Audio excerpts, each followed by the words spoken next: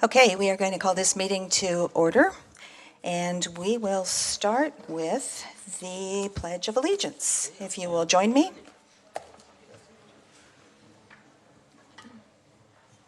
I pledge allegiance to the flag of the United States of America and to the republic for which it stands, one nation, under God, indivisible, with liberty and justice for all.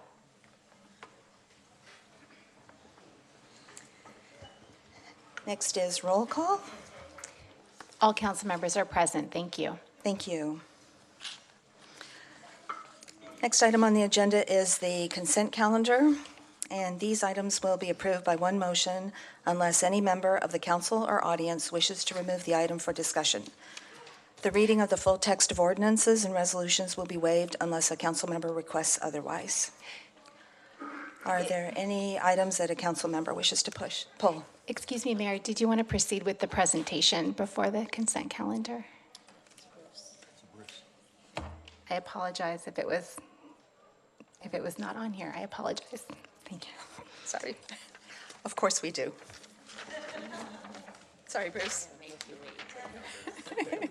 It wasn't on the piece of paper. But please join me here, Bruce.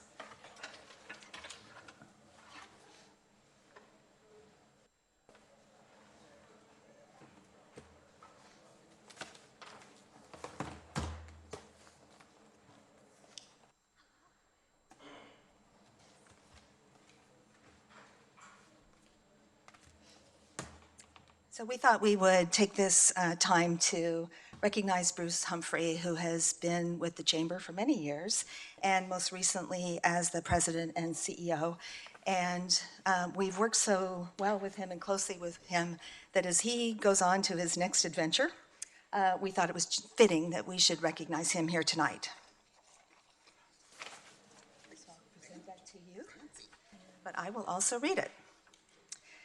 So whereas Bruce Humphrey has served as Mountain View Chamber of Commerce for over 2.5 years, most recently as the President, CEO, and Head of Government Affairs, and whereas Bruce has developed strong relationships with many Mountain View businesses and government leaders and has been instrumental in the success of the Leadership Mountain View program and the annual Art and Wine Festival, and whereas Bruce has served as a Chamber Ambassador for 2 years, meeting with new members and promoting the Chamber, and was named Ambassador of the Year for 2016.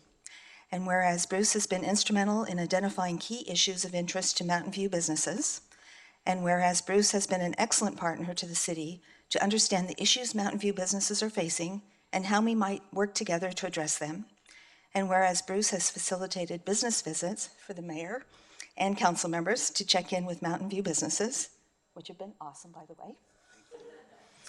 And whereas Bruce is a skilled and energetic professional who effectively builds relationships and understands the Mountain View community. Now, therefore, I, Lisa Matichak, Mayor of the City of Mountain View, along with my colleagues on the City Council, do hereby express gratitude and appreciation to Bruce Humphrey for his contributions to the City of Mountain View. We extend our best wishes to Bruce in his future endeavors. Signed and sealed the 17th day of September.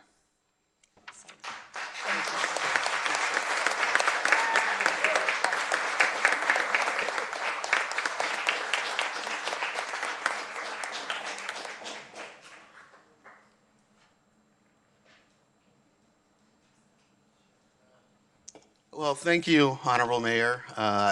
This truly is an honor to be recognized by the City Council, and I'd also like to make sure that I recognize the rest of the council, the Vice Mayor and the rest of the council, and thank you for your leadership every day. I know that you make very tough decisions, and I appreciate your service to the community and the support that you've given the Mountain View Chamber of Commerce.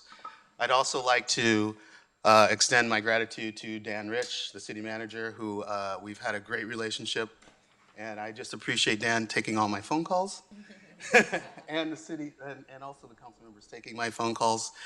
And I'd also like to thank the city staff, in particular economic development, and because I think that we've developed a true relationship over this time, and it's really helping the city and Mountain View businesses in general.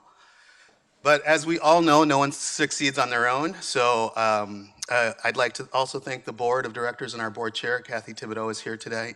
So thank you for your support and the board support. But mostly I want to thank the staff, who most of them are here tonight too. And we all know that no one succeeds on their own, and you guys have made my job easy, so thank you very much.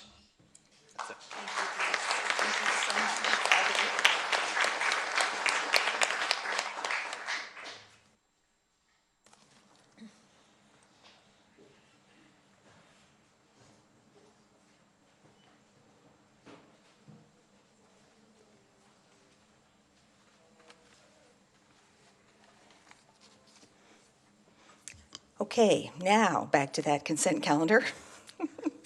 Is there any member of the council that wishes to pull an item? Councilmember Hicks? I don't want to pull an item, but I just want to speak to one of the items because there were some questions from the public and I think from a number of written questions from council members Which as item? well. So that is item 4.4, the resolution to join California Community Housing Agency. That was also one I was going to pull. Councilmember McAllister? 4.3, 4.3, comment?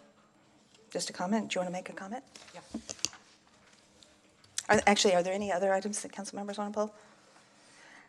Okay, go ahead. Yeah, so this thing about our independent auditor was always, I always find it challenging because it's an in-house independent auditor, which I think is sometimes difficult to see the difference between the two. And when I was looking at the work plan, I noticed that a lot of the work plan had to do with money coming in, but not a lot about how money was going out or how contracts were procured.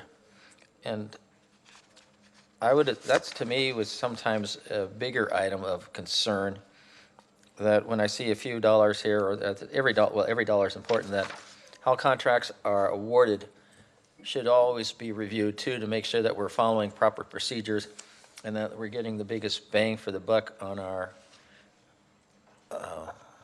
purchase when we bring in these contractors or contacts. And so I don't know if that's in the potential purview of the independent auditor, but I would think everything's available to the independent auditor. So I will be voting some support of it, but I think we need to take a better look at the role and how, and make sure that there's complete transparency to the residents of the Mountain View, and that we document everything fairly well.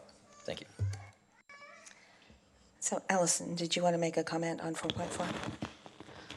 Why don't you go first, because my questions were answered. Yours may be So I just had the question relevant. of if a property might be purchased in the city of Mountain View for rehabilitation or land purchased for building a complex, it says there that the city manager has the authority to sign that agreement.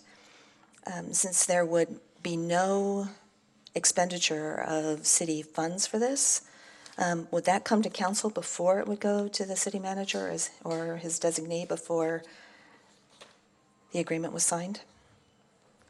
Wayne can fill us in on the detail, but I believe the way it's structured, that it would not go to council, it would be the city manager's discretion. Good evening, Wayne Chen, Community Development. Yes, the city manager is correct. The way that the JPA membership would work would be the joining of the JPA by jurisdictions with the approval for the city manager or designee to then henceforth be the primary person that is reviewing and then signing off on the purchase option and approval of a potential acquisition deal. As well as property that might be purchased to build a complex? For development, a brand new development. A brand new development would then come through the standard entitlement process, but for an acquisition, the notion is that, Okay. Yes. Okay. So, and just to clarify, that's the way it's structured now. Council, at its discretion, could always adopt a council policy that, would require something to come to you, but the way it's structured now, for those purposes, the city manager would have that discretion. If we were to do that, would that be tonight, or would that be at a later date that we would have a council policy? And it would go like this to the CPPC and then come to council? I think that if that's your desire, I would suggest you refer it to the CPPC to discuss and come up with a recommendation. Okay. So before we, did you have a comment? I'm sorry. Well, yeah. Yes, I think we should have a council policy. Okay. So before we vote on this, are there any items that a member of the public wants to pull? 4.3 auditor. Did you want to provide us with your comments? Sure. So some 20 years ago, when the city of Mountain View, Gary Wesley from Mountain View speaking, when the city got a new city attorney, a man by the name of Michael Martello, we had a provision for an independent auditor in the city charter. But the practice had been that that auditor wasn't at all independent because he worked for the city manager. And he doubled as the head of the finance department. And gee, how could the finance director audit himself?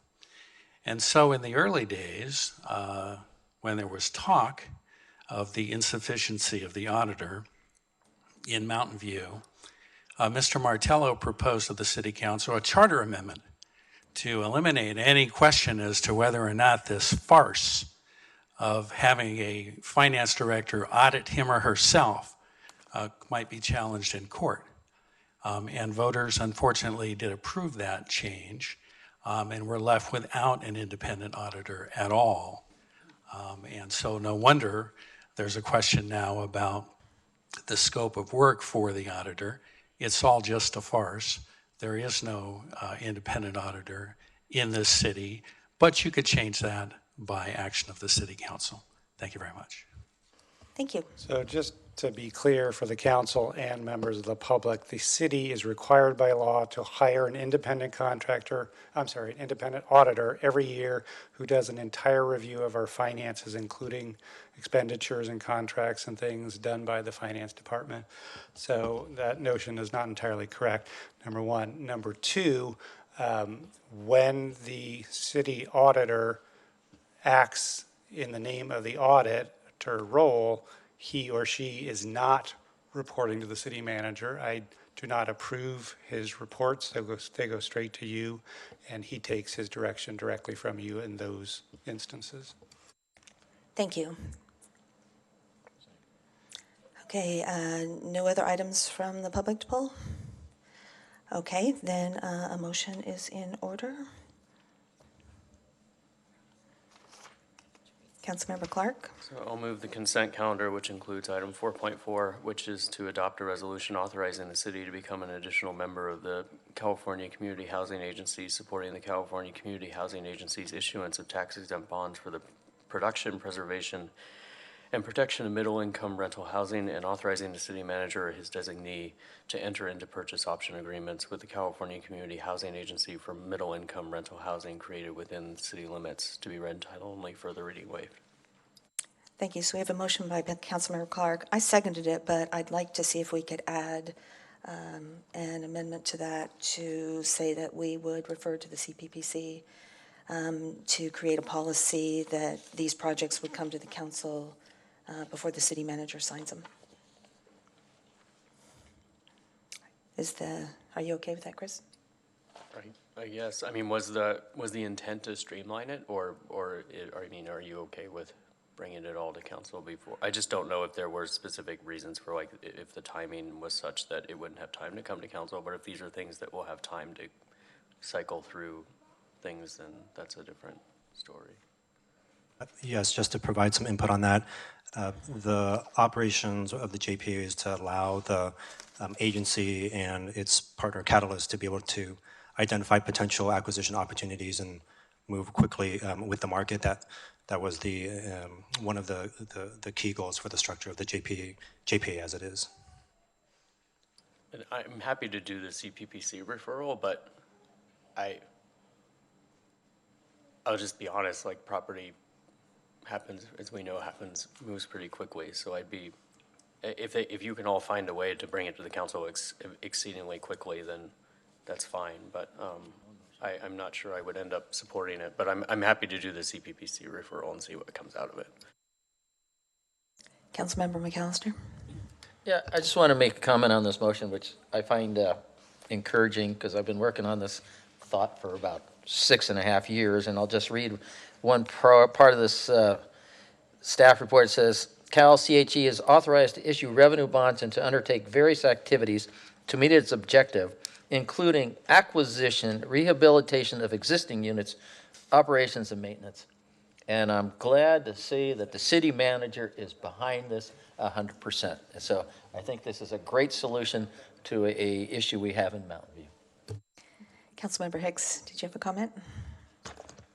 Yeah, I mean, there are pros and cons, but I would like to add the amendment that the mayor is suggesting because both the public and council had a number of questions, including whether the additional units would pay taxes for schools and a number of other rather important line items. And I just, apparently we can withdraw from the JPA pretty easily if we don't like the way it's going. So most of staff's questions clarified my questions, thank you. But if possible, I would like to add that amendment.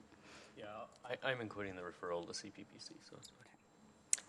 Okay, so we have a motion by Councilmember Clark, and I seconded the motion. Any other comments?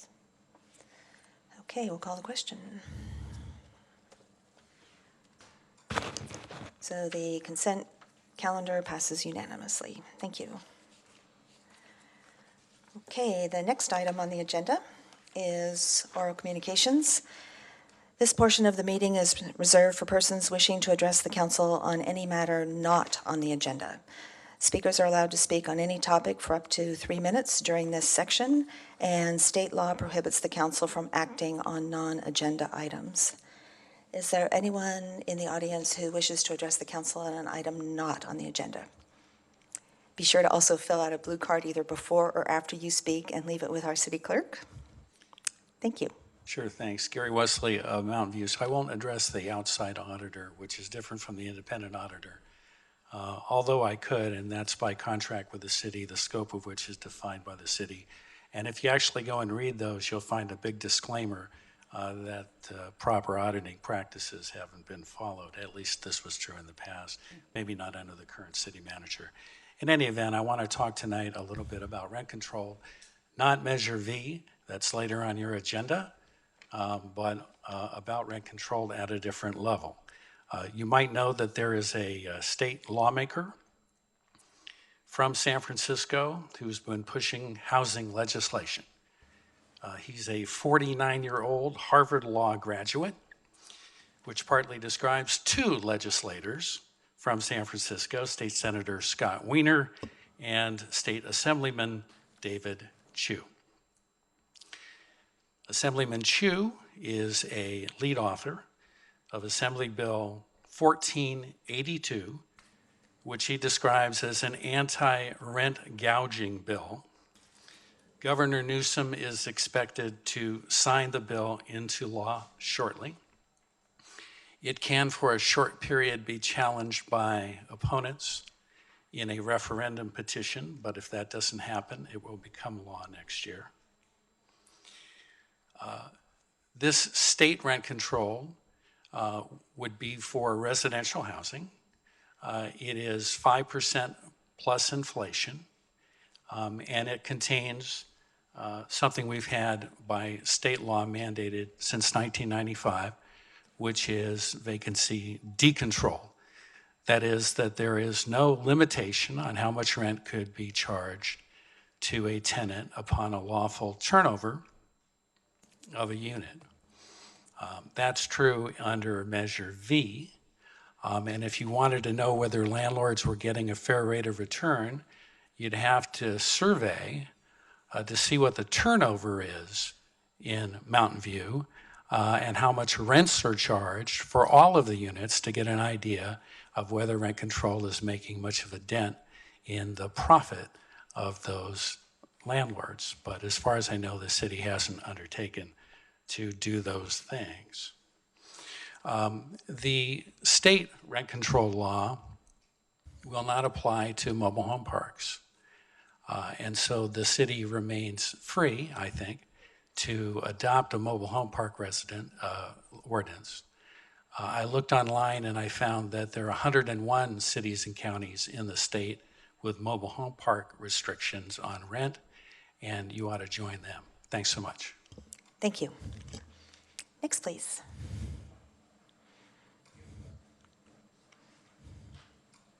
Hello, my name is Chris Moore. I'm a Mountain View resident. It's the first time I've ever been moved to speak in front of you guys, so I hope that bears some weight. I'm also not one for pre-canned speeches, and 3 minutes seems frightfully short, so the cool story that I had in my head, I'm going to skip just to get to the point. I want to speak about short-term rentals. I think the intent of it is fantastic. I understand you don't want corporations buying up entire neighborhoods and destroying the makeup of a good community. I also understand why you don't want speculators and doing all sorts of things like they're listed of excessive trash and all those kind of things that you mentioned and the purpose of whatever it is, Section 44.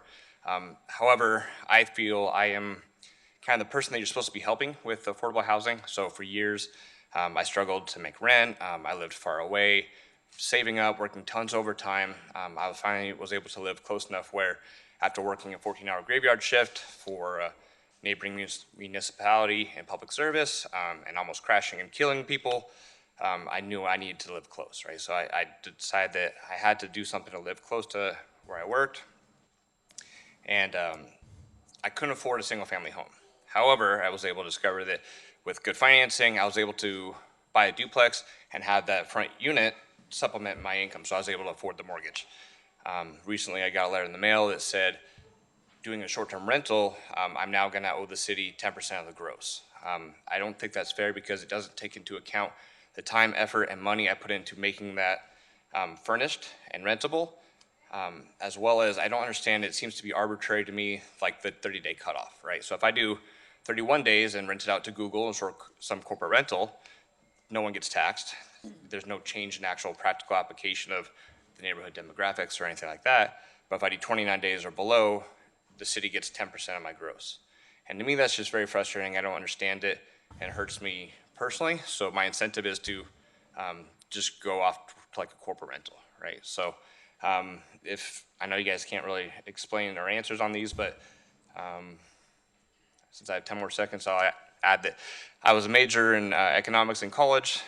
Rent control in theory and practice doesn't work. I think the way to incentivize affordable housing, which is absolutely needed, is developer incentives and like tax credit for landlords. As we know, there's been some unintended consequences for the rent control that's already been enacted. Thank you very much. Thank you. Next, please. And remember, these are items not on the agenda. Good evening, Council Mayor and council members. I just took the opportunity because I don't see a lot of people waiting, and I'm here to bring to your attention, Council Member Clark, that I have sent you a few invitations in regards to meeting with us. It's just a friendly reminder. Hopefully you'll go through your whole bunch of emails that you receive, and you'll look for Guadalupe Rosas, and then hopefully you'll respond. Thank you. You have a good evening. Thank you. Anyone else wishing to address the council on an item not on the agenda? Okay, then we will close this portion of the meeting. And there has been a little bit of a discussion about potentially changing the order of items on the agenda tonight. And I want to see how the council feels about potentially moving item 7.1 to after item 8.1. If you want to provide, do you want to provide a reason? And the reason being, there two of us are going to have to recuse ourselves on 7.1 due to conflict of interest, and therefore we'd like to expedite the efficiency of our council, and for the community here is more likely to want to hear 7.2 versus 7.1, and therefore I think we would be two council members would like to be involved as much as possible, and second, that the community would like to be heard sooner than later. Councilmember Ramirez? Thank you. So I have no preference, and whatever is more convenient for the body is, I'd be comfortable with. Any comments? So I'm actually okay just leaving it. I think that some expectations were set that I just learned about today, right before the meeting. And I feel like I'd just leave it like it is. So I'll move that we just leave it like it is. All those in favor, just nod your head or? Okay. Sorry, we are going to leave it as is tonight. So we will move on to item 7.1. And did you want to, before we start, did you two want to announce? Councilmember Ramirez. Mayor, so I will be recusing myself from this item because I have a leasehold interest in an apartment that is in close proximity to the project site. And I'm recusing myself because I do business with the Los Altos School District, and to avoid any conflict of interest or intended conflict of interest, I will be recusing myself. Thank you. So start tonight with a staff presentation.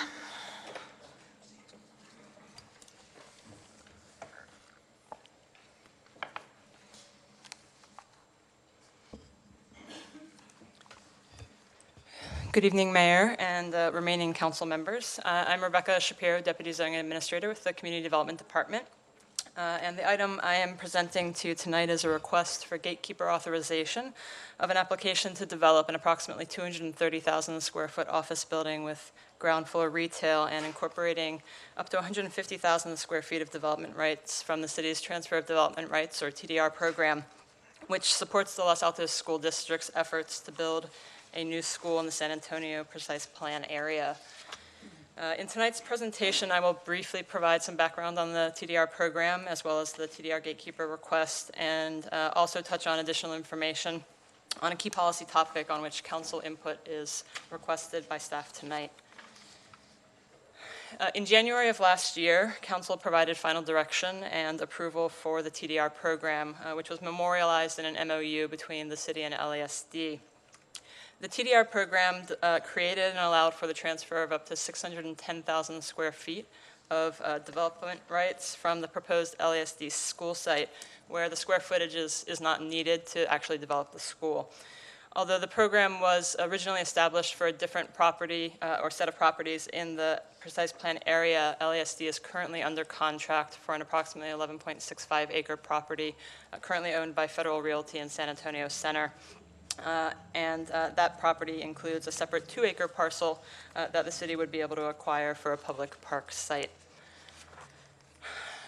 Last year, council also agreed to provide funding of up to $23 million for the joint use open space that would be developed on the school site itself, authorized 7 gatekeeper requests for development proposals utilizing TDR square footage, and allowed 1 prospective TDR purchaser to defer their gatekeeper application for up to 5 years, which falls within the 10-year horizon of the TDR program. All of the available TDR square footage is currently subscribed to the best of staff's knowledge through the 8 projects that the City Council has already reviewed, which are shown on the screen and include this project. And tonight's gatekeeper request was originally authorized last year in the first round of TDR gatekeeper projects reviewed by council in January, but expired after 1 year per city's code on gatekeeper projects because the development application was not submitted in time. The gatekeeper request has also changed in 2 ways, which I'll touch on since the original authorization. The current request by Merlone Geyer is to develop an 8-story office building on a nearly 1-acre site on the southeast corner of San Antonio Road and California Street, immediately next to the Phase 2 development, which is completed construction. As noted earlier, the proposal includes a request to use 150,000 square feet of TDR square footage, and the request also includes a request for FAR flexibility under the San Antonio Precise Plan, which I'll discuss shortly. Unlike the original gatekeeper request, the current proposal now includes ground floor retail space. It also has added 2 parcels, resulting in full build-out opportunity at this corner. The design itself features ground-level pedestrian arcades and rooftop decks. The project has 3 levels of underground parking, which would be accessed from and connected to the underground parking for the existing office buildings in the Phase 2 development, which are visible in the background of this rendering. Some elements of this proposal can potentially be approved through existing provisions of the San Antonio Precise Plan. That includes the proposed 8-story height, which the Precise Plan has provisions for allowing on a case-by-case basis. However, the project will require some modifications to the Precise Plan and likely exceptions from development standards, which is something that we've seen in other TDR gatekeeper projects that are under review and was identified by Merlo and Geyer in their request letter.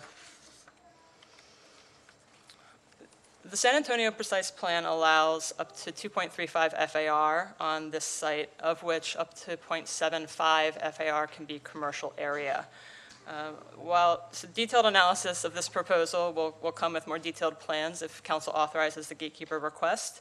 However, based on the currently available information, the proposed project proposes commercial development up to approximately 5.35 FAR, which exceeds the allowed FAR under the Precise Plan, which is shown in red on this graphic in 2 ways, and we've presented this information graphically as well as narratively on this slide. First, the LASD square footage in orange would allow for a substantial increase in the amount of commercial floor area that can be developed in this project. In addition, Merlo and Geyer is requesting to transfer unused commercial square footage from the Phase 1 and 2 developments under the flexible FAR provisions of the San Antonio Precise Plan, which is specifically identified as something that's up to council discretion in the Precise Plan. There were questions ahead of this meeting about the intent, to explain a little bit more about the intent of that FAR flexibility, and to respond to that, the intent was specifically to allow FAR to be calculated, to be explicit about allowing FAR to be calculated cumulatively across multiple parcels within a project, a major redevelopment or master plan, rather than allowing any question as to if the FAR limitations or regulations in the Precise Plan would have to be applied on a parcel-by-parcel basis. The provision was intended to be a proactive planning and urban design tool to allow flexibility to concentrate in place the appropriate amount of land uses on different parcels within a larger project, and had not been intended as a bank that could be drawn from later with subsequent redevelopment, or as a de facto TDR program between projects now and later. While that was not the original intent of this FAR flexibility, nor is it staff's recommendation that it be applied as such, it is entirely within council's discretion to do so in this case. But we did want to also take a moment to highlight that there could be other reasons that one or more council members would not wish to do so in this case. One such reason is as shown on the screen, that the LASD square footage would itself make for a much larger project, and adding additional square footage through this FAR transfer on top of that would further increase the scale of the building and potentially the exceptions from the intended development envisioned under the Precise Plan. In conclusion, staff is recommending that City Council authorize assignment of staff resources for the proposed gatekeeper project, as it would advance policy objectives from the Precise Plan for achieving a school site in the San Antonio area and keeping some of that available TDR within the Precise Plan area. While another office building was not specifically envisioned in this master plan area, the project would be generally consistent with the overall office development cap on a square footage basis. The location is proximal to major transit services, and the project would also provide ground level activating retail uses at a key corner in the Precise Plan area. Alternatives are highlighted in the staff report for council consideration as well. And I did just, in closing, want to note that the applicant does have some prepared remarks, and we're all available for questions should the council have any. And that concludes staff's presentation. So, thank you. So did the applicant have a presentation?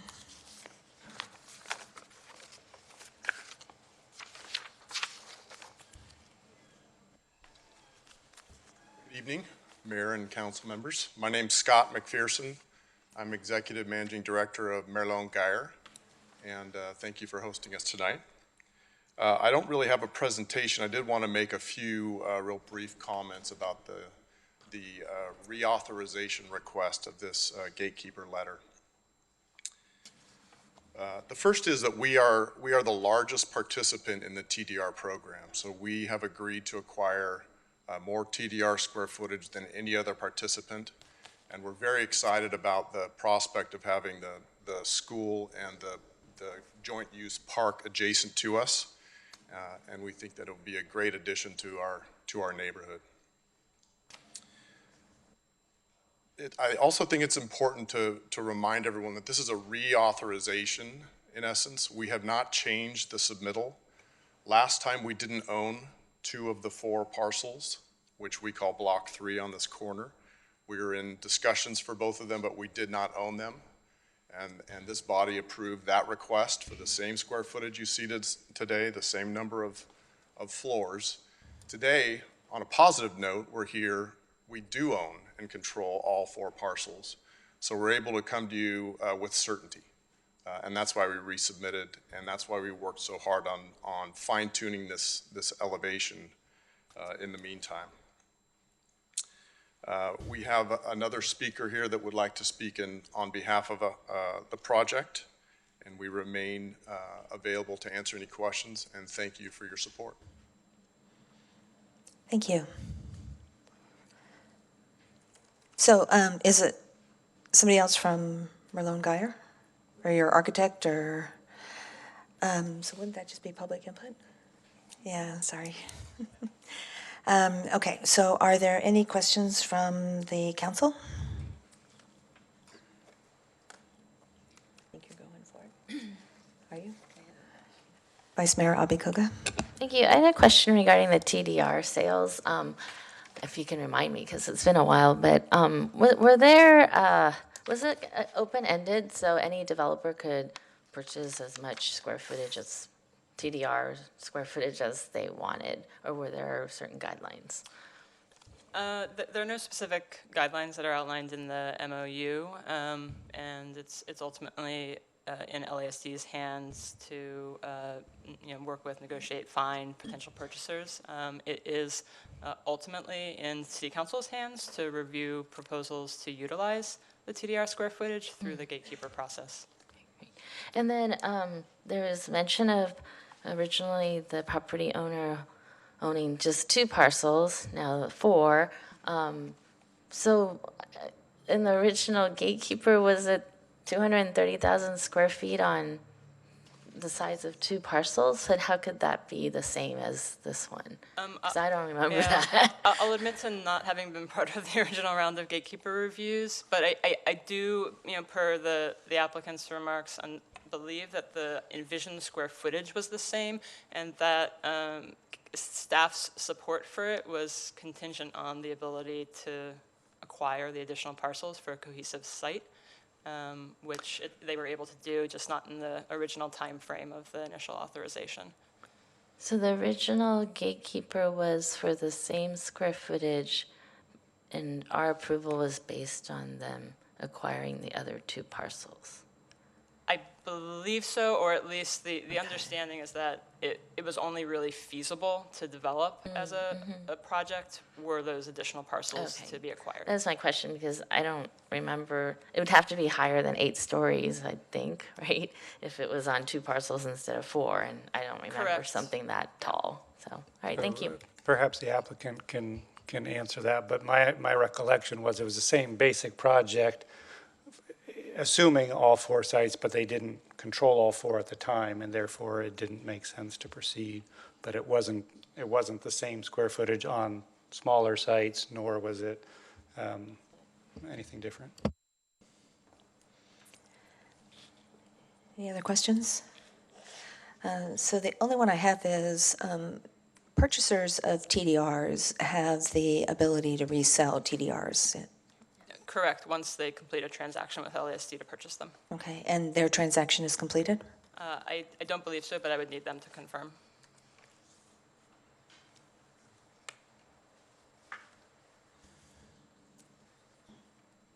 Have a signed LOI to purchase the TDRs, as I believe all of the other participants do. The agreement doesn't require us to close on those TDRs until we have our approvals to build. The project is approved as opposed to the gatekeeper approval, correct? Okay, thank you.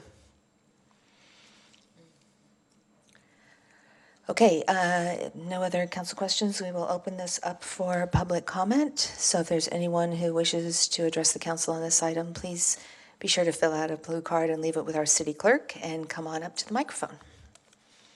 Why don't we have you go first? Pardon? Card afterwards. Yeah, that's fine. Yeah. Good evening, Mayor and Council. I'm Jeff Baer, Superintendent of Los Altos School District. I'll keep my remarks brief. First, we want to thank you again and appreciate the incredibly hard work from both staff and council in moving this partnership forward. It has been a long road, and but we are making fantastic progress and looking to acquire the property in escrow closing in October and closing the sale in November. So it's right around the corner. We're excited about that. This is, as was mentioned, they are our largest purchaser of TDRs. This is the same project that was approved originally, and this is the only TDR staying within the San Antonio Precise Plan area. So we really think it's an important acquisition as well, and part of that wish of the council that we tried to adhere to as much as we can of keeping as many, as much of the transfer in the San Antonio Precise Plan area as possible. Uncertainty creates complications for us as purchasers. We are looking for certainty in order to have the confidence to close our sale. So this is an important piece to us. And I just ask you for your consideration in that, because we have appreciated thus far the work, and we're excited to bring a school and a park to that neighborhood. Thank you. Thank you. Next, please.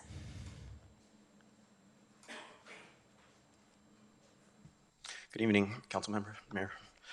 My name is Matt Roschke. I'm a local resident of the area of this project. I'm in the Crossings. I'm also a member of the Greater San Antonio Community Association. And I'd like to start out by saying that I fully support the staff position that adding the square footage from phases 1 and phase 2 is not what I'd like to see. I think this is a very large proposal for this site. Coming to tonight with mixed emotions. I'm very happy that the Los Altos School District is able to get this transaction kind of configured and move forward with a school for the area. But the Greater San Antonio Association is very disappointed in the loss of the milk pail. We're very sad that left, and then to be presented with this giant box of architecture to replace it all is quite a shock. So I think it's great that the lot would be redeveloped, but I'd like to see a much more thoughtful architecture, a lower building. I work for the city of Palo Alto. I'm a senior engineer, and it's an 8-story building. And if you want to know what that's like on even a day that's not very windy, walk into the front door of Palo Alto City Hall and feel the breeze. It's you know, when you get above the tree line, the wind gets captured and funneled down, and even with pedestrian arcades proposed, I think it's not going to be a very pedestrian-friendly area for the ground floor retail. So, you know, I'd like to see it kind of stepped back. I mean, I wouldn't actually mind if it actually went higher in stepping back, but you know, right now I don't understand their proposal. in that it blocks the theater that we fought hard for. You know, it's going to completely block the marquee of the Icon Theater, and it blocks the actual Village of San Antonio monument sign behind it. You can see it in the rendering. So, you know, I'd like to kind of shrink the square footage and rethink the architecture there, make it more pedestrian, especially at the corner. Maybe put a plaza there, try to encourage the pedestrian usage of that site so that the ground floor retail is successful, because right now we're waiting for a whole lot of retail. It's just empty storefronts everywhere there. So, you know, we got, you know, we lost a lot of, you know, there's no more shoe store there. The sporting goods, it's, you know, we just like to see some retail come in and actually get some payback for what we've encountered. Thanks. Thank you. Next, please.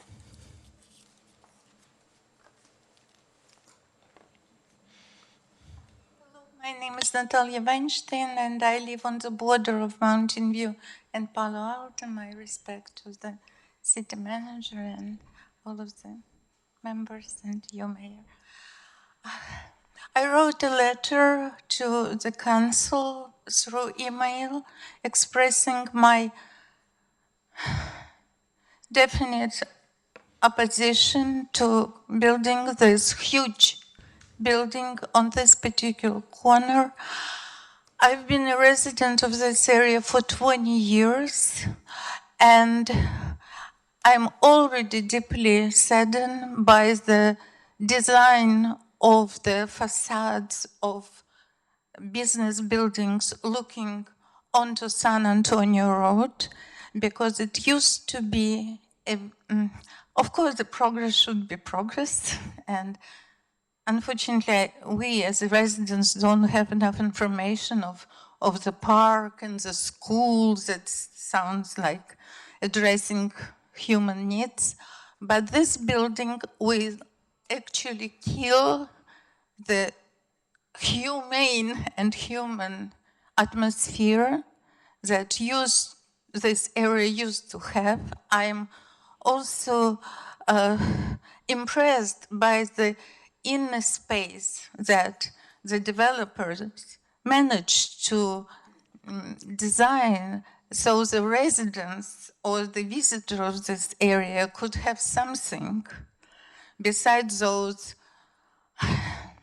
I'm sorry, but those quite primitive urban buildings. And if we look at the attempt to build business buildings in other cities of Bay Area, we can look at the buildings built along Matilda Avenue in Sunnyvale, for example.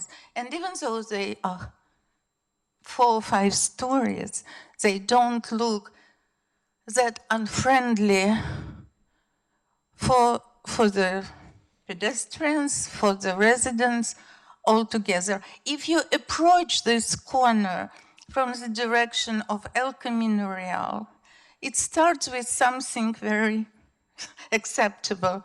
But if you move just a couple of hundred feet forward as a pedestrian or as a driver, you don't feel any welcoming vibes going from the building. This one will just destroy the least part of the atmosphere and culture that used to be welcoming on this corner. Thank you. I'm against this. Thank you. Others? Is there anyone else who wishes to address the council on this item? Okay, we'll close the public input portion and bring it back to council if there's any further questions or discussion.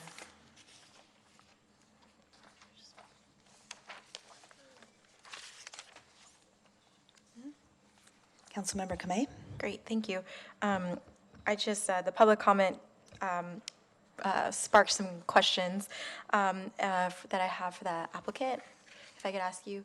So one of the things that was discussed in the staff report and brought up in public comment is the retail component. And now that the hotel is completed, can you please share with us and the public the efforts that are going to be made in terms of retail and activation in the area? Surrounding phases and not the proposed Block 3? Yes. Yes, as you're aware, we experienced some delays in opening the hotel. We are not the owners or the developers of the hotel, but the hotel was more than a year, almost a year and a half behind schedule.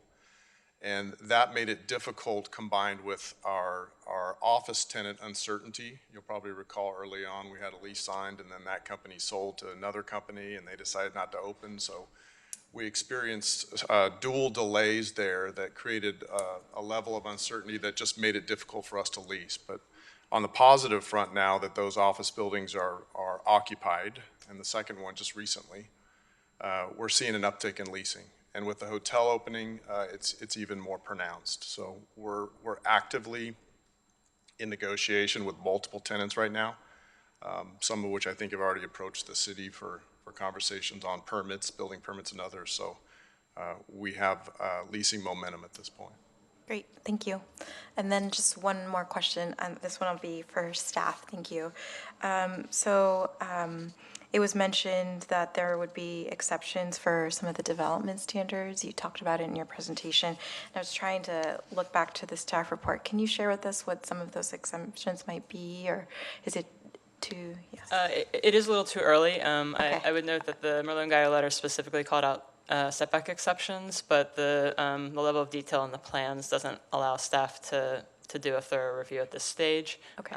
But setback exceptions would not be unexpected, and possibly something like an open area or open space might also be challenging to address. Those have been some of the issues that we've seen on other projects. Great, thank you. Councilmember Clark.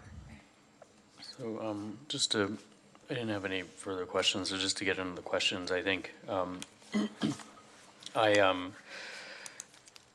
continue to support the authorization or the reauthorization of the TDR gatekeeper requests, similar to what we did a year ago.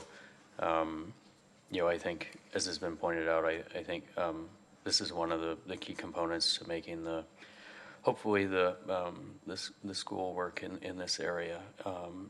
But I agree with staff that I'm not sure it's wise to transfer the unutilized. It's roughly 40,000 square feet, and I think that may allow us to work with break down some of the massing that's proposed and get a little bit more creative. So I think it makes sense for us to sort of honor the commitment to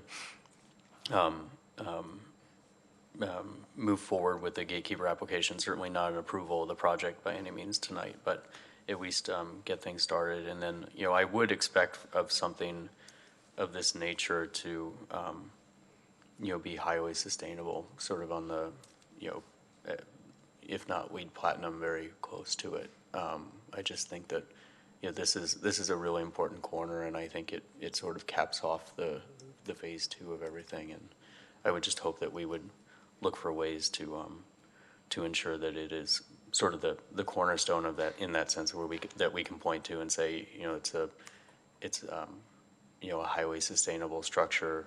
We worked really hard on the architecture to make it really draw people in and make it a solid example of sort of finalizing phase 2 there. So those are my initial comments. Vice Mayor Abikoga. Thank you. So when this came to us originally with the 2 parcels and the TDR request, I actually was voted against. I don't know if it was a real vote or a straw vote, but I was against the granting of the gatekeeper. And when I now see more of the design, I have even more concerns. When we did the precise plan for San Antonio, we did, want to allow for higher densities and heights. But I recall, and I know my memory is not completely spot on, but I do recall that when we talked about higher heights, it was actually pulling it away from the neighborhoods over onto the El Camino side. And so this goes completely against that in my mind. I think 6-story, what we have there, is, frankly, it is a rather large and boxy and monolithic. And I understand it's a movie theater, and that's fine because, originally the whole intent of this area was to be a retail shopping destination. So, I supported the movie theater, and that worked. The office buildings are big, and I think we talked about this, about design and how design is really important, and sometimes with design you can hide density. I just don't think it worked. And so to put another large box on the corner, to me, just it doesn't fit in with what we have there. I could maybe support a lower square footage project, but I don't think this is the right project. So I will not be supporting this. I will not be supporting this project. I would note that when we did the TDRs, the hope was that we would have more housing development projects. We had one, I believe. That was or two maybe. That could be an option. If it were, I might reconsider. In terms of the TDRs, I know that we are allowing a secondary market, so this is not the end of it. So I think that there are other opportunities and other options. As mentioned, better design would include step backs, better transitions, and I just don't think that would work with this style and going higher than what's already built in the area. Councilmember Hicks. I have no questions, and I'll go directly to answering the questions. First, whether we support the TDR gatekeeper request. I'm leaning towards hesitantly supporting it. I have the concerns that the vice mayor has expressed, and also that the residents have expressed. But as the staff report says, authorization of a gatekeeper request in no way presumes staff or council supports the project. So I am leaning towards voting yes, but saying that when we look at it further, the project has to incorporate architecture and transitions that reduce the bulk of the building, more engaging design elements, appropriate setbacks, and circulation to ensure compatibility with Phase 2 development. I do appreciate some of the pedestrian-oriented design, like the pedestrian corridors. I wish the rest of the San Antonio Center had that as well, and the clerestory, so that you can look into the retail on the ground floor. But to me, there's a ways to go still at this point with more intensive treescaping, planting strips, and other greening, and more pedestrian-oriented architecture and breaking down of the bulk. And I have to say, I'm so on I'm hesitant enough that if other council people still have the opportunity to persuade me that if there's another way to get the school. Then the second question, does council support staff's position to exclude the proposal to transfer the additional FAR from Phase 1 and 2? Yes, I agree that transfer doesn't appear consistent. Thank you. I'm going to jump in here. So I will disclose that I met with Merlone Geyer prior to the meeting tonight. And the last time we talked about this, I had serious concerns about this project, and I also voted no on authorizing the gatekeeper at that time. And The Vice Mayor said exactly what I was going to say, which was, now that we're here, I have even more concerns about it. When you look at this, in comparison to the San Antonio Precise Plan, the San Antonio Precise Plan allows an FAR of 2.35, and this is 5.35. That is just way too much of an exception from my perspective. And we didn't want to have all of the office in one location in the Precise Plan, and yet that's pretty much what would happen with this. And I just feel like I'm not willing to make all those changes to those two major changes to the Precise Plan to accommodate this. Also, I feel like this sort of fundamentally is not the direction I thought the city was going. And what we have been trying to do is add housing. And instead, this is a large office building. So I did ask the developer if they would do housing at this location. And I'll be very candid, we went round and round and round in circles. And ultimately, they said that ownership housing is just not their business model, because I thought stacked flat condos would be good in this location. There's a parcel of a similar size where a developer is proposing affordable housing at a high density, and so it is feasible. It's only about an acre, but it is feasible to have relatively high-density housing in a location like this. So I was suggesting to other developers that they contact Merlone Geyer and see if they're willing to sell the property and the TDRs, or at least some of the TDRs, so that we could have housing there. I feel very firmly that I don't want to add this much more office in this location. I also feel just as firmly that I think others in the San Antonio Precise Plan area should step up and buy the TDRs, because I'd like to keep a large chunk of the TDRs in the San Antonio Precise Plan area. So they do have the option to resell the TDRs, and I think that's the way to go. And so I can't support this as a gatekeeper tonight. Councilmember Kamei? Thank you. So whenever we talk about anything in the San Antonio Precise Plan, I have flashbacks to all our long EPC Phase 2 discussions when we were trying to grapple with what we're discussing on the dais tonight, which is, how do we make this a community-oriented project? And so I think I'm going to try to touch on some comments, and hopefully that'll encapsulate answering the two questions before us. So one of the interesting things since joining council is that there are many projects that the prior council has given direction on that we come to midstream. And so I don't have prior experience with the gatekeeper as some of my colleagues might have. But one of the things that I do have mixed emotion about, and it was stated in the staff report, is council, the prior council also had mixed emotions and reservations about this project.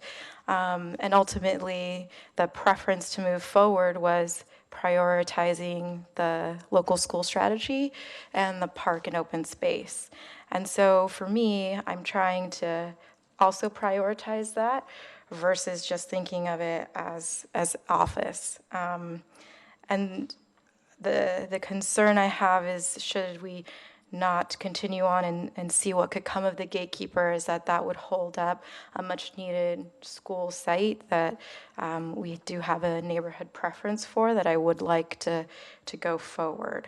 And I do feel mixed, and I understand the concerns of my colleagues in terms of the massing and the density of it. So I do agree and support staff's position to exclude the transfer of the nearly 40,000 square feet. I think there is a lot of FAR on this site to be used. And I think also the project will have housing near it. It's near the Gray Star housing project and the Prometheus project that are going forward. Do we need more housing? Yes, of course. But council put forward in good faith the TDR program, and spent a lot of time going back and forth, setting that up. And with the idea that the East Wisman precise plan, which we've been working on for years, wouldn't absorb all of the office. And I do think it is important to spread the office allocation around. So do I necessarily think it needs to be 8 stories? No. Could we have maybe discussion about that? I'm open to it. But I do feel that given all the discussion, I want to be committed to the area getting that open space, getting that park, and getting the school with obviously a pedestrian and cyclist-friendly atmosphere. So that's kind of how I feel. I also really want, as much as possible, a commitment for the retail activation. I think the community and the city deserves that retail activation that was promised, and have it truly be community serving. Vice Mayor Albecoga. Actually, I had a question for Mr. Bayer from the school district, if you wouldn't mind coming up. I don't know if it was in the staff report, but approximately, can I ask how much these TDRs are worth, monetary value? Yes. Thank you. About $19.5 million. Okay. Which is a significant portion of our purchase of the school site. I know you passed the bond measure. Could you give us a rough estimate of how much of those funds are going to this project of the new school? So with the acquisition of land and construction of a school, about $100 million or more.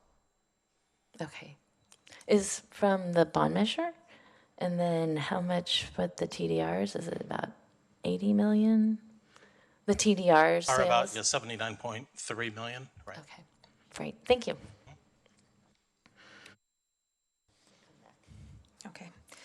So I do appreciate Councilmember Kamei's comments about the school. I think we are all pretty committed to making this happen. But I do think there are ways to still make it happen and not necessarily say this is what we want to do. So there's a secondary market for TDRs, and they actually haven't paid for them yet. So I'm guessing there are other developers out there who might be interested in some of those. Vice Mayor Albecoga. Yes, so I do agree with Councilmember Kamei that I believe there was a commitment to activating the retail. The whole, the genesis of this site is a shopping center. And when we talked about allowing for office, it was on the basis that, yes, some office might be necessary to support the retail there. My concern is that it's becoming more of an office park than a shopping center. And, there's other parts of the San Antonio shopping center site. I think it's, important. I think we should spread it around. And also, yes, with the, the high interest in housing, we should be looking at other housing opportunities. I appreciate, I was on the committee for the LASD committee to talk about, what should go there and so forth. And I believe that we as a council have been, committed to trying to assist in having a school site there. I have supported that, but there has to be a balance, and I think that we have, frankly, gone above and beyond, frankly, to try to make this school site happen. But it really needs to be balanced with our community and our residents' interests. That's why we did allow for this secondary market. I asked about the bond measure revenue, and it is a significant amount, But perhaps, if they need to front the money, they can sell the TDRs and recoup it. I think there are other alternatives. And I guess what I'm looking for is that this should be a partnership. And, I think that we as a city have gone above and beyond. We've done something. The other cities that should be involved haven't done anything. And so I think there just needs to be some give and some compromise here, and us, just balancing our city's needs as well. So I think there's room for opportunity to make it all happen. I could maybe look at a smaller building. I don't know what that would mean. So maybe we deny this tonight and then they can come back with another project that's smaller. I would be open to that, but I just don't think this one fits there.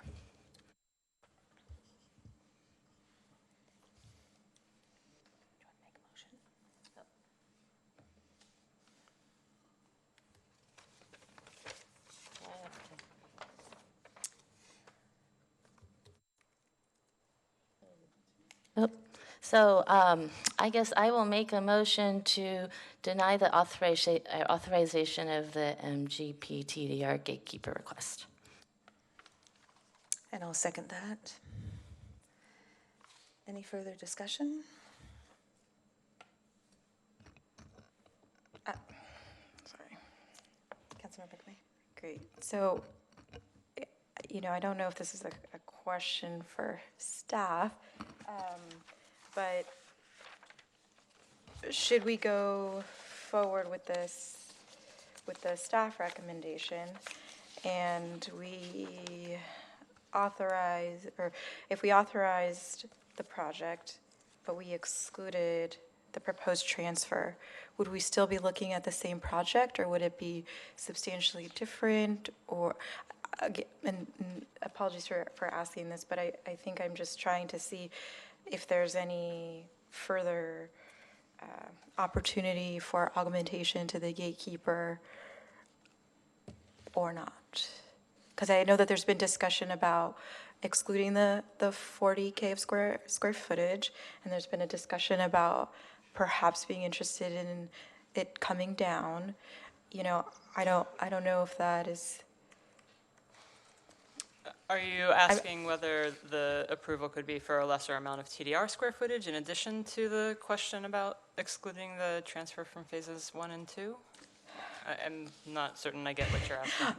I'm trying to find a path, I guess, forward. If I can chime in, my math may be wrong, but I believe the total request is about 230,000, including the 39,000. Is that correct? Correct. So if you divide that by 8 stories, that would make each story about 28,750.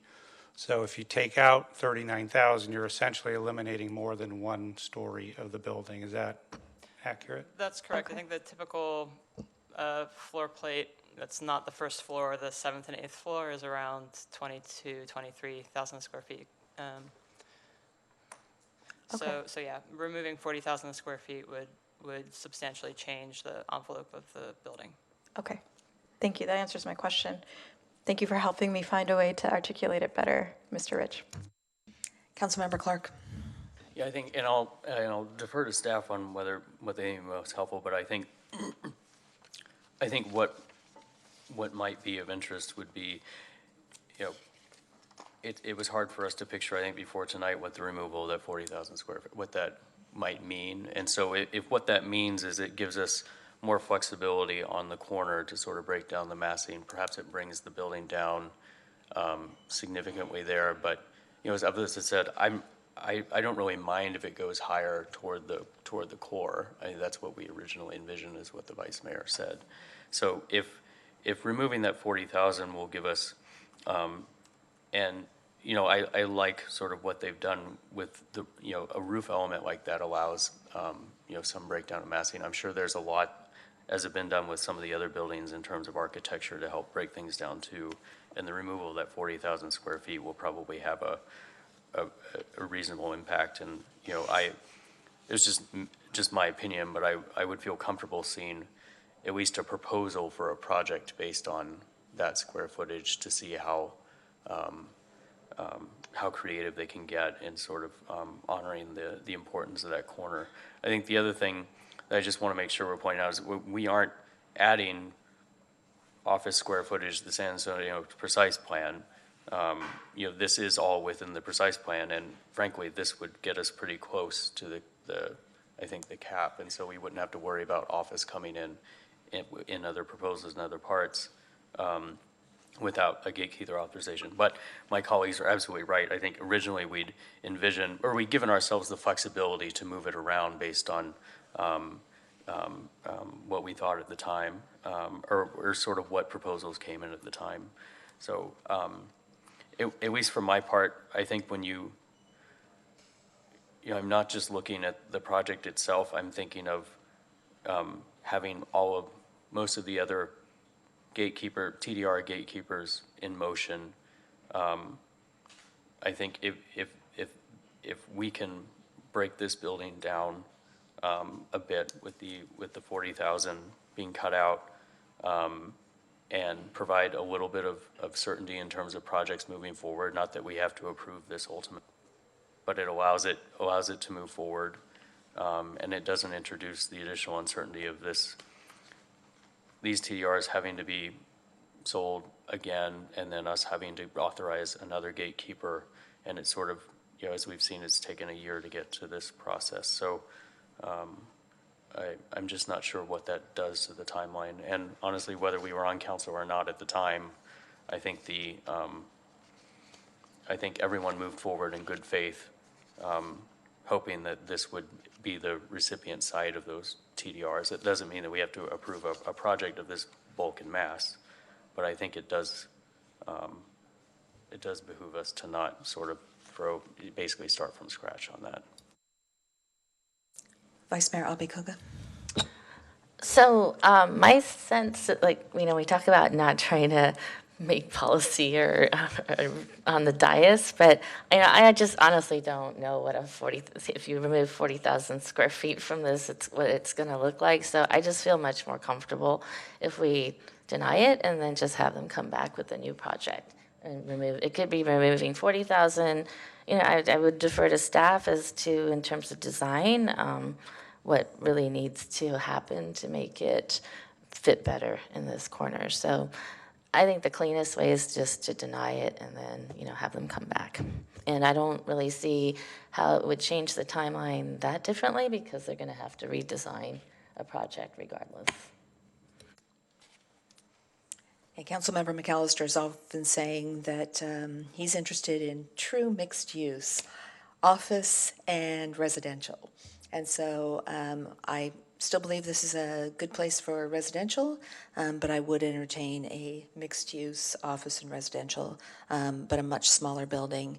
But the point about the TDRs, the office space, I think the San Antonio Precise Plan envisioned it spread throughout the area. And so this uses up everything that was in the precise plan. And we have received an email today saying that another property owner in the San Antonio precise plan is interested in office. And so now that would force them into a gatekeeper situation, because if all of the office space is used in this project, they would have to do a gatekeeper, and we've kind of deferred those for a while. So I think, to be fair to all the property owners in the San Antonio Precise Plan, I feel like the expectation we set with them was that it would be spread, so I'd like to honor that expectation. So, any other comments? I guess from staff's perspective, it's been a while since we've done one of these gatekeepers. Given what you've heard tonight, and I think some of the concerns expressed, at least about the design and massing, I mean, is it cleaner for you to sort of take our comments tonight and, obviously the applicants listening to, and sort of proceed with the gatekeeper based on that? Or is it cleaner for you to say, actually, we'd prefer you bring us another proposal in Q1, or however long it takes them to put together? Because I don't even think they've done formal design yet. I think they've just sort of said this is sort of roughly what this square footage might look like.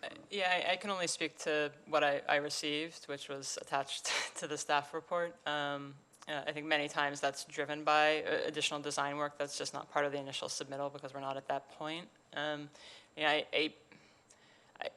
Honestly, I have a hard time sort of making a recommendation on what might be a cleaner path. I think there's sort of two potential paths if council does want to see something substantially different. And sort of one could be what's been discussed already. Another could be, authorization with an expectation of an early study session returning to council with the revised design to see if they are are able to come up with something that passes the smell test. And I think some of the input on what would be cleaner may depend on some of the negotiations also between LASD and the applicant that the city is not part of. So I couldn't comment on that part.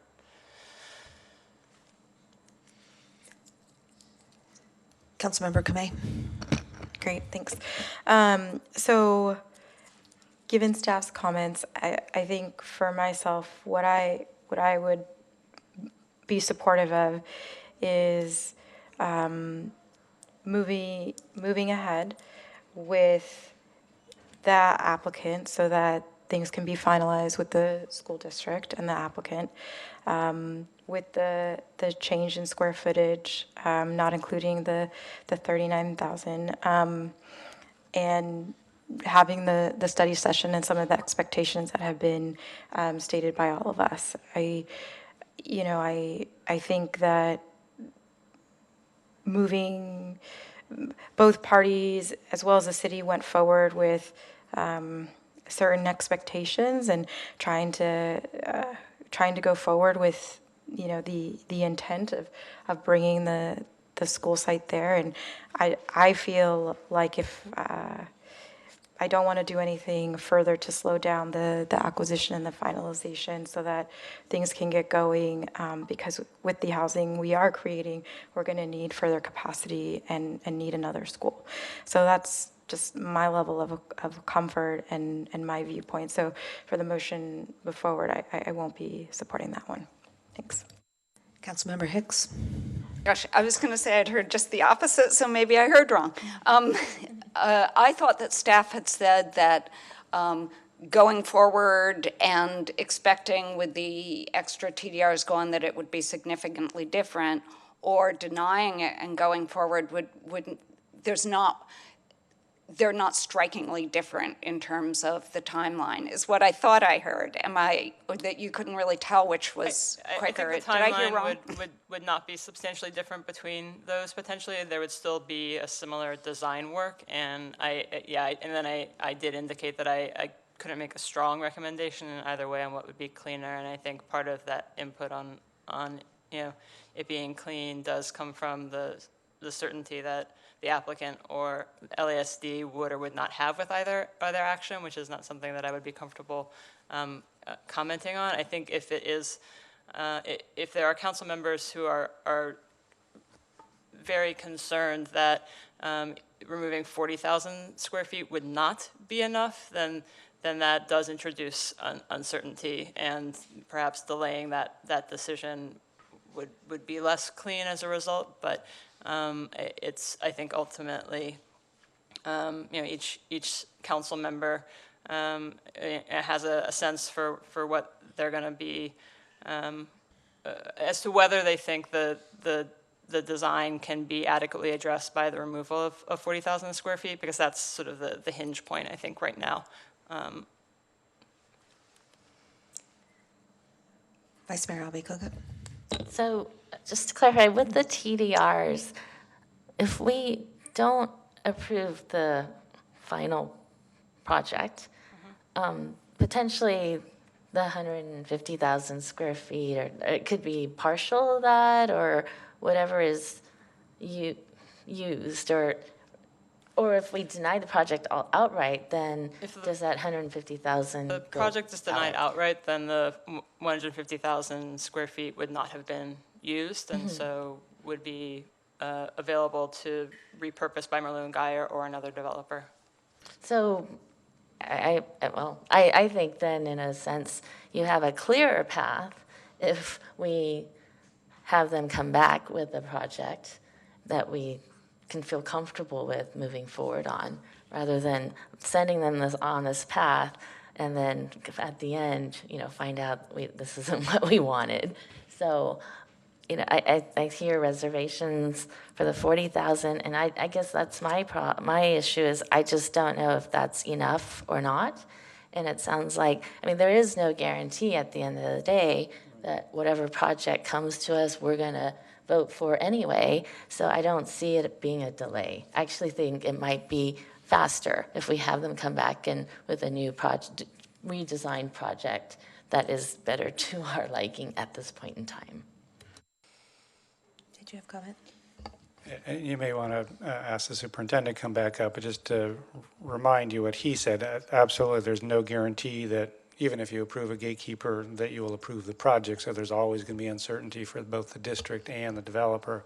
Having said that, they do have some key deadlines coming up in terms of closing on the project, and I think the school district would probably want some clarity on whether or not a gatekeeper is at least moving forward. But perhaps Superintendent Baer can answer that.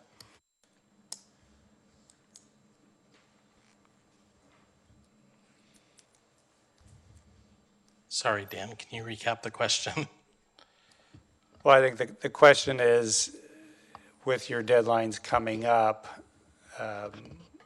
does it create more uncertainty or less uncertainty given the council discussion and concerns with the size of the project and the bulk of it right now? Would it be better for your timeline and your process to get the gatekeeper knowing there's still a lot of outstanding questions with it, or to ask the developer to come back with a new application and a new design based on less square footage? Okay, so we are looking to spend a significant amount of money by early November.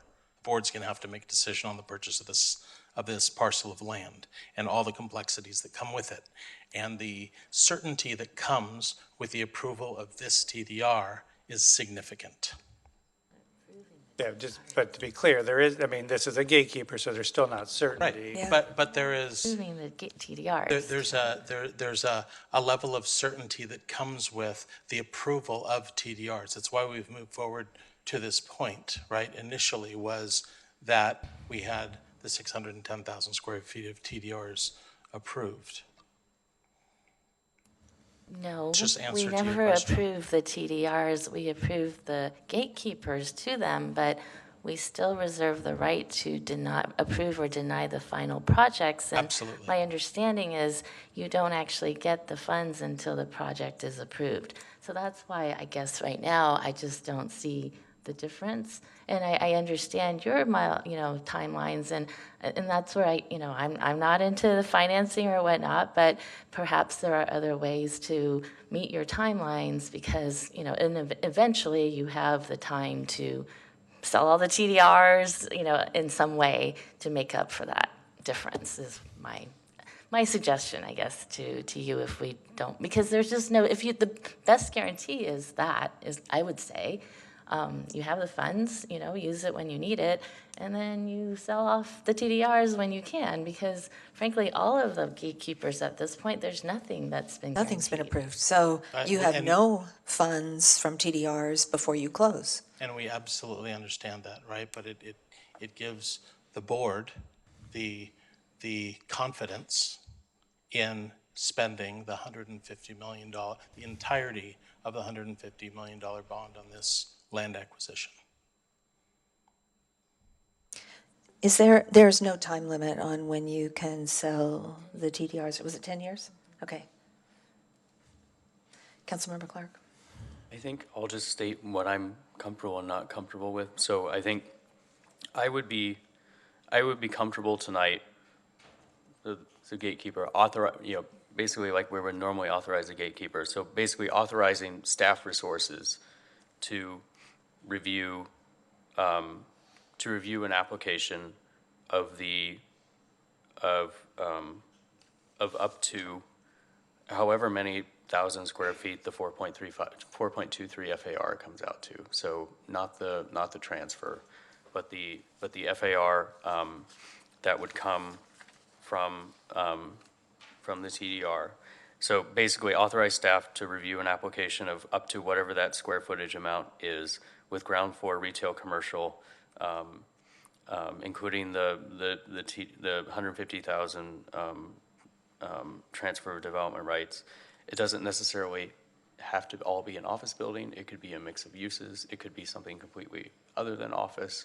But I think for the sake of moving the ball forward, I think I'd be interested in sort of at least seeing what product can come out of that FAR on those parcels. And so that I'm comfortable voting to authorize staff resources for tonight. How soon you think that we need to see it again to have a check-in and make sure that we aren't wasting everyone's time and money I'll leave that to staff. But I think for tonight, I'm at least comfortable authorizing the staff resources to at least do an initial review of a project of that scale, not with the request, or not with the additional sort of transfer, but at least with just the LASD TDR FAR. And if the applicant, after the discussion tonight, feels like there's just not a way to make it work, then they can, figure out other ways to do it. But I think in terms of at least moving the ball ahead a little bit more, at least authorizing staff resources to review that would be helpful. Okay, so we have a motion on the floor, which is to deny the gatekeeper request by Vice Mayor Abikogo, and I seconded that. So let's call the question.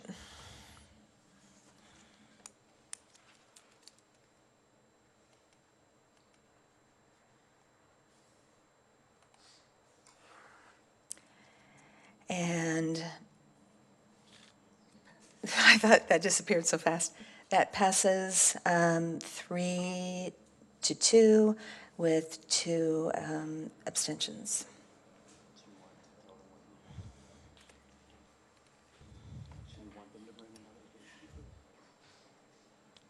Yeah, I think this gives the opportunity, it gives a strong message that we want something much better and that they can come back with some of the direction that we've given for a better interface with the community. I think we're all committed to getting the school and the park going, and I heard from staff that either one could be done on more or less the same timeline, and I wanted to send a strong message that we need to see some significant changes.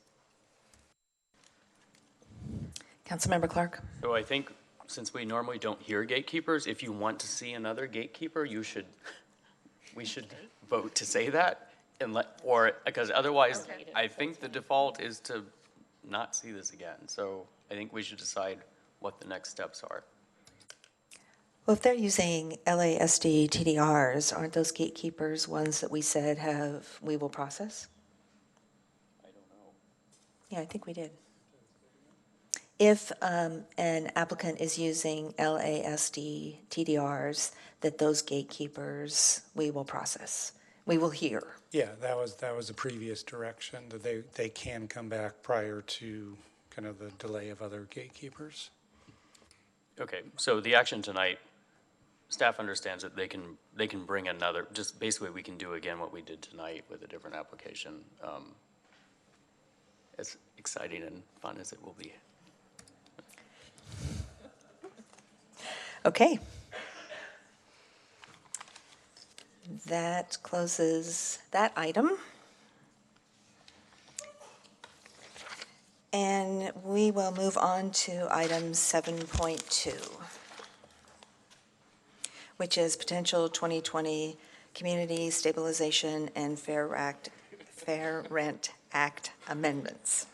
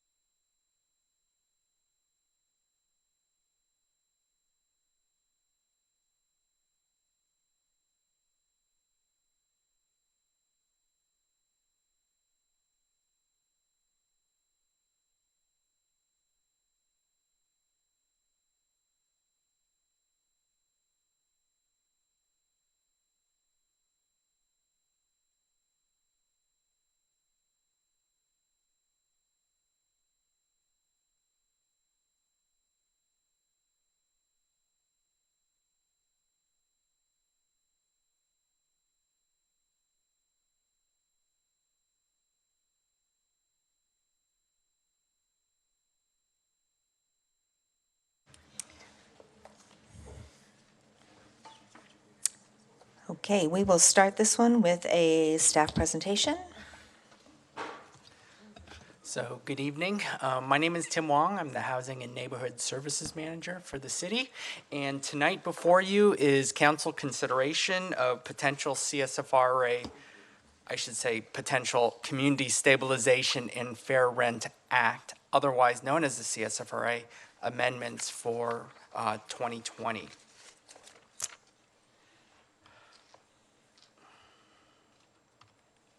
It's not.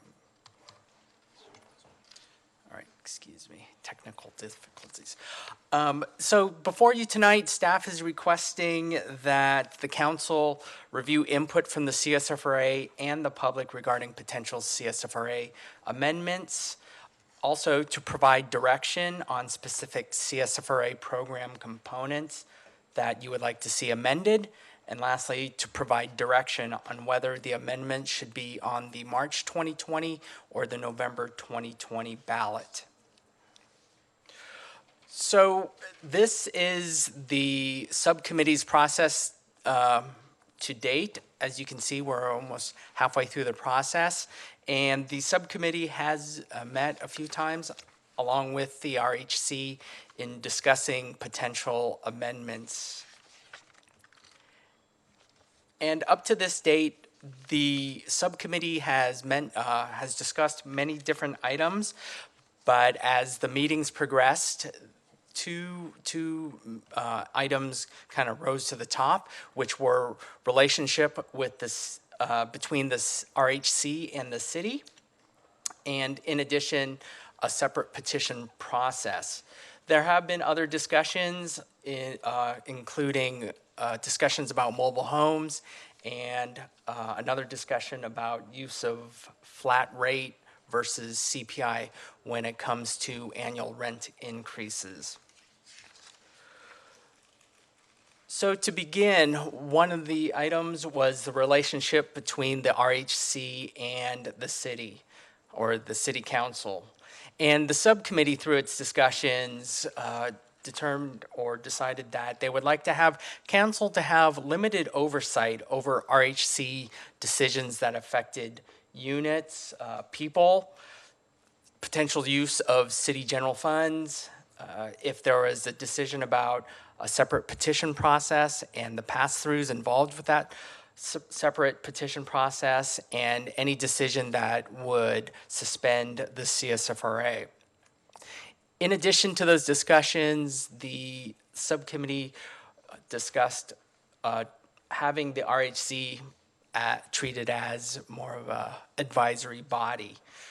Part of the discussion involved how to potentially remove members of the RHC or that advisory body.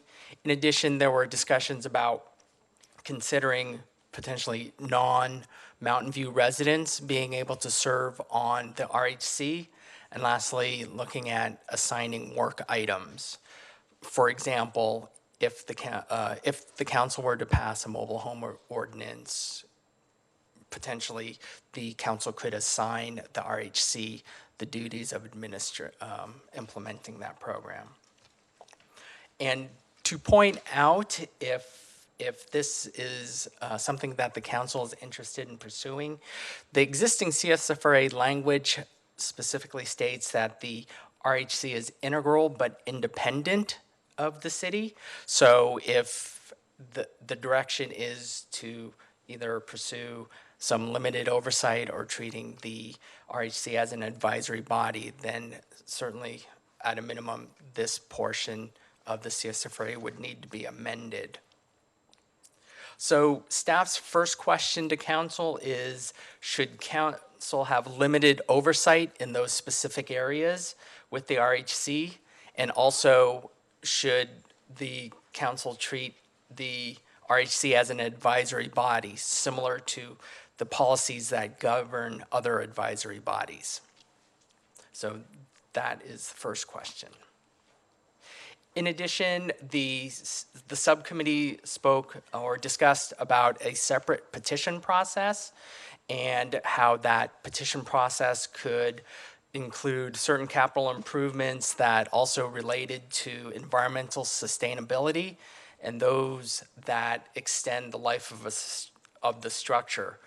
Currently, under the CSFRA, capital improvements that are needed to meet or maintain health and safety code are eligible for the petition process. Staff uses the word non-mandatory, maybe some of those environmentally sustainable capital improvements or other capital improvements that may extend the life of the structure. They could fall under health and safety, but if they don't, this is another process that a housing provider could recoup some of those expenses. And just to point out in regards to a separate petition process, other jurisdictions in staff's review have, in terms of a separate petition process, have clearly identified what those specific items may be, those improvements that may be eligible for a separate petition process. And with that process, they are allowed to recoup the expenses outside of the MNOI, or which is the city's current process, petition process. This would allow them to recoup some of those costs outside of the current city process. In addition, with the separate petition process, the subcommittee talked about what eligible improvements could be included in the separate petition process. Again, capital improvements that are needed to meet or maintain health and safety code, environmental sustainability items such as potentially solar panels or EV stations, and those improvements that, again, extend the useful life of the building. Some potential subcommittee guidelines in evaluating whether these improvements are eligible or not could include, does the tenant benefit more from these improvements, more so than the housing provider? Or does this improvement bring the building up to code? And lastly, one of the things they had mentioned was this was not to do excessive improvements, so no luxury items would be eligible for as an improvement through the separate petition process.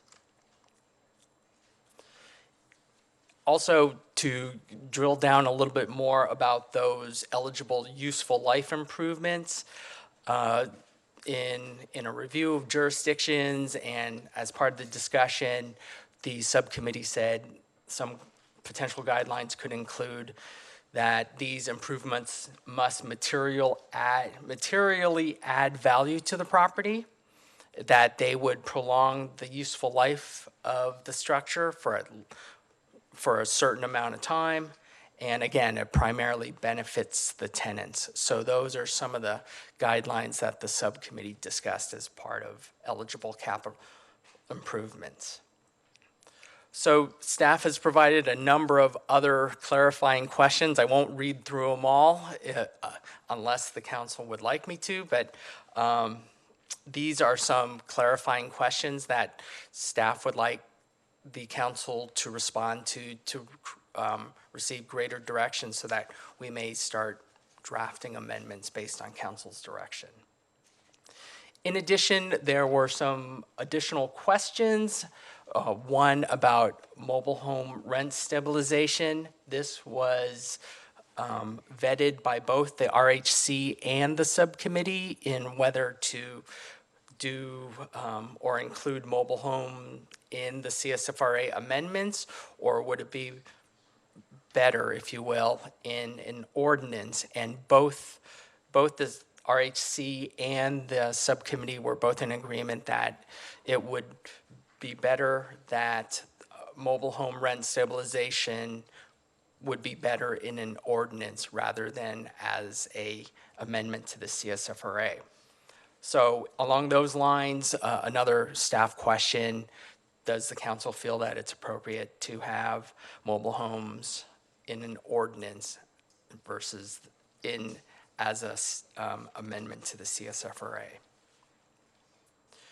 Another discussion that the subcommittee had was the use of either a flat rate for an annual increase, a flat rate such as 5%, or the continued use of the consumer price index. Currently in the CSFRA, the CPI is used for the annual increase. And so just as a matter of reference, most jurisdictions that do have rent control use the CPI, while there are some local jurisdictions, San Jose being one of them, that do employ a flat rate of 5%.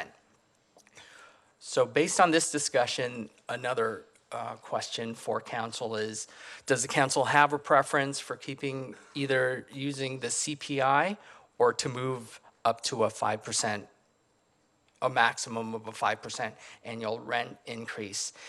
And in addition, for those households who may not be able to afford that delta, currently CPI is about 3.5% annually, and with a 5% annual flat rate, for those households who may not be able to afford that delta of the 1.5% approximately, is there support to establish a short-term rental assistance program for some of those households?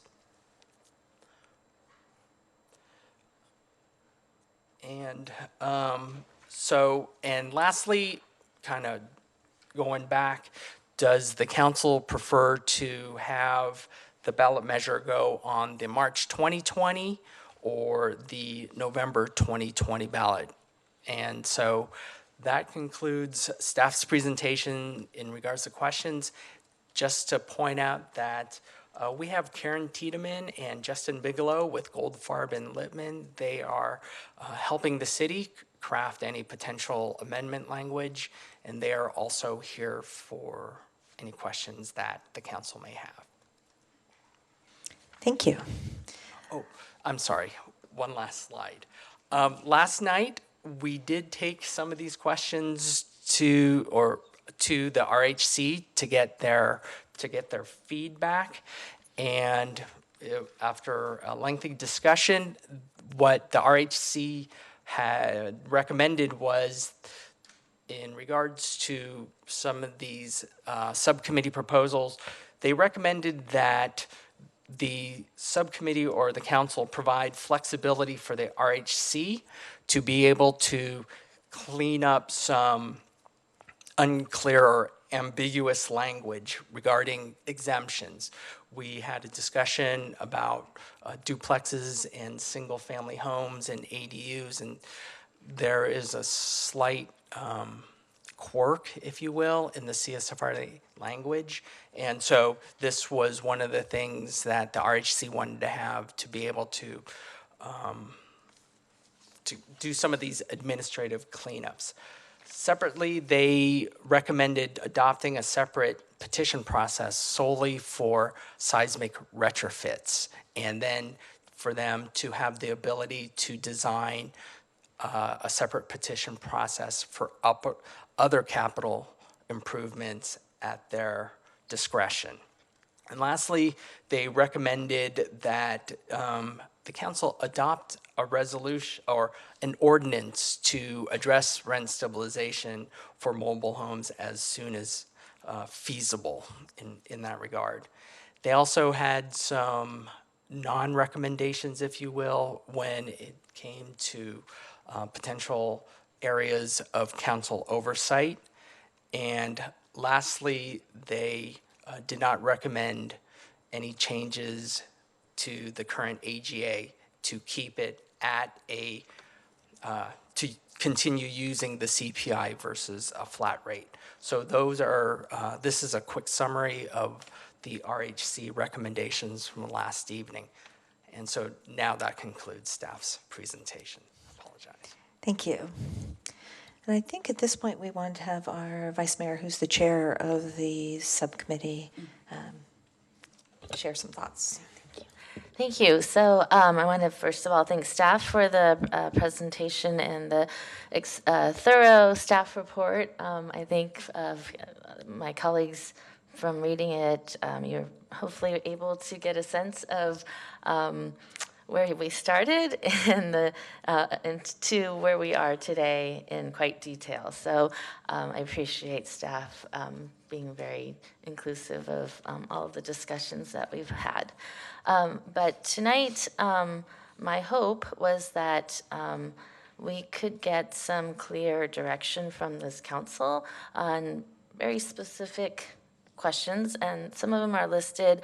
I was hoping to actually maybe try to distill the questions even further, based on what I believe our committee consensus was, and I will ask my committee colleagues, Councilmember Clark and Councilmember Ramirez, to chime in if I say anything that's not correct, or please, feel free to jump in and correct me. But we did reach, I would say, consensus on most of these items. There's a few that we could not reach consensus on, so we're tossing it up to the entire council this evening. But first, I just wanted to state the purpose of establishing this subcommittee and looking at a CSFRA reform measure. Firstly, after about 3 years of implementation of the CSFRA, we've definitely been able to see how it works, and there's been some areas that needed better clarification.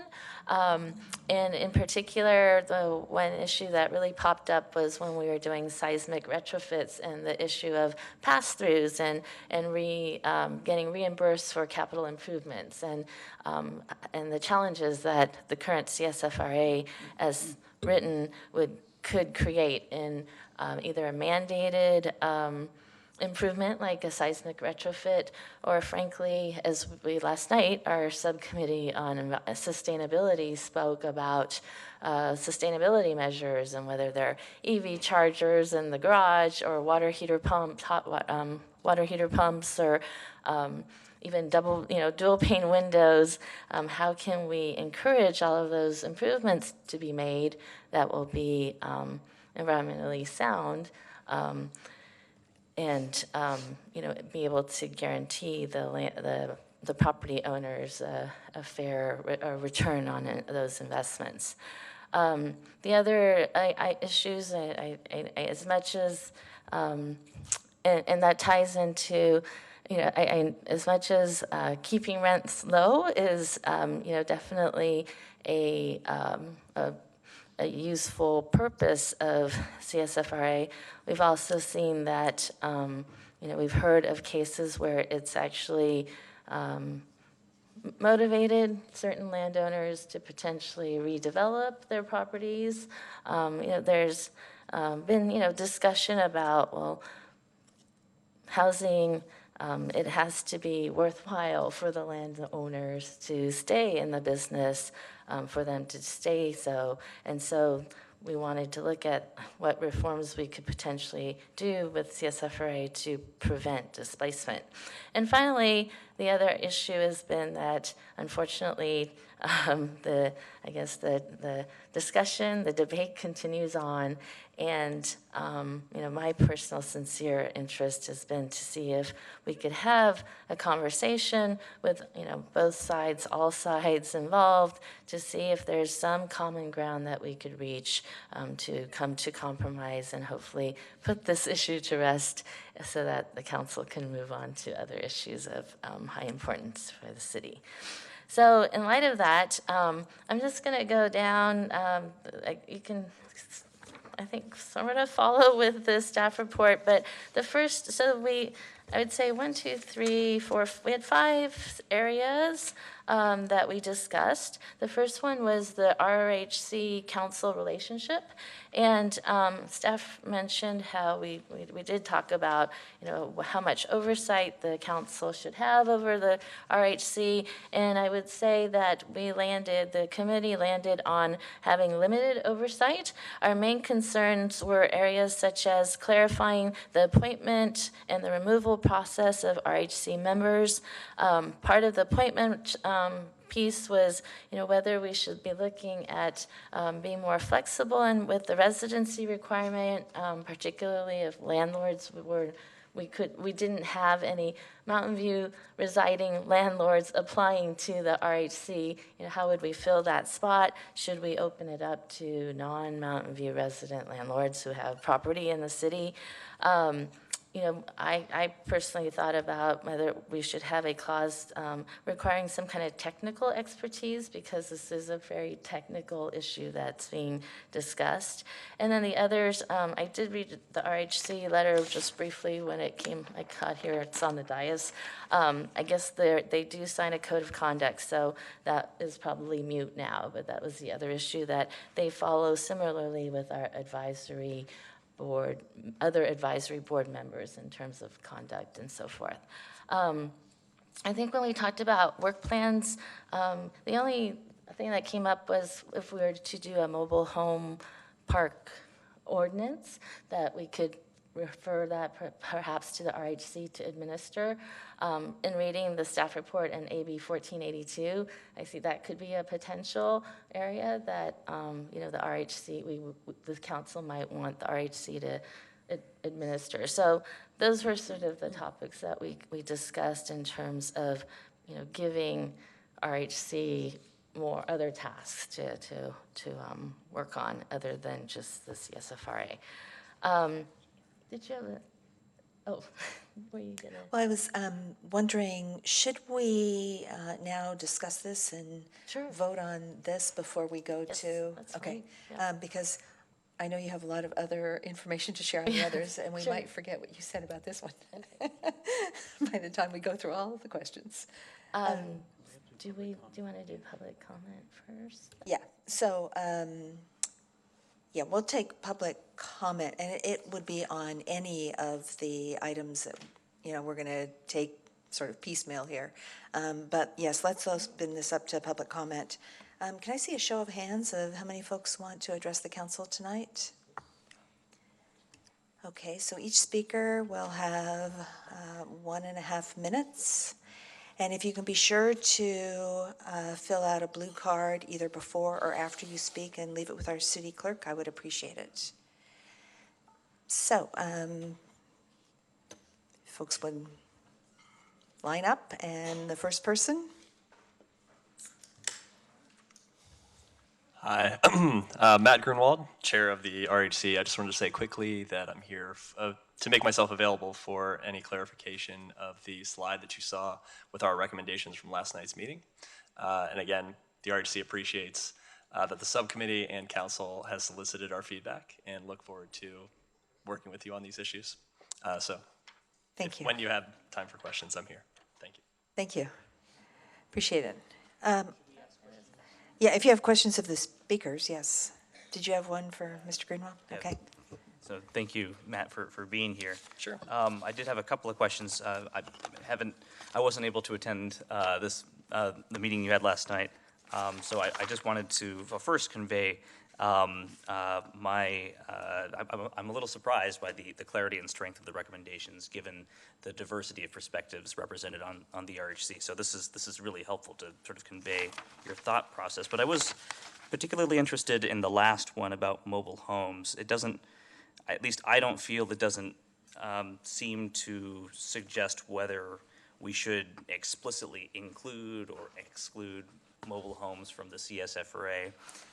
But you do say the RHC is interested in participating in the crafting of an ordinance regulating mobile homes.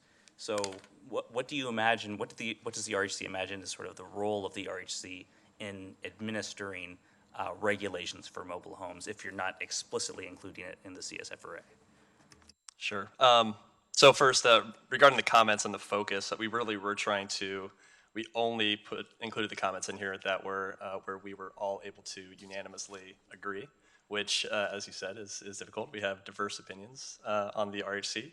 The mobile home issue is the one that probably had the most discussion, and it was, we have different members on the committee now. The decision that was made not to include mobile homes was made for, I think, various reasons for the members at the time. But where we could unanimously agree was that we did feel as though they deserve similar protections, but that the economics of space rent versus tenants, again, I'm kind of channeling the prior decision and some of the things I heard last night, that mobile home residency law does provide some just cause, not all the just cause of, or is that exactly in the same way as the CSFRA does. There are other, in some ways the CSFRA is, I've used this term, kind of a blunt instrument. It fits for tenant-landlord relationships, but when you get into the details of a space rent, park owner, and mobile home structure owner situation, the economics are different underneath. So the ask, I think, was that this council would have full control of an ordinance, more flexibility than we have within the CSFRA and the structure of the CSFRA as it stands today. And the current committee, I think, would be more than willing to figure out a way for when it comes to administration and fee collection and petitions, lend you all the resources of our staff to try to figure out the best way to leverage the staff and systems that we already have in place to do those same things. But again, that we are somewhat hamstrung by the CSFRA as it is today. The other option that was kind of thrown out there was trying to create space within the CSFRA to have more flexibility for mobile homes in particular. But in the time frame, I think, especially in the March time frame, it would take, I think, a long time to sort out what that could look like and what the options were. Does that answer your question? I'll have, I guess, some ideas or questions for the rest of the council, but yes, it does. Thank you. Okay, great. But Councilmember McAllister has a question for you. Sure. Yeah, I'd just like to follow up on this. Were you guys on the code of conduct, whereas the RHC already voluntarily adapted the code of conduct? So how do you define voluntarily? So that, does it mean that if the council wants to remove someone, you will honor that? So I think we had specifically asked staff for details on removal. Again, I don't think any one of us in particular foresees a situation where we would put ourselves in a situation to be removed. But the code of conduct that was adopted was an agenda item, and I think anything that was put ahead of us, in front of us for that agenda item, we took staff's recommendation for what to accept. I don't. When we asked staff last night about adding removal to our own code of conduct, staff's recommendation was that seemed not. Perhaps Karen, I think, could comment on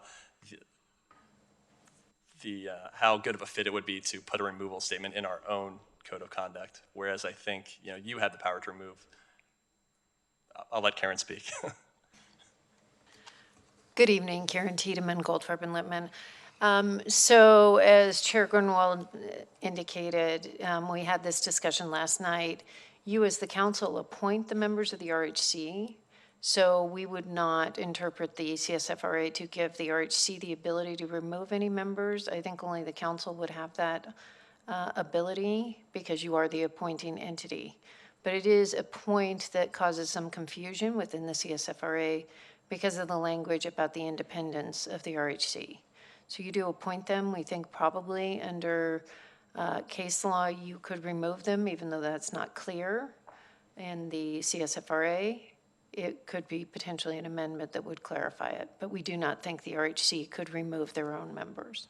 Well, I understand that, but I was just trying to get clarity because it says voluntarily, and the council could make a decision, and they could just, not adopt it or ignore it, and that's where the ambiguity comes along and is, have they signed anything to say, well, we accept your code of conduct, but if it's disciplinary, we're not going to abide by it. And so can they do something where they can make a formal amendment, or so they say they will accept us 100%, or does that have to be, as you say, amended through a charter amendment to make sure?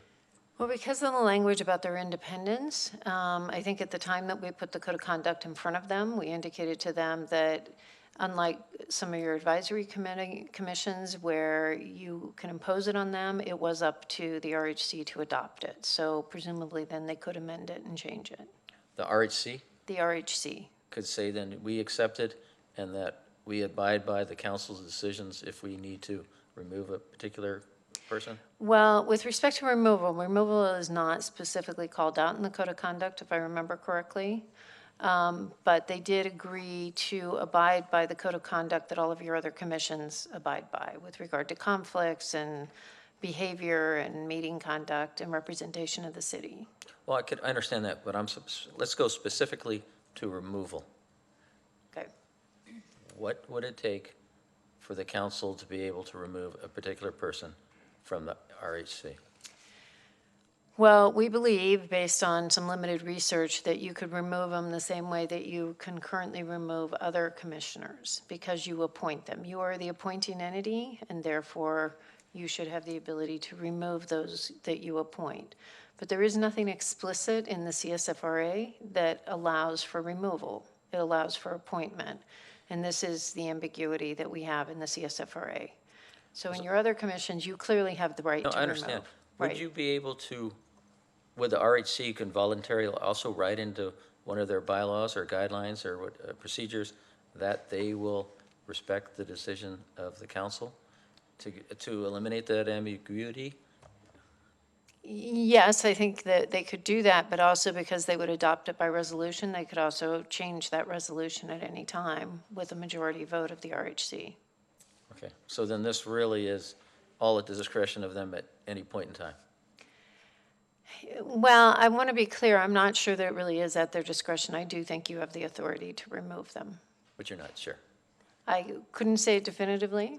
Then it's still, you know, there's limited case law on this subject. okay, so is there any way you can get certainty into a procedure or guidelines or written document? Without an amendment of the CSFRA, I'm not sure that we can. Thank you. So I have one question for you. So this meeting was last night, so I appreciate getting this. I wish I had more time to digest it, but this happened last night.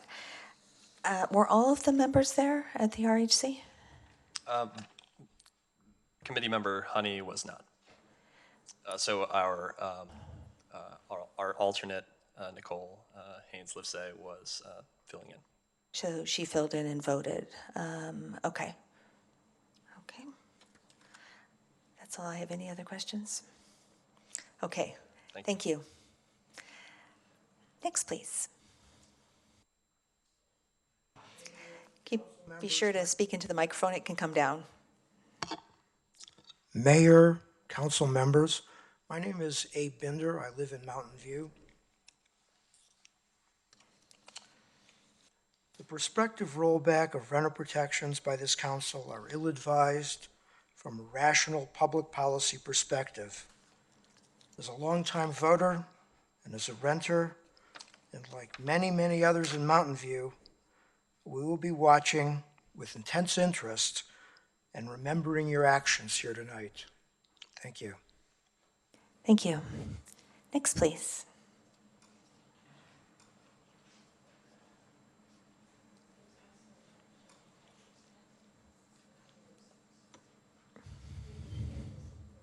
Okay. We have a slide we'll be putting up. We hope.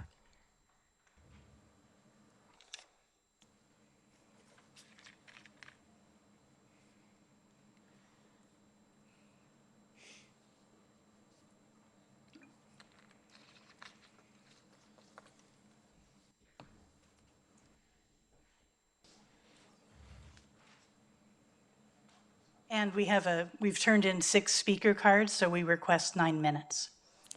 Is that the right math?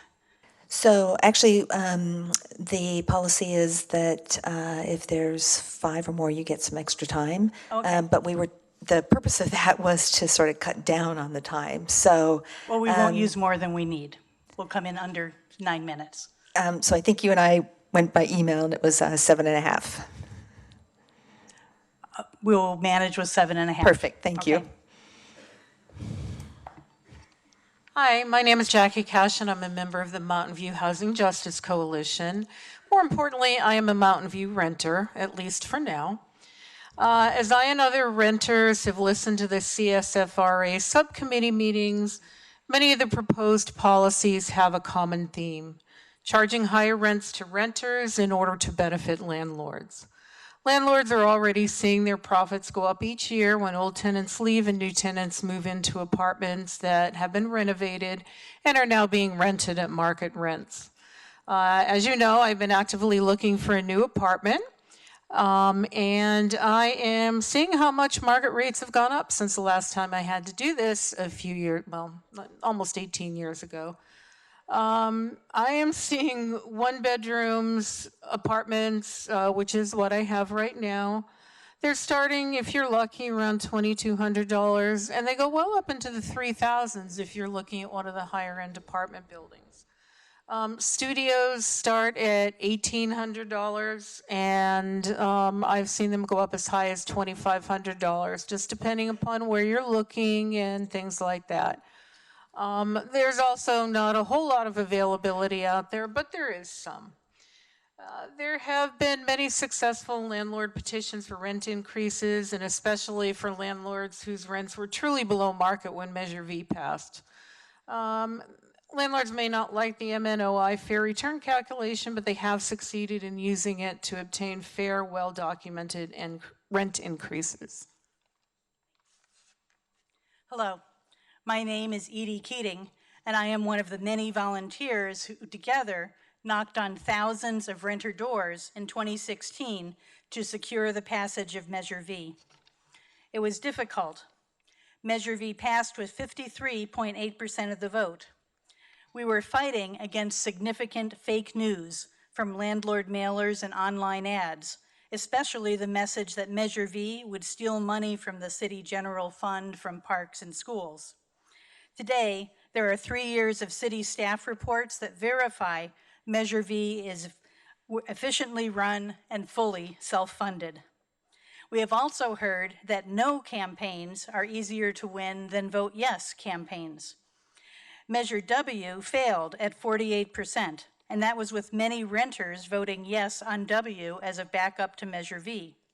No renter will vote for an initiative with poison pills. As you can see, we've posted a list up there on the slide. And we do want to make a point, this has come up before, that please notice that this list does not necessarily consider a pass-through of something like size of retrofit costs or EV chargers to be a poison pill. It's just going to depend upon the details of how such charges would be passed through to renters. A pass-through program could be reasonable, or it could be a smorgasbord of more additional benefits to landlords. But the details won't matter if you are including items such as a 5% rent increase or the council ability to modify Measure V. Renters and other community members will fight hard to keep control of Measure V with the voters and to maintain 100% of CPI as the limit on rent increases. Well, San Francisco, as an example, allows many costs to be passed through. Also note that their allowed annual rent increase is much lower than the CPI inflation rate. San Francisco rent increases are limited to 60% of the consumer price index. That's 40% lower than Mountain View's rate, which is 100% of the CPI. Or if you truly prefer a fixed rate, why not 2%, which is the cap on property tax increase that benefits all homeowners? A hardship program that would be funded by landlord contributions and distributed to lower income tenants would eventually, and probably not too eventually, deter landlords from renting to lower income tenants.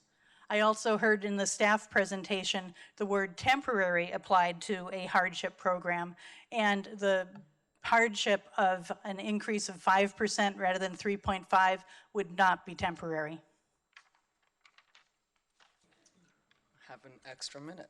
Hi, my name is Alex. Measure V has, as you guys have heard, helped a lot of people remain in the community. You may be aware, may not be aware, even the current 3 point whatever % that is allowed in the AGA is actually pretty substantial for a lot of people. So the proposed 5%, to be honest, is going to be even more burdensome. It's pretty straightforward. To that point, to Vice Mayor Abakoga's point on displacement, unfortunately, the thing that causes more displacement than a steady trickle of redevelopment proposals, which are unfortunate and definitely need to be addressed, is the rent. Increasing even that 1.4, 1 point whatever percent increase is going to displace a lot more people than what's going on with the redevelopment. And in addition to that, the avenue for addressing displacement is actually not this discussion. That is why we, well, all of you guys, thank you so much, unanimously decided that displacement is a top priority. And the avenue to do that is by assessing our redevelopment policy and really doing it there. So rent control, separate stream, redevelopment, separate stream. Just want to make sure I addressed that displacement point that the Vice Mayor brought up. So yeah, please don't go against the will of the people. The people banded together. The people came together in their own collective wisdom to pass this law. As you can see, there's a very beautiful slide right behind your shoulder indicating all the things that will trigger a response from the community to defend the hard-earned protections that we all fought for in 2016 and are ready to fight for again. So please just reconsider the course of action. We don't want to do this either. We could be doing really good things like fighting gun violence. Vice Mayor Margaret put something on the agenda for later. We'd be happy to support something like that with our time and money and effort. So just, please reconsider. Thank you. Thank you. Thank you. Next, please.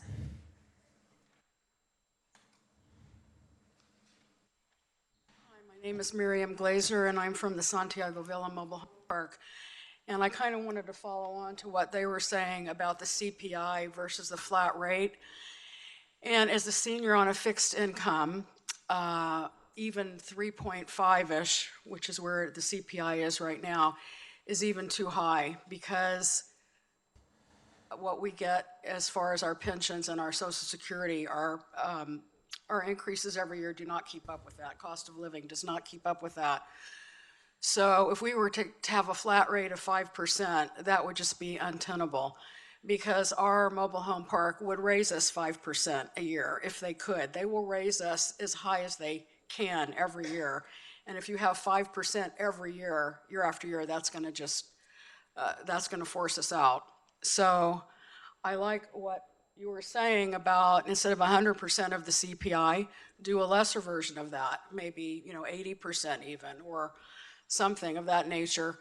I really don't feel that rent increases should be more than 3% max, and even 3.5 is too high at this point. So that's all I have to say. When you're about to do the mobile home ordinance or whatever we're going to do, just to keep that in mind.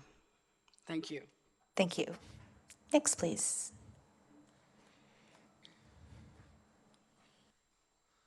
Buenas noches, soy Hilario Saldívar.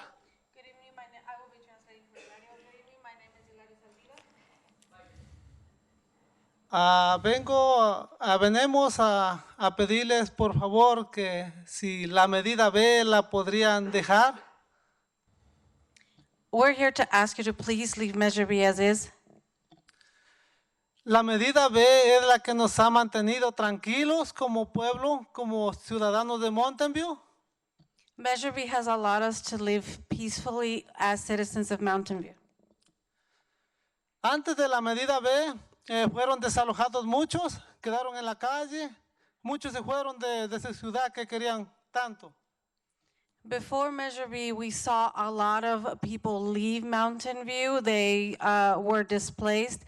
They left Mountain View, the city that they loved. Y ahora que sabemos que se quiere quitar la medida B, el pueblo se ha puesto muy desinquieto, desesperante, y se van a ir a la calle igual, como ha pasado antes, o se van a ir de Mountain View. So now that there's talks about Measure V being removed, people have started coming, coming and telling us that they're feeling nervous and afraid of leaving their city again. They're feeling anxious, and they're feeling the same things that they were feeling before Measure V came about. Y estamos aquí, venimos a luchar, tal vez dejamos algo en nuestras casas porque tenemos un cariño por nuestra ciudad, Mountain View. So we are here because we really love Mountain View. We really care and cherish the city. And we're here, we're not at home right now. We're here fighting so that you can decide not to remove Measure V. Ustedes pónganse en nuestro lugar. Ustedes se abandonarían a Mountain View, sentirían feo dejar a Mountain View. Ustedes sienten un cariño por Mountain View, igual nosotros sentimos ese cariño por Mountain View y no queremos irnos de aquí. So put yourselves in our place. Just like you have loved and continue to love Mountain View, so do we. We love this city. We want to stay in Mountain View. It's our home. Y gracias por todo lo que han hecho por nosotros, como líderes de nosotros, nos mantienen tranquilos por medio de bomberos, policías, muchas cosas que nos tienen tranquilos aquí, gracias a su trabajo de ustedes, que es muy bueno y muy bonito para nosotros. So we really want to also thank you because of your decisions that you've made. You have a police force, a fire force that has allowed us to live very peaceful here in Mountain View. So for that, we do. For that, we thank you. Thank you. Next, please. Good evening. My name is Serge Bont, Mountain View resident. I also happen to be a landlord, but probably not the kind you would assign to the HRC, because I supported Measure V. First, I wanted a quick comment on the CPI. There is some irony that you think that CPI is not enough for landlords, while some of you thought it was too much for minimum wage earners. There is a bit of a disconnect there. The thing that I think is missing here is whether that measure has any support and whether it would fare better than Measure W at the ballot. I don't think it will. The main thing in Measure W that I objected to was to kind of give you the keys to be able to do any changes to this. The long list of questions doesn't provide any certainty as to what you want to change. I think really what you're trying to do is to get a big box of Sharpies so that you can change anything you want, down the road. Next year, I plan to do all my best to get rid of the current president and his box of Sharpies. If you put anything like this on the ballot, I'll make sure the Sharpies don't get to you. Thank you. Thank you. Next, please. Hi, B. Hansen in Santiago Villa. While you folks were busy not protecting us for the last 3 or 4 years, the largest park owner in the city has been taking advantage of the delay by acquiring as many homes as possible and renting them out at market rates. In Santiago Villa, we estimate that he already has acquired about 1/3 of the homes. If we as homeowners end up in the minority, maybe in 2020, without your providing vacancy control, very important, as well as rent stabilization, we run the risk of becoming Mountain View's version of Plaza del Rey in Sunnyvale. The residents of that park, the seniors in that park are already probably unable to cover their rent over $800, $1,800 now, with their Social Security checks. I don't know what they're doing. Plus, they have been forced to accept a pass-through for capital improvements to their park. So I just don't want you to let this happen to us. Please move quickly, as the Rental Housing Committee has said, soon. Thank you. Next, please.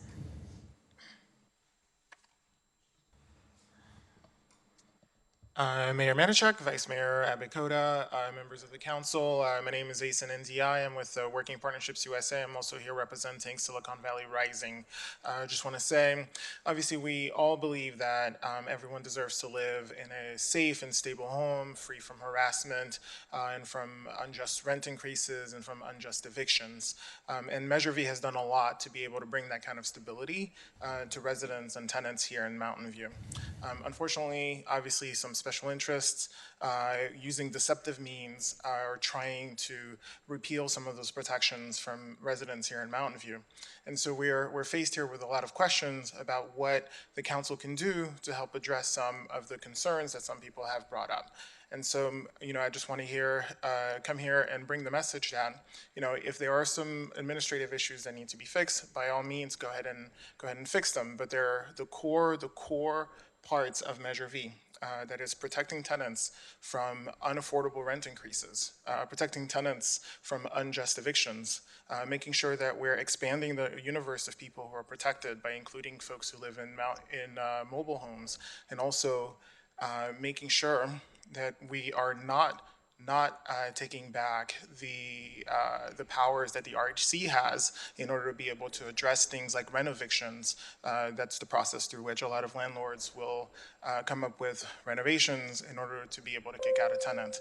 So we really, really hope, again, that you just really, really help support the core issues in Measure V. Thank you. Thank you. Hi, Alex Brown, Santiago Villa, North Bay Shore, Mountain View. I had fun last night listening to 49 minutes of the RHC discussing mobile homes. Again, it's my favorite thing ever. I want to say I respect staff's constraints with time when it comes to both the city attorney's office and city staff dealing with having to draft complicated things in a short period of time to be able to get it on the ballot. It's complicated. We have been waiting years, almost 2 decades now, for some kind of mobile home protections in Mountain View. But I think we're getting close. It's great. I want it. Please. Something. There were a lot of options provided last night, and the sentiment is great to hear. Everyone hears us, respects us, wants to do something, and that's good. Yay. But time is short. I've got neighbors who are being forced out, who are having to find places to live out of state because they can't afford to live here anymore. And in the process, they're being preyed upon when trying to sell their home, and it hurts. This is something that needs to be addressed as soon as possible to try to help as many people as we can, because we're being gutted. And yeah, thank you. Before you leave, Councilmember Kamei has a question. I love questions.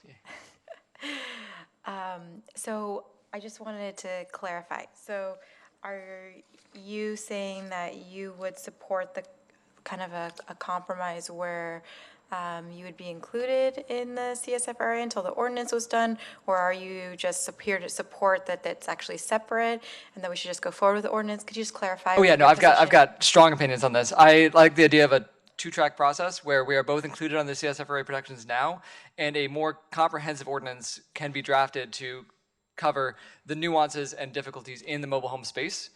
And I would love to have the RHC administer and use their resources to help us. They have experience in the space. I think it would be a great fit. I think it would save staff time because you would already be able to leverage the existing expertise. So I think that having them administer it as opposed to having the city do it themselves would be great. In the short term, being able, the RHC could vote to include mobile homes as covered rental units under the ordinance as it is now, and we could iron out the nuances later through an ordinance or a ballot initiative process that is given more time to actually figure it out.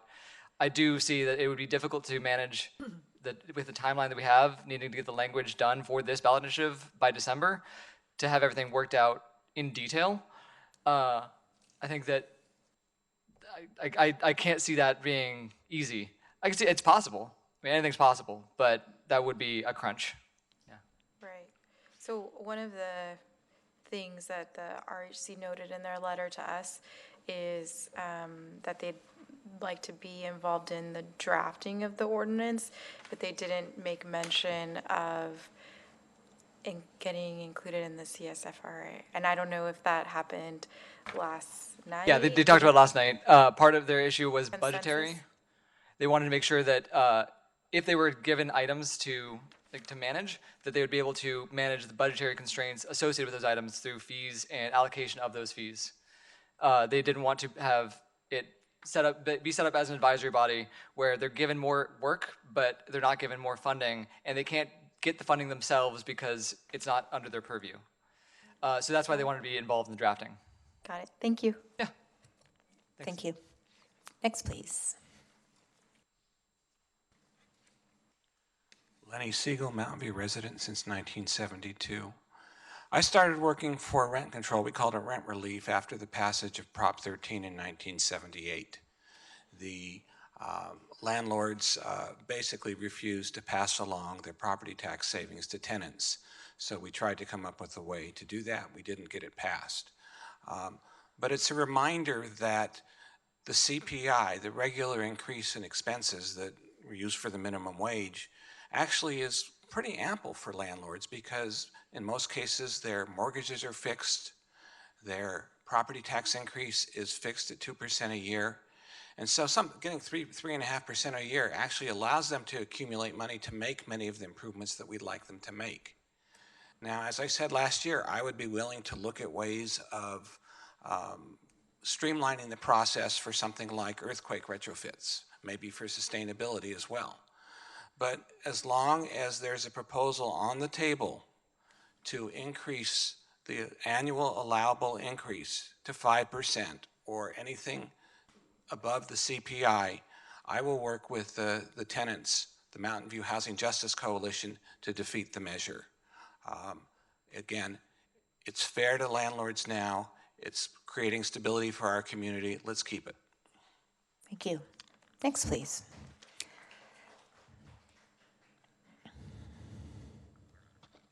Joan McDonald, homeowner since 1960. I have 2 points I want to make. One, the current CIFRA allows 2% to 5% annual growth or increase in rents. That means that if we had a recession, landlords could still increase rents by 2%. With a flat rate, it seems as if landlords are guaranteed 5% no matter what the economic situation is, which means in a recession, they could still raise the rents by 5%. Now, maybe market would tell them that's not going to happen because people will leave, but they will leave the city if there is no vacancy for them that they can afford. That's number one. Number two, I think this whole issue needs to be broadened in that it affects the economy of the entire city, not just renters. It affects business people who can't maintain their businesses because they can't keep employees because the employees give up long commutes. Thank you. Next, please. Fred Chiani, Mountain View. I come here to give you some suggestions. One is that to leave mobile homes and duplexes and single homes with attached units or detached units alone. Don't bring it into rent control. We have enough problems. We have two governments in this city. We are fighting each other. Don't do any more bad things to the city. It's not worth it. Let me tell you something else about what happens. If you push too much the business people in the city, the business people will go some other cities because businesses are just like if I'm employed, I'm looking for money to live on. And businesses, they're looking for money to live on. And if they don't get the money that covers their cost, they cannot stay in that place. They have to move on. If it wasn't for Costa-Hawkins bill that I passed with Senator Costa in 1995, we would have 20% of our rental units boarded up, just like in East Palo Alto, because of rent control.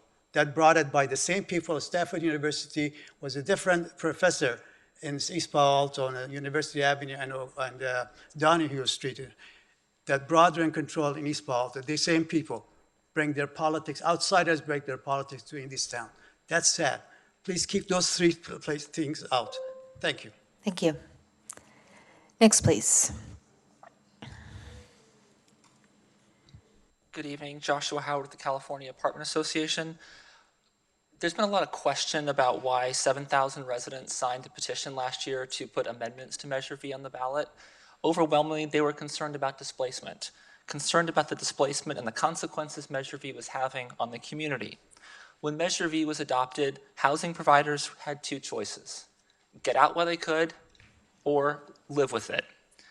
As a result, those that got out while they could, we saw a quick exodus now of over 100, or actually say hundreds, of units because owners who wanted to make investments, wanted to make improvements, wanted to extend the useful life of their buildings, found it very difficult and expensive to do so. The new rules were too restrictive. And as housing ages, it needs upgrades, investment to stay competitive, roofs, windows, electrical systems. I could go on and on. But the current law makes landlords feel unsure, insecure, and basically unclear as to what can be done. They feel subjected to a litany of paperwork, attorney's fees, complex calculations, and public hearings and red tape just to get a modest rent increase to make the improvements that they want to make for their tenants and to do right by their tenants, and to provide the safe, clean, enjoyable housing that Measure V was intended to preserve. It's encouraging to see now that you're developing options for the voters to decide on, and without fixing Measure V, we're going to see more units taken off the market and potentially more displacement. Thank you. Thank you.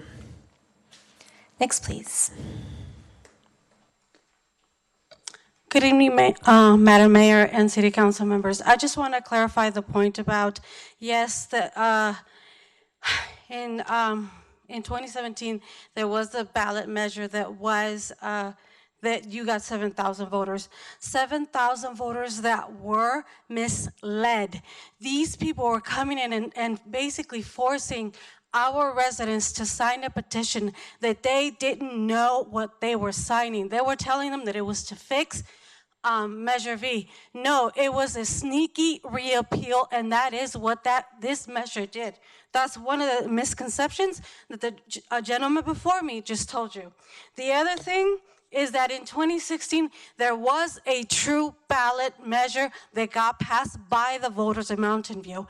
And what I see now is that we're trying to circumvent the will of the voter of Mountain View. And now they're talking about the landlords want to fix the apartments. Well, this is news to me because my understanding is that if a renter needed something to be fixed, one of the things that the landlords would say is like, fix it because I'm going to charge you more money. So please do not be fooled by the 7,000 sneaky reappeal votes, signatures that got put on the ballot. These were people who were lied to. Don't allow this to happen anymore. Thank you. Please, Margaret Avicoga. Thank you. I understand you're laughing, Excuse me. but I'm looking at you. The time is up. Thank you. The city council is being disrespectful. Council members being disrespectful to me. Is there anyone else who wishes to provide the council with input on this topic? Okay, we'll close the public input portion. And we'll go back to the questions. And I would say if you have questions about the question, let's ask them as we go through. Or if you want to make any general statements, I think it'd be good to do that before we dive into the questions for the first one.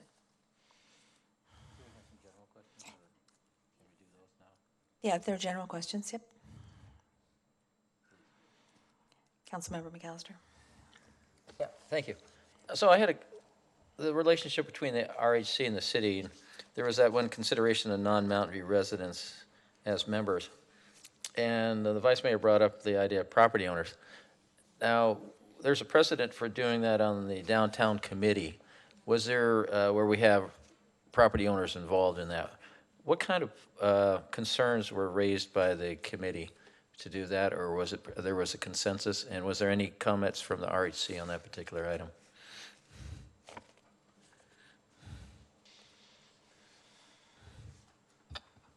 If I recall last night, there wasn't really any feedback from the RHC. Maybe the chair was here, but there wasn't any comment from the RHC. Okay. And speaking about the RHC meeting last night, was it a unanimous on all of the items, or was there like a 3-1 or so? Or all items on the letter were unanimous votes from the RHC. Okay. And But that was to my question earlier about was everybody there, and yeah, but that's just so there was that an helpful. alternate, yeah. But I'm concerned how that. And then on the there was a question about under separate petition process. And there was concern about capital improvements to meet or maintain code. Was there any discussion about if there was a joint agreement between the tenant and the landlord to try to improve the property or upgrade it to the tenant's wishes, that they could voluntarily do a rent increase beyond what was allowed? Is that something that was considered, or is that something that could be allowed? To answer the first part of the question, that was not a consideration or a discussion that took place. And in regards to the latter part, I think that could be something considered. Considered, but would it be illegal, or is the CSFR so defined that if there is a mutual agreement between the two parties that they can't do that, or do they still have to go by what the CSFR say? I'll let Anki, our program manager, respond to that in regards to CSFRA. So in the petition process currently, we also have a mediation component and a facilitation components where tenants and landlords together can come to an agreement about certain rent increases. So would it have to go through the petition process if both agreed to it and sign some kind of a statement? It gives a process for them to come together and come to an agreement. And how long would that, if there's mutual agreement, how long would that process then take? As soon as someone files a petition, it will take a couple of weeks to schedule a hearing or a mediation in this case. A couple of weeks. Is that standard? I mean, is all process, I'm going a little bit on my question. So these mediation processes, the soonest is a couple of weeks, and the longest, what's the longest been scheduled out? Well, when a mediation is not chosen by either the party, then it goes into a formal hearing process. Is there any other way to, if two mutually parties agree to something, usually it's the tenant would go to the landlord and say, hey, can I like to fix this up? Is there a process right now, or is there a potential one where they could just say, here's a form, thank you very much, and submit it to the RC and they could approve it? Actually, a tenant and a landlord can come to such agreement because the CSFRA is a complaint-based procedure. If a tenant agrees with a landlord to do certain things or pay a certain amount, and he then agrees with a landlord, we never even hear about that private agreement. Unless there's a complaint. So it's all complaint-based. So if there's anything good about anything, then you have to keep it quiet, and there's no, okay. That's comments. Thank you. Vice Mayor Abikoga. Oh, I was going to say you stole my thunder, Councilmember McAllister. When we got to the second item on pass-throughs, that was something that did come up and that we wanted to get some input on. Councilmember Hicks. So I want some clarification on how we're proceeding. We're asking questions. Is this time for questions and general comments, or just time for questions at this point? So I had originally said it was a time for general comments and questions. Specifically, I would say about the question number 1, and then you can ask questions about all the others as we go through them. But not everyone's But you're following open that to process. general comments Absolutely. as well? Okay. Because I have to say I just wanted to state that I have some pretty grave reservations about the road we're going down right now, that what I see in the staff report doesn't show significant improvements over the CSFRA as it currently stands. I think the major items we might improve in the CSFRA, like adding mobile home protections and ways to ensure fast and fair soft story retrofit improvements, can be done in more efficiently and cost effectively without putting a whole new rent control initiative on the ballot. So I just wanted to state off the bat that I'm in favor of, at the end of the staff report, it says alternative 1, take no action and do not pursue a city-sponsored amendment to the CSFRA. During the last election, I didn't hear voters demanding a major change in our rent control, and I feel like they've had the opportunity, well, they will have the opportunity to vote on the landlord initiative, and they had Measure V and Measure W. And I think that staff time and council time would be better served, and the money that we're spending on this would be better put to other uses. I feel like we're kind of churning this over and over again. So I'll go through each one of these. I think we could put our time and money towards better priorities. But as we go through each of these questions, I will chime in anyway, but that's my general comment. Thank you. Any other general comments or questions about the first question? So I guess I'll take a turn. I appreciate that this was brought up at a council meeting and that we're talking about this. And I do think what we're trying to do, as the vice mayor said, we have heard concerns from different parties. And I think what we're trying to do is find a way to address those and also kind of stop the division that is in the community over rent control. I mean, we are not talking about anything on that list that was shown earlier about changing anything about the evictions or other things. I feel like what we're talking about is fairly minor tweaks to this to address things that have cropped up over the years that that would be good to address. But we're not talking about, as one person said, repealing Measure V. That's not what we're doing here tonight. It's far from it. So what I'm trying to do is find a way to make some, minor adjustments to this to address the concerns of the different parties. So in terms of, actually, I think I had,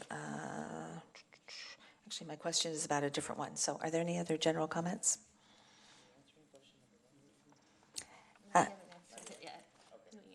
Not yet. Did anybody have any questions about question 1? Or other comments? Okay, so let's dive into question 1. I think the Vice Mayor did you have additional comments?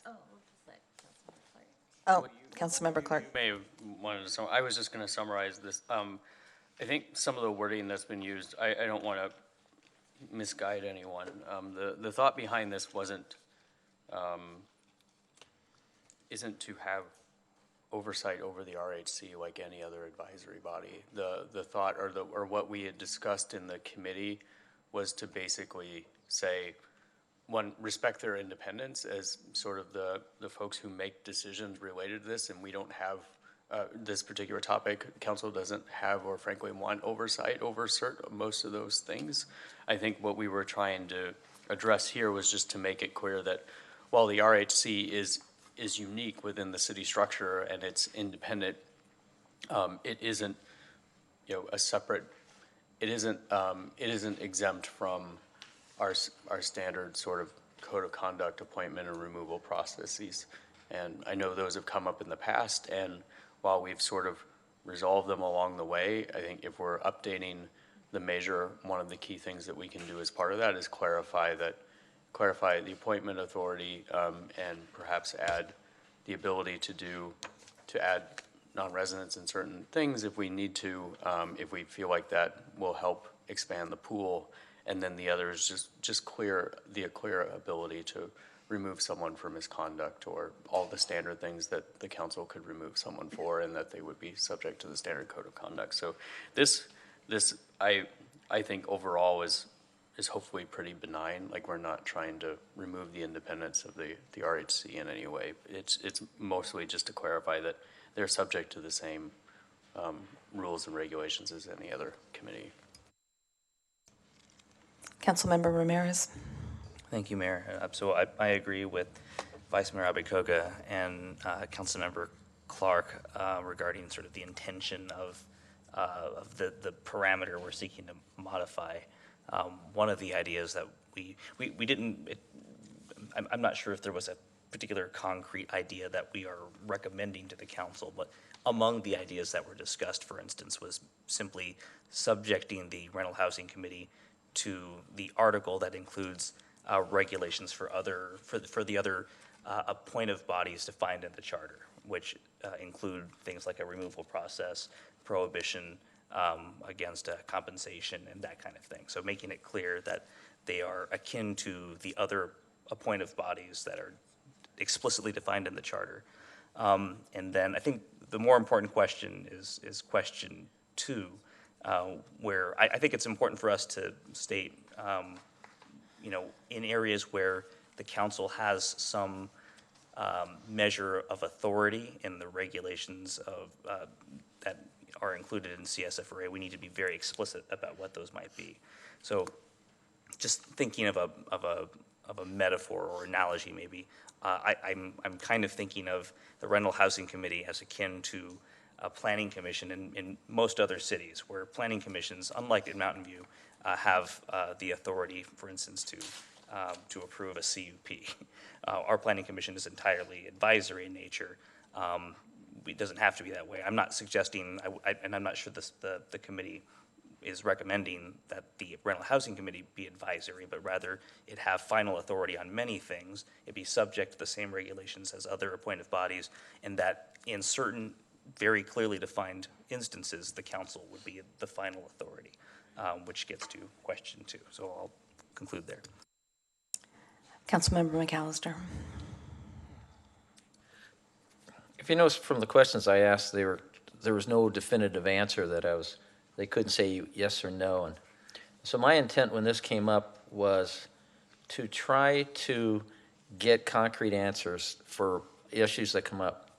We're talking about displacement, and I would like to, in the Rock Street, I don't want another Rock Street situation, but until we get to a fair balance, and people may not like it between the tenants and the landlords, to get a fair rate of return, there's no incentive for those landlords to keep the property at the current state unless we come back along and then say, well, you have to mandate that you got to do this and this, which I personally don't think is right. So if we're able to go through this process to find out that we can give a landlord a fair rate of return, whatever it can be, so that he doesn't have that incentive to knock down his 4-plex, 6-plex, 8-plex, 20 units to get a maximum return, that's my goal as we go through this. My goal, again, is to try to make sure that every question I had, the lawyer for the city, well, she couldn't say yes or no. The question about the process, well, it's complaint-based, so what about if we're trying to bring these two parties together and make an agreement? We don't know. So let's try to get these questions, and hopefully as we go through this process, we come up with abilities that people have to abide by and yet are fair to both sides. So, I've been always pushing for, let's make sure we buy some properties or whatever. Maybe we put something in there that the properties are available, affordable units, current affordable units are placed to the city first right of refusal. Maybe that comes in and maybe not. But I agree with a lot of the people on the board. I don't want to do the RHC job. I just want to make sure there's clarity and legal clarity so that both sides are fairly treated and they can go forward with the process with, well, do we have to go to law here or this or that? So if it takes the council to come along and do something, great. And as we get into mobile home parks, has anybody ever thought of taking a mobile home pad and considering like commercial property instead of going a 1-year lease, make it a 5-year lease, and with built-in incremental increases, or a 10-year, 5-year with a 10-year lease? They're not like a regular tenant that they're going to move away. Their house is situated there. So those are the type of things I'd like to see discussed, and I don't know if the RHC has the ability to do something like that, to say, these mobile home owners, they're a unique hybrid. So let's give them a long-term lease. And so can they do that? So that's, again, so those are the things I'd like to bring up. So again, I'm looking for the best way to get fairness and to get certainty on items here. Those are my general comments. Vice Mayor Abe-Koga. Thank you. So yes, that's really what we're trying to do here, is to get some clarity on some ambiguous language and to respond to Councilmember Hicks in terms of seismic retrofits.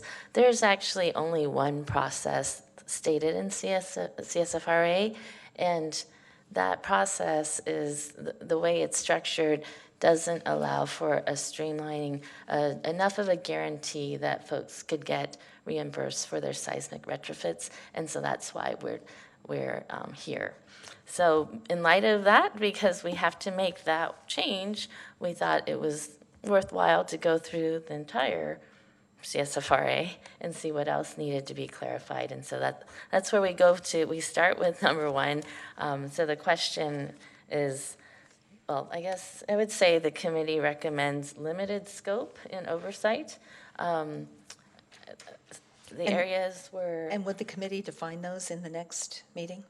Yes, so, and some of the areas we discussed was budgetary in the sense of legal lawsuits against RHC because of the potential for the city to maybe having to support, to back up those lawsuits. Again, the appointment and the removal of members. And then the only other area would be going into pass-throughs that we'll talk next. Right.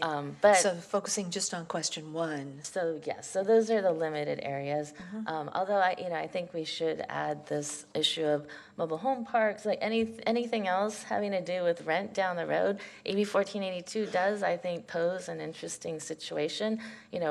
As staff said, if that passes, we don't have a way of administering that right now. So I think that should be something that we could consider RHC administering. And yeah, I don't mean to limit in any way the budget. They should be able to pass a budget that covers their costs. But the one challenge of big liability that could be incurred or include the city is legal lawsuits. So that's an area that we would recommend council having some say in. Councilmember Kamei. Great, thanks.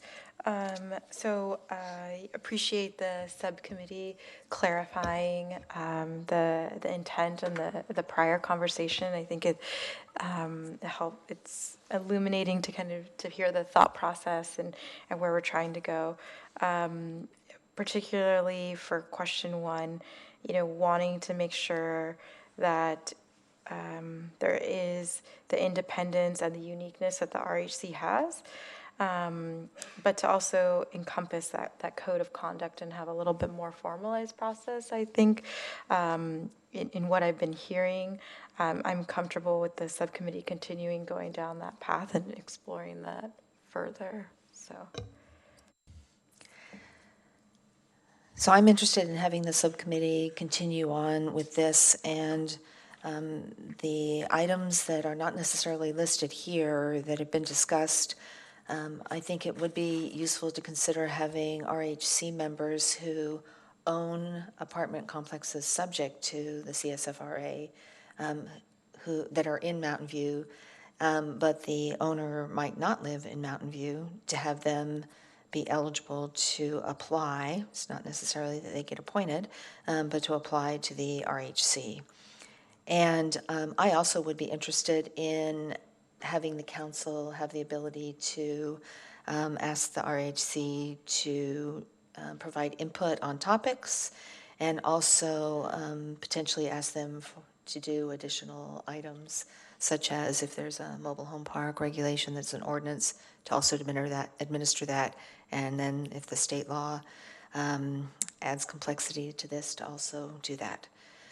So that would be what I would like to see a show of hands on, unless somebody had a tweak to that they want to make before we say, yes, we want them to, because I think we want to take a formal show of hands on these. Yeah, the only thing that I would add is just so no one is too, like, we wouldn't, if we were to ask for advice or give anything like mobile home park, administration mobile home park, we would clearly, we would fund those things. They wouldn't be unfunded Oh, yeah. mandates. I think the questions about budget and everything was, they're welcome just as they can today to raise fees and set their own budget and everything. I think where we were mostly worried was anything where they might get into a situation where they would need to start exposing the city to significant costs, so significant long-term litigation or something like that. But. Any other comments? So was that just on one? That's just on one. Councilmember Hicks. So the question you're asking on one is just, should the subcommittee be able to continue to talk about and further define council oversight of the RHC, including removal of people and possible other discrete items? It's just, should they be able to continue talking is basically the question. Well, I think it's a little bit more defined than that, because the subcommittee has talked about it. So they had a couple of specific ideas that I responded to about should we look at having housing providers who own complexes in Mountain View, but they might not live here, be eligible to apply to the RHC. And I think the subcommittee should continue to discuss that. Sure, I'm fine with them continuing to discuss it. Thanks. Mayor, could I do a follow-up question on? Yes. On the property owners, just to clarify, does the CFRA specifically say Mountain View residents only? Okay, so this would be an amendment. Okay, thank you. It would be, yes. Councilmember Ramirez. Thank you. So just for my benefit, because question two, I feel like question one and question two are very closely related. But so question one pertains to, you had a list of things, and I don't think I captured all of them, but it sounded more along the lines of, potential, eligibility for participation on the RHC and sort of more administrative components. And then question two would be in the operations of the law, what would require council approval? Is that the level of distinction that we're making? Is that a helpful distinction to make? I did find these questions sort of overlapping when I went through this. And so I was thinking question one was pretty much what it's limited to in the staff report, and that I had a hard time separating out 2, 3, 4. And so I was going to suggest we take actually 2, 3, 4, and 5 together, because they are very related. There's a lot, and that's why I'm but I think we can separate out number one, and I think we can also separate out the additional questions that were added today. Would you mind listing the input you've heard from the council for question one more time? Well, so what I just wanted to propose is that the subcommittee continue to discuss the specific areas of limited oversight, and we've heard that those primarily are around legal action, where we have concerns, and the budget for that. And then having the apartment complex owners who are subject to the CSFRA, who might not live here, be eligible to apply to the RHC, and then having the ability for the council to ask the RHC to provide us with their input on specific topics, and also for the council to potentially assign additional duties to the RHC. But if we did that, it would come along with the resources to be able to do that in terms of funding, things that might be synergistic to their existing duties. So with that, well, I guess if the question is just, or if the direction is to have the subcommittee explore these ideas and flesh them out more, then I'm comfortable with that. But that last one, I think, needs a lot more detail. Yeah, I feel like we don't have as much detail at this point Okay. on those. Okay, thank you. I think our city manager had a comment. Yeah, so I think it's helpful for you to summarize and get a straw motion or something to clarify the intent. And sometimes it could simply be for the subcommittee to continue working on this issue generically, and sometimes it might be helpful to be very specific on the direction you want. It doesn't necessarily have to be one or the other for each of them. But on this first one, I just want to double check. One thing I heard was discussion of the removal process, and our outside counsel has said she believes we have the authority, you have the authority now, but it's not clear if you want that explicit. Is that something that you would want in this bucket of changes? Okay, yes, I would add that then to the others that I listed, that they're subject to the same rules as the other advisory bodies when it comes to appointments and removals and code of conduct. I would add that. Councilmember McAllister.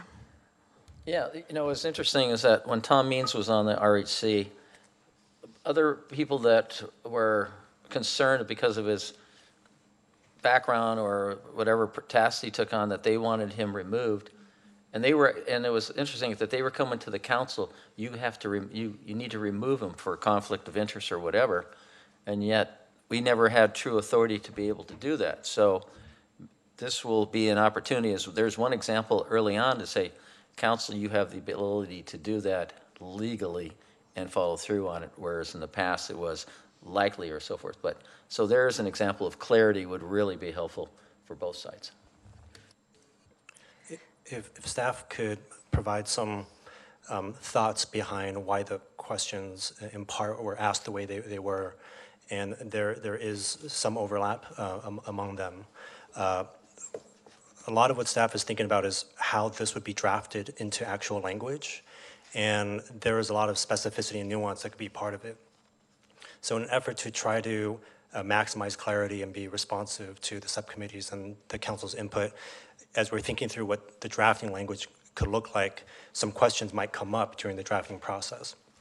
So for example, if the council seeks oversight over the separate petition process, then a question is, was the council's intent that all decisions related to the separate petition process might float up to the council? If so, that would be something that would be helpful for us to know. If not, then it would be helpful to understand what the thresholds might be, or what the parameters might be, or are there certain buckets? Or maybe that is, for example, very general language, and then specific language is truly resolved through the RHC. Those are sort of the questions that, as staff is thinking about drafting it, to craft the language that is accurately reflective and not draft something that wasn't stated. And so some of these questions we're trying to get at those things. And so if there are sort of overlap, they do sort of fit together, and we're trying to get at a point where we can get amendment language, if that's what the council wants us to get to be mindful of how this would work in terms of mechanics and where the language would go. So just to provide some thoughts behind that. Thank you. Okay, so can I see a show of hands on who is in agreement with what I suggested? Do I need to repeat it all for question number 1? So that's unanimous. Okay, so so if there's any council questions regarding 2, 3, 4, and 5, because I do think it's okay to take these together. Vice Mayor Abikoga, did you want to provide context first? Oh, yes, thank you. So I appreciate staff's thought process, and I was just trying to, I guess I'm more, linear thinking. So that was when we've dispensed with the 2, which I think ties it to 2, 3, 4, and 5, is around this the pass-throughs, the reimbursement for capital improvement costs. And as mentioned, currently there is a process that's stated in CSFRA the MNOI, I think that's the right acronym. And what we were looking for was a more streamlined process, a process that isn't as much paperwork, that would guarantee certain improvements could be reimbursed, such as seismic retrofits, bringing buildings up to code or maintaining code, environmental sustainability measures, and then extending the useful life of a building. And with that, we would include an amortization timeline as well as a cap on the annual increase allowed. And that would be combined with the other question about I forget, the adjustment, the annual adjustment. So that plus capital improvement reimbursements, there'd be an overall cap to that. So the question here is, do you, council, agree that there should be a streamlined process for these types of capital improvements? Do you agree with the types of capital improvements that we've listed or mentioned, the areas, and then subject to the RHC defining more clearly what those are? Would you like the council to list out exactly what those improvements should be, as other cities, the chart shows other cities have? So I guess it's many questions, but it's all around the capital improvement pass-through process. Okay, any questions or comments on this? So it's 2, 3, 4, and 5 as summarized. Well, no, then we added some more questions today that are not on that slide. So one of the questions I sent in was the streamline petition process. We keep on saying, oh, it's a streamlined process for pass-through, but I guess I wanted to make sure it was clear and not just assumed, as the answer came back, that means it isn't subject to the MNOI, that doesn't roll off my tongue yet, process, that it's separate from that. Yes, if that's the council's wish, it can be designed outside of the MNOI or fair rate of return process, as other jurisdictions have done. Okay. Councilmember McAllister. Yeah, so will they look at other alternatives to the MOI? MNOI. Cow, okay. That particular ways of determining it? Yes, so that's what we would like to do, is to allow for another process to be created that would streamline these types of capital improvements. And I will also add what you mentioned earlier. There was a suggestion about if there's a mutually agreed upon improvement by landlord and tenant, if they came together and agreed on an improvement, that should be allowed to be passed through and through this streamlined process, reimbursed. Question has the RHC, I mean, they looked at our questions and said, we recommend it. Can they initiate any kind of amendment to the, or would they have to, could they do that, or would they have to write up a petition to the council to put something on the ballot? I mean, because we're writing up a lot of our ideas to make things smoother because we hear what's going on, but RHC, have you had the thought, said, hey, let's have a brainstorming, say, here's issues that we'd like clarity on, and the amendment process would be a great way to do it, instead of going through legal challenges or legal so forth? Could you take that for me, please? Thank you. We did have a study session on what flexibility we have to create a petition process outside of the MNOI fair return. And our staff said that really we can make it more streamlined, but that calculation has to be included. So you have to have all of the buildings financials as part of anything that you're going to put forward, because the CSFRA does mention specifically capital improvements and prevents a separate process. So, okay. Yeah, I'm sorry. No, go ahead. So but had you said, hey, let's get our ideas, and if the council is going to bring something forward, let's incorporate some of our ideas that we see that might be common sense approach? So, I mean, our recommendation, in addition to what we think is essential, or the unanimous recommendation was that we're actually afraid that if seismic retrofit were established without some sort of streamlined process, our budget could suffer significantly, because right now, if it does have to go through MNOI, dozens of pages, sometimes hundreds of pages of documentation go into that, and then we pay every hearing officer to hear those petitions. And right now we only get about a dozen per year of petitions, maybe 2 dozen. And in a scenario where that becomes hundreds, that would severely impact our budget. So in last night's recommendation, to summarize, we were saying definitely essential. We feel like seismic retrofit, we really need something to deal with that, and that would be essential and definitely something that rises to the level of putting on a ballot measure.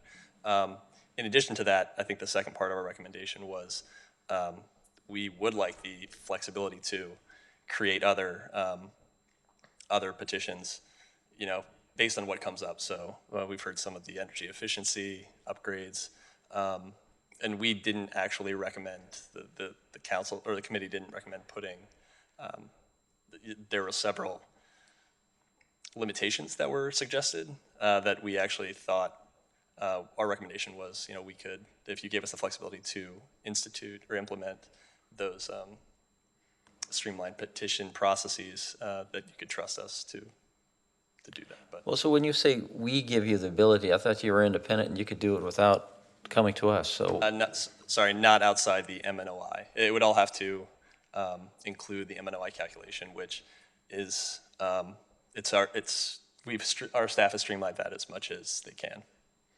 So to your point, I think if a landlord is going to make a decision about a seismic retrofit that's going to cost $100,000, you wouldn't necessarily have an amortization schedule for that specific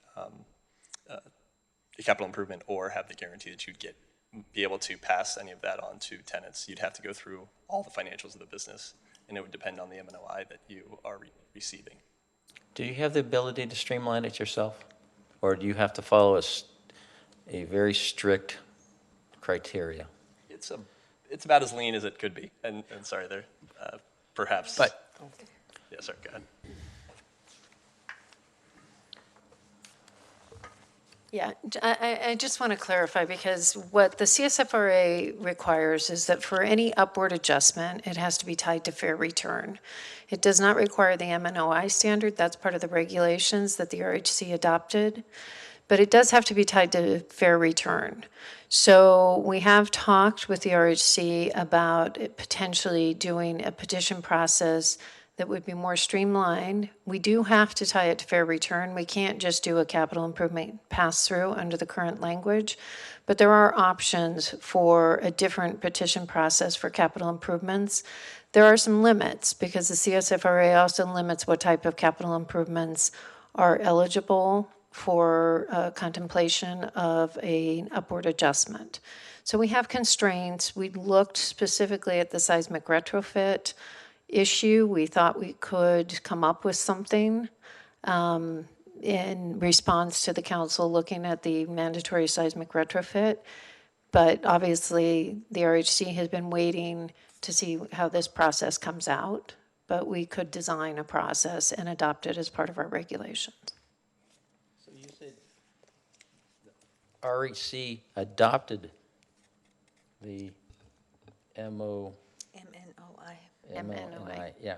So they had options to look at other methods of fair return? Yes, they're obligated to ensure that landlords achieve a fair return, and that's what the individual petition process is designed to ensure. So that's the basic standard in the CSFRA. There are some limitations as to what can be considered in those determinations, but it was up to the RHC to determine the methodology, and that was the maintenance of net operating income, which is the most common methodology for rent control jurisdictions. Okay, thank you. Councilmember Clark. I was just going to say, so one of the things that would be, I think, extra helpful to the committee would be, there are sort of three, we were just talking about, take a separate petition process for seismic retrofit, for an example. There's three different ways to approach that. So you can either write a separate process into the CSFRA. You could say there shall be a separate process for mandatory things, and sort of define it sort of like it is today. It would just be a separate process. You can say there should be separate processes for mandatory, or there can be separate petition processes for various categories like mandatory, and the RHC has the authority to set that, just like they did with MNOI for basic capital improvements. So that would give them the flexibility just to create that process and implement it just like they did with MNOI. Or you could say, you have the ability to create additional processes, but if we're going to give you the ability to create all of these, potentially several additional processes, one of the questions that we had was, would the council want to basically approve those or have input onto that, so that, in the worst case scenario, it gets out of control, or in, a normal scenario, we'd have a dialogue and talk about it. But, do you want approval authority over that? Are you comfortable just letting them sort of, in consultation with us, setting that, and they're the ultimate authority? So getting the sense of council of how much input they want over some of these key questions, and they're identified in number 2, which is, if there's a separate petition process for mandatory or for, things that extend the useful life of the building or sustain, or like special, I think not necessarily mandates, but special initiatives by the council, like sustainability, those sorts of things. Do you want input over those things? Are you comfortable just giving that to the RHC to create those processes and run with them? We had thrown out, if they make any changes that might cover a significant number of new units, would you want anything that might greatly impact the community at large, like, expanding the footprint of CSFRA, or contracting it, or proposing access to city, or needing to use city funds? Would you want a vote on that? And then the other key thing would be, one thing that was proposed, and I think it was actually me that proposed it, would, a big sort of community impacting event might be like the CSFRA suspension, right? And so are you comfortable just as Measure V is written today, just letting the RHC do that? Or would you want council to have a check on that, where anything that's that community impacting would come to us? And maybe we don't want to get involved there, but that was one of the things, sort of, I think, more tenant-friendly things that I was thinking. It just struck me as somewhat strange in Measure V that if you hit a vacancy rate, and granted it's hard to hit, but if you get a certain vacancy rate, a group of 5 people can just suspend the whole thing without, or 3 of 5 people can suspend the whole thing citywide without us having any sort of say over that. I thought that was sort of unique. But anyway, just having your general sense of, are we comfortable with RHC on these things? Do we want separate processes, or do we want to give them the authority to do these things? Do we want, to have approval authority over anything, or are we just comfortable sort of letting them run with it as they sort of can today?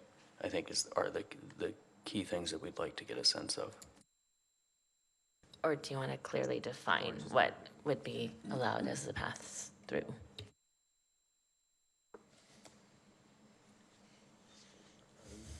Some nice, easy questions there. Yeah. Councilmember Ramirez. Thank you. So I agree with the question as posed by the other members of the committee. For my part, I have a strong preference for clearly defining those aspects of the CSFRA that either the Rental Housing Committee or the council would have additional flexibility or some degree of discretion over. I think more flexibility that's left undefined invites stronger attack against the measure. And so as described in the Rental Housing Committee letter, and as we've talked about as a committee, we do want to keep the viability of the measure in mind, because it's, you know, my concern is that I'm not hearing a lot of strong support for it, and at some level we need people to run a campaign. So I think if we're very clear in the any new categories of capital improvements and the degree of flexibility or discretion that the Rental Housing Committee and or the council may have in those, I think we do a good job of defending the measure against attacks in a campaign. Councilmember Hicks. So I generally liked what the letter from the RHC said about supporting an amendment. It's point 6, supporting an amendment to create a separate petition process for seismic retrofit costs, as well as an amendment that gives the RHC the authority to determine further categories of capital improvements. That level of, I mean, I would be comfortable with giving them, the RHC, that level of discretion. I think it should come back to the council if there were any general suspension, as people were talking about earlier. Thank you.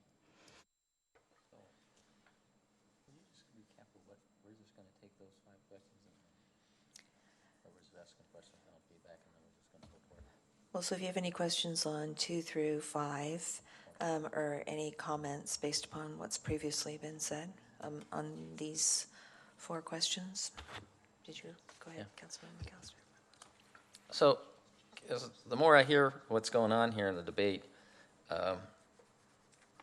it's discerning for me that the RHC has more ability to adopt and define processes that we're talking about, but either for limited staff or whatever reason, you're not proactive in trying to resolve issues that have been occurring in the past. I mean, if I saw RHC was doing a lot of this stuff, a lot of the things that we're trying to move forward, we really wouldn't need an amendment. They would be able to do it themselves, if I'm hearing correctly. So I think there's a subtlety there that maybe got missed, and that is the RHC can develop a different process and use something other than MNOI, but everything is still subject to the fair rate of return test, so to speak.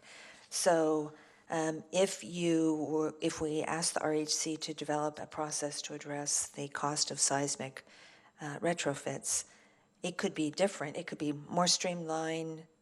Well, no, it actually couldn't. It could be a little bit more streamlined, but eventually you're going to hit that. Is the housing provider earning a fair rate of return or not? And that would then dictate whether or not seismic retrofit costs could be passed through. But isn't that something that the RHC has staff and is required to, should be doing without having direction from council? Well, I think my concern was when we were talking about seismic retrofit, I wanted to find a way to help the housing providers be able to recover some of the costs. And they might be able to and they might not be able to, because in the end, the fair rate of return is going to drive that. So it's the CFR, yeah. It's not the RHC, it's the CFR. It's the CSFRA. Is the ones that are causing that. Yeah. That is correct. I think the RHC has done a lot of work within the bounds of the CSFRA, but in this instance, for example, a separate petition process for certain capital improvements, which they could maybe go through and receive a return outside of their fair rate of return. That is, I think, what the subcommittee is trying to achieve with the separate petition process. So regardless if we bring it forward or the RHC, still would need an amendment. That is correct. The RHC is working within the bounds of the CSFRA, and with this amendment, it would let them design a petition process outside of those bounds. I'm for everything, but I sure like to see the RHC have this kind of discussion that the subcommittee is doing, and maybe you have done it already, but I sure like to see you guys bring stuff to us to say, hey, you're the ones that can put it on a ballot. these are what we need to make the process move along a little quicker. So you can counter? I can just quickly say that we're open to that. I asked our council about the conversation we had. Other jurisdictions do have a pass-through, which is something that we're not, we don't have a leeway to do right now. But there were other options that our staff had put together for us that would be more streamlined, but not as efficient as a pass-through. So to your question, we definitely want to have those conversations. I think we're kind of waiting to see how this nets out before we see what options we have on that side. Well, I'd like to see you be proactive. I mean, you got people in the audience, you're under this law. You should be trying to figure out the best way to interpret it, and that's your mission, that's your responsibility, is to interpret this to see how we can improve it and move it and so forth. So I would like the RHC to step up and start being a little more proactive, and find out if we need more resources, please do it, because these are very important questions, and if it hasn't changed in 3 years, and the whole point of us is trying to work fair with the landlord and the tenant working together, we're missing the boat on some of this stuff, so please. Sure.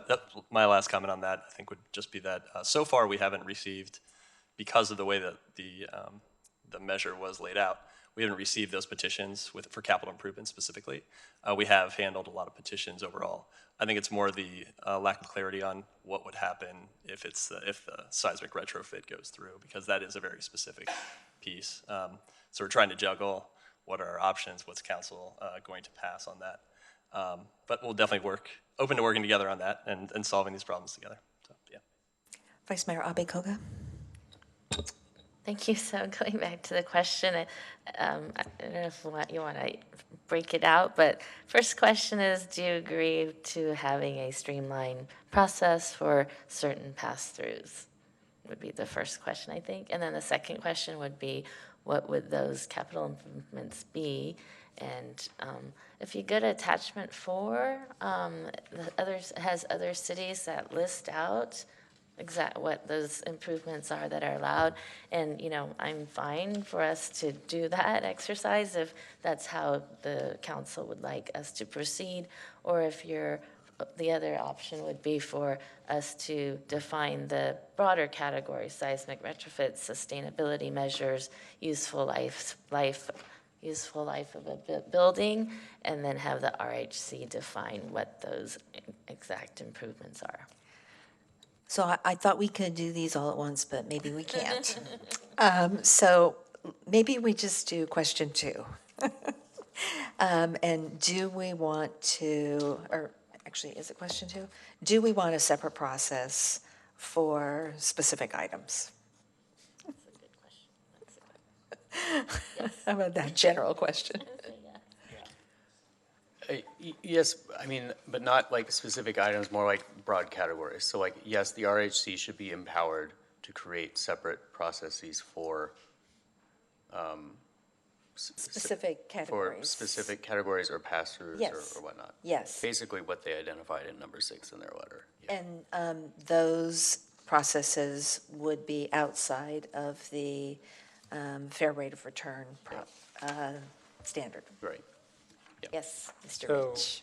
in the interest of time, I think you could combine these things, and I think the vice mayor, the chair of the committee, or somebody could sort of make a straw combo that something to the effect of, yes, you want a streamlined process. It would cover A, B, and C broad categories, and either the council or the RHC would have discretion to further define it. I think that's really all we need for tonight.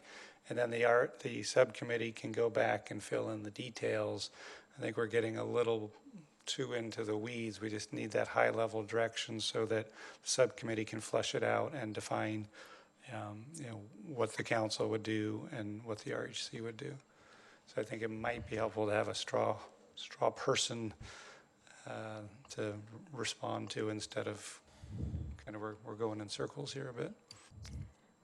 And if we could just add to what the city manager stated, the second part of question 2, for example, the areas in which the council does desire oversight, those limited buckets, is there limitations within those buckets? So, for example, is the council supportive of the RHC developing the program and running with it without the council, for example, needing to review and approving it? Or does the council wish to allow the RHC to run with it, design it, but have a final approval by the council? That's another layer of limited that council, staff is seeking input on to understand how to draft potential amendment language. Councilmember Kamei. Great, what a time to hit my button. So, I'll attempt to share my thoughts on the growing questions under two. Yes, Yes. Should I just stop there? Stop right there. To answer Mr. Chen's question, I mean, I think I would be comfortable if the subcommittee did something similar to attachment 4, where it listed out the different capital improvements and then got the feedback from the RHC, and then there was like some kind of I don't know if agreement is the right word, but I think that the input from both bodies is important, because I think that from what we're hearing, there has been some constraint and some limitation, particularly with the possibility of the issue of pass-through. So, I don't particularly have a preference for if who comes up with the different categories of capital improvements, but I would like the collaboration to happen between the two bodies, and be able to have that input and empower the subcommittee to maybe come up with some ideas. Is that all of 2? Is there more there? Did I think that's... Did I go into other ones? I think that response is getting at the heart of those questions. And I had another thought, but I'm blanking here. But those are the types of input that we're feeling is helpful, so that we understand, how to draft it up. If I remember my other thought, and I am able to share that thought in a moment. Okay. So I think the Vice Mayor is going to make a straw motion on these together. And then we can discuss it once it's out there. Okay, so I will try. So the motion would be to allow for a separate process for capital reimbursement of capital improvements in the areas, and these are listed on, the slides don't have numbers, but capital improvements to meet or maintain code, environmental sustainability, to extend the useful life of the building, and then the guidelines listed are tenant benefit, reduction in costs, bringing the building up to code, no luxury improvements. And I would add to that the mutually agreed upon improvements between landlord and tenant, and leave the task of coming up with the specific improvements, whether it's the roof or the windows, to the RHC to decide. And do you want that back to us, or do we just, you want to leave it? RHC. Okay. And if I may ask a clarifying question, your point here just jogged my memory. So for example, for no luxury improvements, would it be the desire of the council to allow the RHC to fully define what that means and determine it and implement it without having it go back to the council? Correct. Okay. Yes. So that's the motion. And code would include seismic improvements? Yes. Because it would be mandatory. And if you want to just specifically state seismic retrofits, we can do that. Okay, so any discussion on that, or can we just do a show of hands? I think the only thing with environmental sustainability, so the only question there would be, I highlighted that as an example of like a special initiative that might not necessarily, so do you want to just say environmental sustainability or other special initiatives, or do you just want to keep it at environmental sustainability broadly for now? Yeah, I don't know, for lack of a better term that captures all this, but this list talks about water conservation, energy efficiency. So I don't know how you capture all of that, but I would just put it under sustainability measures.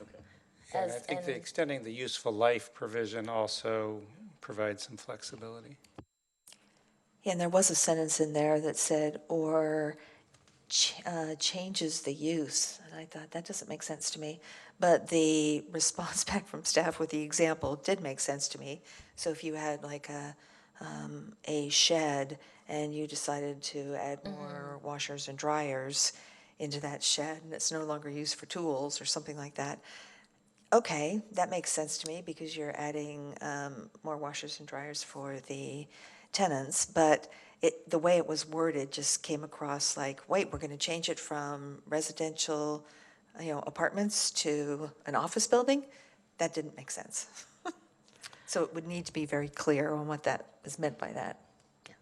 And I'm sorry if I could add to the motion, the process, maybe it's understood, but the process should include an amortization timeline as well as a cap on the annual allowed increase. Okay, so. May I ask one more clarifying question? I apologize. Yeah. In these areas where council has expressed desire for oversight, but to have the RHC develop and run with it, could council provide any more clarity about what oversight would mean in that circumstance? So I didn't hear that they're looking for council oversight. I think they're simply saying these are the categories council wants a process for, and we'll leave it up to the RHC to define the details of that. But the expectation is that council would not have oversight once that's set up.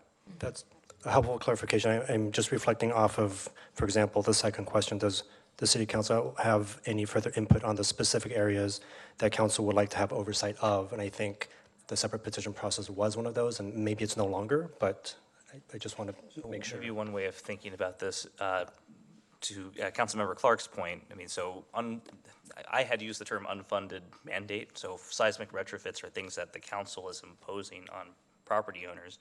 So we have oversight in that sense, and that we are providing the direction about what additional categories of capital improvements may be subject to to a streamlined process, the regulations of the CSFRA, and then a streamlined process. So we get to decide what those are. I'm not sure I'd use the term special initiatives, but I mean, it's pretty clear in that we're the driving force in things like sustainability initiatives and seismic retrofits. So I think that's where the council is really providing.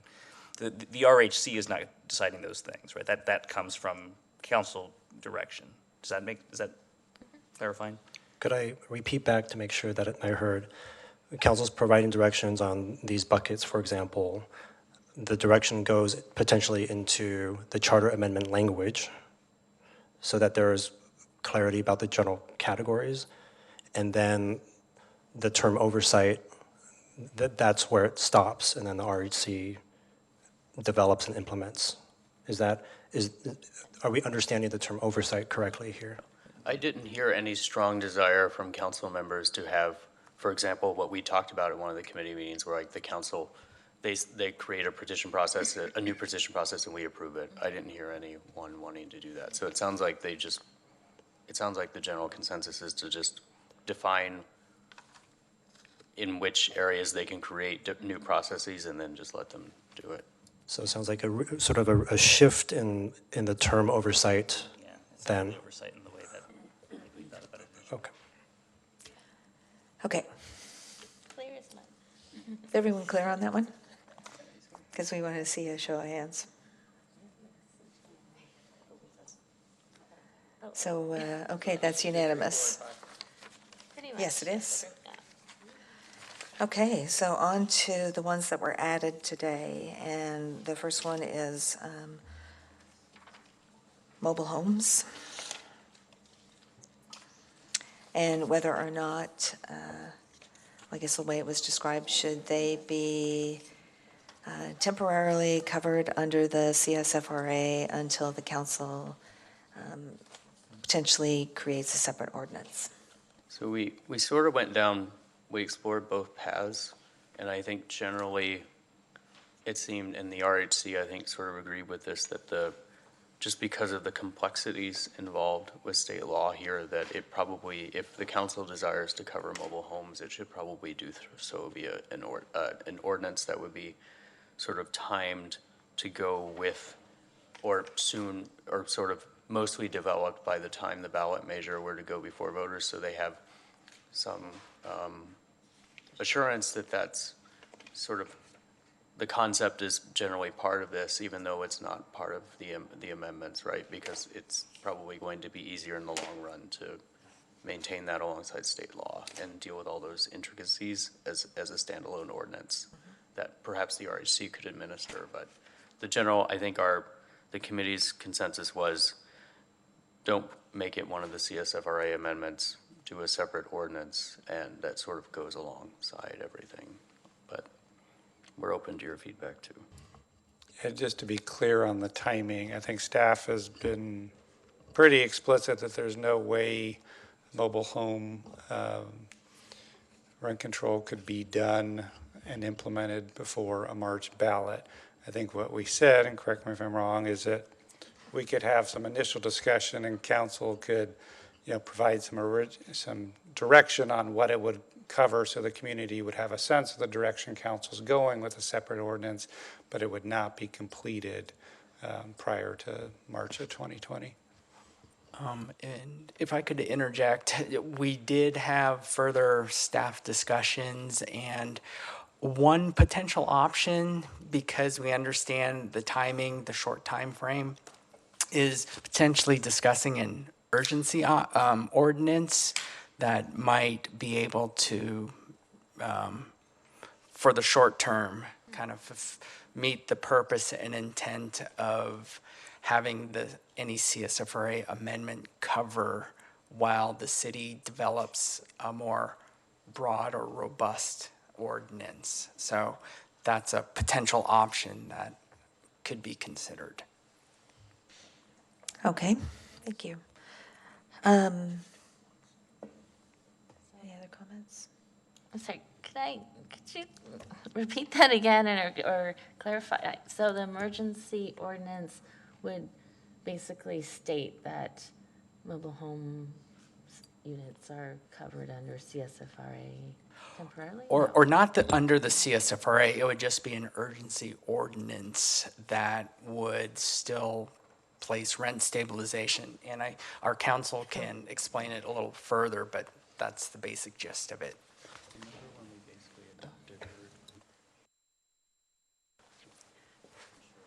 So as staff was discussing this today, we were trying to think about the timing options. And one thing that some jurisdictions have done, recognizing that it does take some time to craft a mobile home rent control ordinance, is to adopt a very bare bones urgency ordinance that would essentially freeze rents at their current rate with a percentage increase allowed.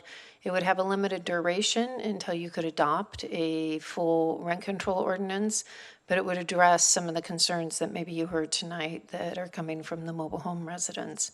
So that would be an option. It would still take some staff time and staff resources to do that, but it would give you some breathing room to fully adopt a mobile home rent control ordinance.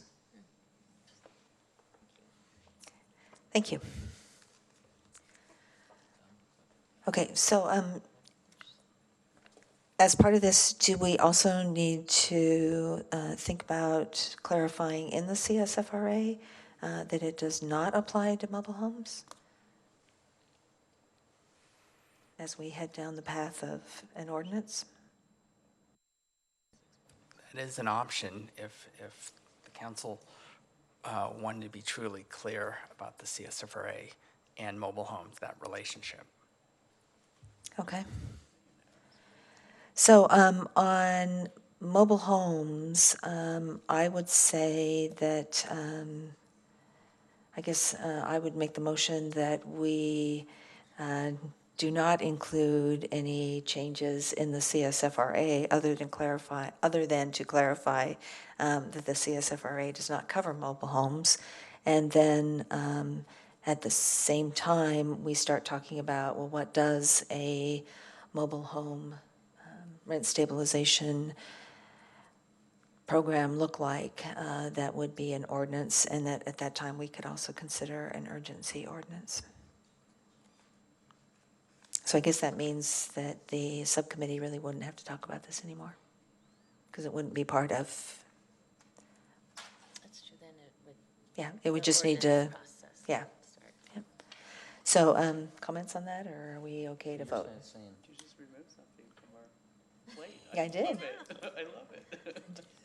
So we wouldn't touch our mobile homes until after? Or start the process of an ordinance. We would. We would. We would. We would. Yeah, but it's not part of the ballot initiative. Okay. It's So separate. we're It's keeping it ordinance. Yes. Just say it's simple? Yes, I'm all for that, yes. Yes. Okay, so how many in favor of that? Can we just clarify, I think you said, but I just want to be sure that you would put in the ballot measure a clarification, you would basically put into the CSFRA that it explicitly does not cover mobile homes. That was So part of what I That would be said. an amendment to the law It would itself. be, but Okay. I don't think the subcommittee would have to do Right, anything no, on I just that. want to make Yeah. sure everyone's clear Yeah, on I that. did say that. Sure. Great, sorry. So I just, clarifying question. So I know that when council looked at our did goal setting, we talked about doing the mobile home ordinance at that time. And so I'm not sure where we are when that will come back to council. But should we go forward and not include mobile home parks in this amendment process, we would adopt an urgency ordinance until the mobile home park ordinance came back to us? Or what would be, I just wanted to clarify.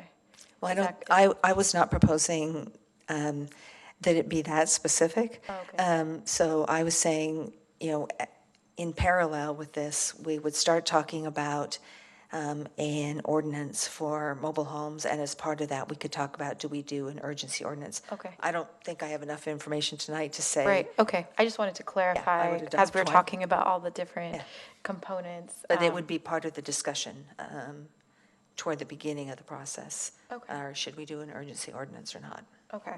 So I think for myself, should we go down this path and keep them separate, I would want to look at an urgency ordinance, and that would make me feel more comfortable supporting the going forward and keeping them separate. So I just wanted to clarify that before I did the straw vote. Thank you. Councilmember Ramirez? Thank you. So just a question for staff. So was staff planning to come to council for direction on the development of a mobile home regulation ordinance in January of next year? Or when realistically is sort of the soonest we could start talking about the scope of such an ordinance? I don't remember if there's a specific timeline. My sense is it would be in Q1 of 2020. So we would have a study session or some preliminary discussion of it, get some framework and some direction from you so that we can go back and work on it. Okay, so I agree with Councilmember Kamei. I think, to the greatest extent possible, that meeting where we start talking about the scope may be an appropriate meeting also to deliberate whether in a narrowly scoped urgency ordinance as was described, just focusing on rents, whether that's the appropriate time to enact something like that. But I feel like if we could time it early in the year, those two items, then I'm comfortable with the direction. Councilmember Hicks? Yeah, similarly, I just want to clarify that I think the timing for the motion we're voting on now is important. And when do you think that we could visit an urgency ordinance? Well, I think based on the way the discussion's going, you could discuss the urgency ordinance when you have a preliminary discussion on how you want to address the issue, so early next year. So both at the same time, not. So, yeah, as long as the timing is rapid like that, then I can support this. Okay, so I don't see anyone else in the queue, so I'm going to ask for a show of hands. And that's unanimous. Okay, the next one is, should there be a flat annual general increase or the current CPI? Did the subcommittee have any comments they wanted? Okay. Councilmember Ramirez. I wasn't sure if the chair of the committee had a presentation for this. The only concern I have is it's really hard for me to pick a number or a methodology for this, and any way of defining this feels arbitrary, and I think that's the inherent challenge I have with that is I'm not sure how I would justify it in the context of a campaign. Why this number or that particular methodology? The advantage of CPI is that's what the voters approved. So in thinking about it, I think it would be helpful to sort of justify why a particular number over any other. But to answer the second part of the question, I am interested in the Vice Mayor's idea to establish a short-term rent assistance program, and maybe the details of that could be fleshed out by the subcommittee. Vice Mayor Abikoga. Thank you. So this was an item that we didn't have consensus on, as you could tell, and we wanted to toss it up to the council. So in regards to the 5%, the reasons for that were just as tenants would like predictability of their increases, so would landlords like to know what they could increase without having to wait for the CPI. And there's been debates about what the CPI should be based on and so forth. 5% was, and I chose 5% based on the other cities in our county that have a flat rate, which is San Jose and Los Gatos. They both have 5%. I know staff provided a table, and yes, there are cities that are under, percentage of CPI, but when I counted, I think there were 8 that were at a flat rate or at 100% CPI, and then 6 that were under the full 100% CPI. So I think, it's all across the board. But I understand that the difference between the current CPI of 3.5 to 5% may be a hardship for some, but this is the challenge with the rent control is that it's not based on income, and I know some folks have suggested means testing. That's actually something I've actually been interested in, but then I know we've had a lot of opposition, and so this was an attempt to try to find another way to me, I want to, definitely the folks who are need the assistance, need the, the help, we could provide it. Rent measure or CSFRA gives them that, but there are quite a few renters who are making above 120% median income who can probably cover the increase, and this is the balance that we're trying to achieve. Not all landlords are big companies that own thousands of units. If you look at the seismic retrofit report, I think it was in that one, that shows about half of the units are owned by owners that have 10 or less units. We've had the couple that's on a fixed income who bought the rental properties as their retirement. And so to me, it's about trying to balance that a bit and providing the predictability on both sides. So to make up for those who can't maybe manage that delta is where I brought up the idea of a short-term rental assistance program. We have one already for emergency assistance that covers, 2 months that CSA administers, but I was really looking at more like, 18 months or 24 months, something more close to like our TREO, to give folks at least time to figure out, what their next steps are if that becomes a hardship. So, and that could be funded by, one idea was the fees that the landlords are charged to administer CSFRA, or the other thought I just recently had was the business license tax that the voters passed last election. 20% of that, I believe we are allowed to use for housing. That's not taxpayer money, so perhaps that could be looked at. So the question would be, yes, I guess, would you prefer to stick with the current CPI or look at a flat rate of 5%? So I think it's 10% of the business license. Is it 10%? Yep. Yeah, the resolution council adopted, I believe, was 80% for transportation, 10 for housing, and 10 for general purposes. That's not binding. Council can always change that, but that's what it is as of today. Councilmember McAllister, thank you. Yeah, on this one, goes back to one of my earlier statements about finding a compromise about taking the incentive away or disincentivizing, tearing down currently affordable housing.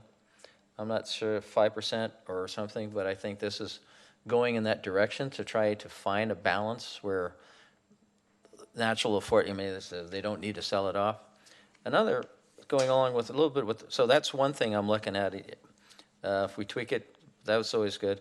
The also thing is the state is going to a 5% increase plus CPI. So, you know, if the state's going that way, I think it's something to consider at the 5%. I mean, we're not going above the 5% where the state's going to go 5% plus CPI. It seems to be a number that is eventually probably going to equalize everybody into that area. And I know you said San Jose is at that area. So I think if there's any kind of studies to see if landlords feel comfortable with this, or will they still say, hey, you know, I need to get an 8%, so I'm going to tear down buildings and put in something else. So I think this is something worth continuing to look at. So I guess I'm in favor of it under those conditions. Councilmember Hicks. So I strongly support keeping the allowed increase as is under Measure V for a couple of reasons. One is that I've lived in rent control cities for much of my life, Buffalo, New York, San Francisco, and Oakland, and they're very similar to Measure V in terms of the increases that are allowed. In addition, it looks like that's, if I'm reading it right, 0.7, that's what the Rental Housing Committee was supporting, if I've read that right. And then the last reason is that when I was living in Berkeley, you mentioned small landlords. I was a small landlord, a very small landlord. I had a duplex, and we because of the rapidly increasing value of the duplex, we never had any trouble making any repairs that we had to. We just took out equity loans. So I think that the increase as it stands, I'm very comfortable with that. Councilmember Clark. So one thing that I threw out at the last committee meeting was, there's the question of, do you prefer sort of a floating number, CPI or CPI plus some number, or just a flat number? But regardless, so one of the ideas that I had was Measure V currently says it's the maximum is CPI up to 5%. So if CPI were 5%, the maximum would be 5%, and there is a total cap of 10% for everything, pass-throughs, whatnot. So one of the ideas that I threw out for people to, hopefully we can all talk about it, would be having a program where, the RHC had mentioned, having tools to ensure that folks participated in the registry and did other things that they want them to do. And so one of the things that we could do would say the base increase rate for everyone is CPI, but if you participate in sort of a program that includes, a registry, not having any violations in the past year, yada, yada, yada, you're eligible for an increase of up to 5% or CPI plus some number. So that way you're allowing sort of the folks who are sort of participating in the program, doing a good job, and generally are sort of good landlords, so to speak, to have a higher increase, not a significantly higher one, but something more than CPI, and you're giving them an incentive to bring them into the system. And so the RHC might have, or we could develop them, but someone would have to develop sort of the criteria for that. I mean, I think it would be,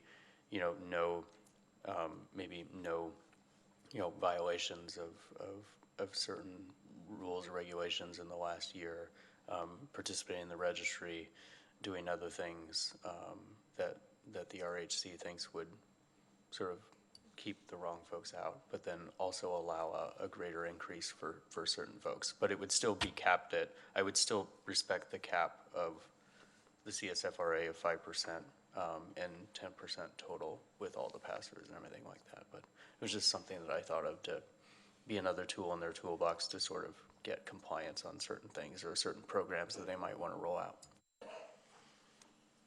So I would invite staff to chime in as well.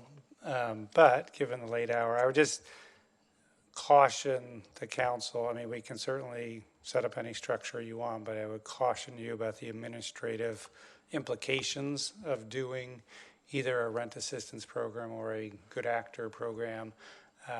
That's going to be significantly more cumbersome than the current process, which will drive up costs, staffing needs, which would inevitably be rolled into the fees of landlords. So, I mean, we can do anything, but I do caution that these complexities will be challenging to implement.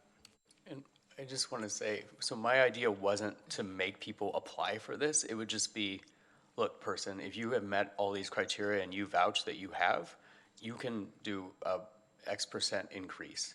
And it would be complaint-based. Like if you, and we would know who, I think generally who the bad actors are. I wouldn't subject them to a petition process is I guess what I'm saying. Vice Mayor Abikoga?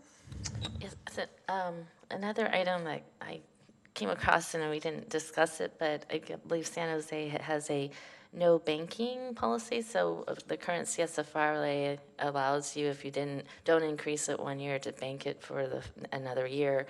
And we could look at just having no banking if we did the flat rate. And then the other issue or the other thing with the short-term rental assistance program, and I know this is jumping ahead, but when we talk about displacement, I think I've heard some mention of maybe we look at a displacement fund, anti-displacement fund, and so I was looking at this as potentially a part of that, and it could all just become one program. Councilmember Hicks. Okay, I'm not clear what the anti-displacement fund is, but yeah, I'm not particularly supportive of either the good actor suggestion or of using the business tax money. I mean, if we use the business tax money for this, then we aren't able to use it to create affordable housing. So I would prefer just to keep the rent control the way it is.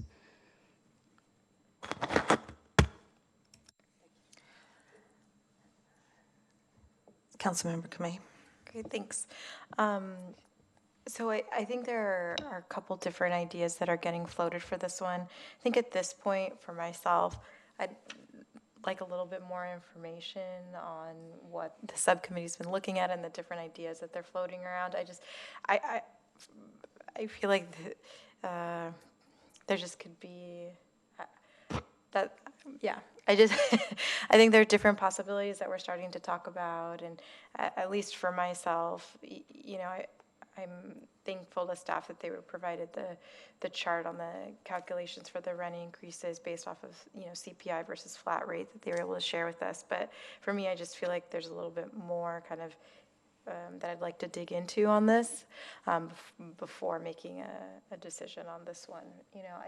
The idea of the short-term rental assistance program is one of interesting, the one that Councilmember Clark is of interest. But I don't know if we make a decision tonight necessarily where that leads, when I think there's more that can be fleshed out. Councilmember Ramirez.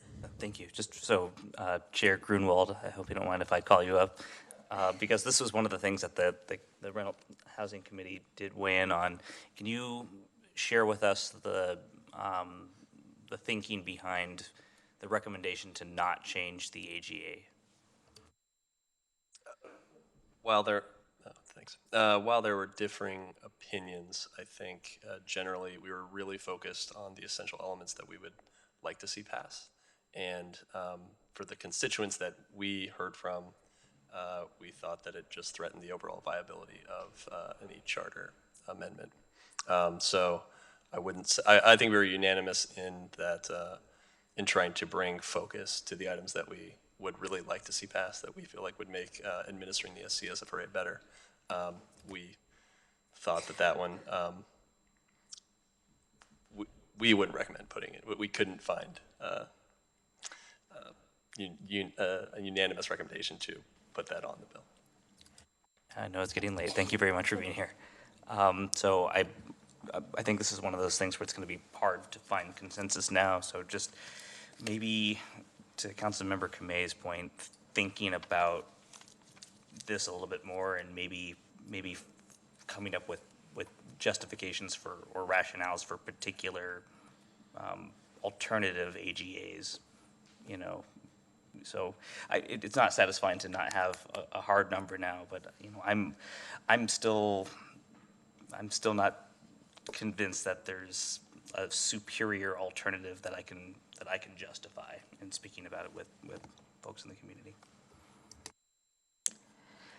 So for me, I'm open to the flat rate. But I also think if we did that, maybe we do want to talk about other things, other programs we might have, or the elimination of banking. I think that's kind of an interesting one to help. Because I do agree that predictability, everybody says they want certainty and predictability. And we are trying to strike a balance here. And as Councilmember McAllister said, ultimately I feel like I'm entertaining all of this because we do want to address the situations where the housing providers are choosing to sell, and then we have incredibly painful decisions to make about new developments. And I think we are definitely trying to do that to address displacement as one of the ways to address displacement. So I am open to a flat rate with potentially like a 5% with potentially some other things to go along with it. So I'll make that, I think it's my turn, yes, I'll make that as a motion. That we look at a flat rate of 5%, but then look at, or have the subcommittee continue to look at what could accompany that to address specific situations.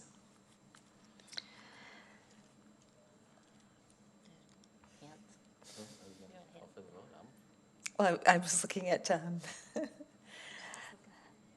you, I mean, do we need a second or just? No, we're just going to do a show of hands. Oh, city manager raised his hand, so he's. No. Silent wave. Reason I'm not voting yes is if you're saying go with a fixed rate, so not a floating rate, not something tied to CPI. Is what I'm, or are you open to something that floats as long as it doesn't exceed something? What's your option was floating, or was it? I guess I took your idea as a flat rate up to 5%. I did too. It was CPI up to it was the standard. The default would be CPI, which is floating, but Sure. there would be a maximum, which would be a flat. Yeah. Yeah. It could also be CPI plus 1 or something, but. Sure. Which is what we currently have. So Right. you were adding in if you are responsible. That could be a potential thing. I'm not saying that will be how it ends up, but if you're comfortable with a flat rate, then that's just good for us to know, because then we can. Yeah, I'm comfortable with a flat rate, but then adding or looking at other options, options. that might Okay. accompany that. Yeah. Okay. Does that include Chris's concept or not? Well, I don't think it does. I think sort of the good actors, bad actors, as it's been called, I think that's pretty difficult to administer. I don't think I want to add that overhead to this. But the idea of no banking and rental assistance program and other things that we might be able to come up with, I'd be open to exploring.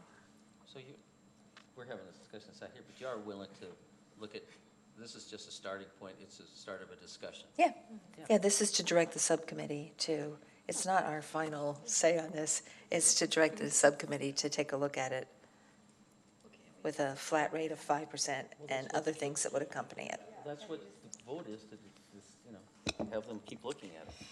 Right. Right, but I think that the mayor's specifically calling out the flat rate. I'd like a little bit more information on the comparison between both, and that's not what I heard. But I am trying to be flexible per your comments earlier. But I heard flat plus looking at something else. I didn't hear CPI flat and the other programs. That's not what I heard. Yeah, I did not say that. So I guess I thought we were trying to narrow things here. But if that's not possible, if we are looking at, more options, I kind of want to not say everything's on the table to look at because we are short of time. That's why I specifically said flat plus programs to accompany it.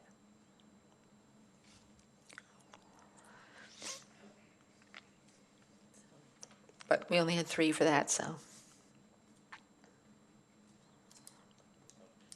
I would just suggest that the subcommittee continue thinking about that and maybe do a little bit more of a deep dive into the rationale for, why other jurisdictions did it certain ways. And if there's a way to dig into, I hear where Councilmember McAllister and others are coming from about the concern about displacement, but I'm not convinced that just having a 5% AGA will mean that rental property owners will continue to keep operating a rental housing property.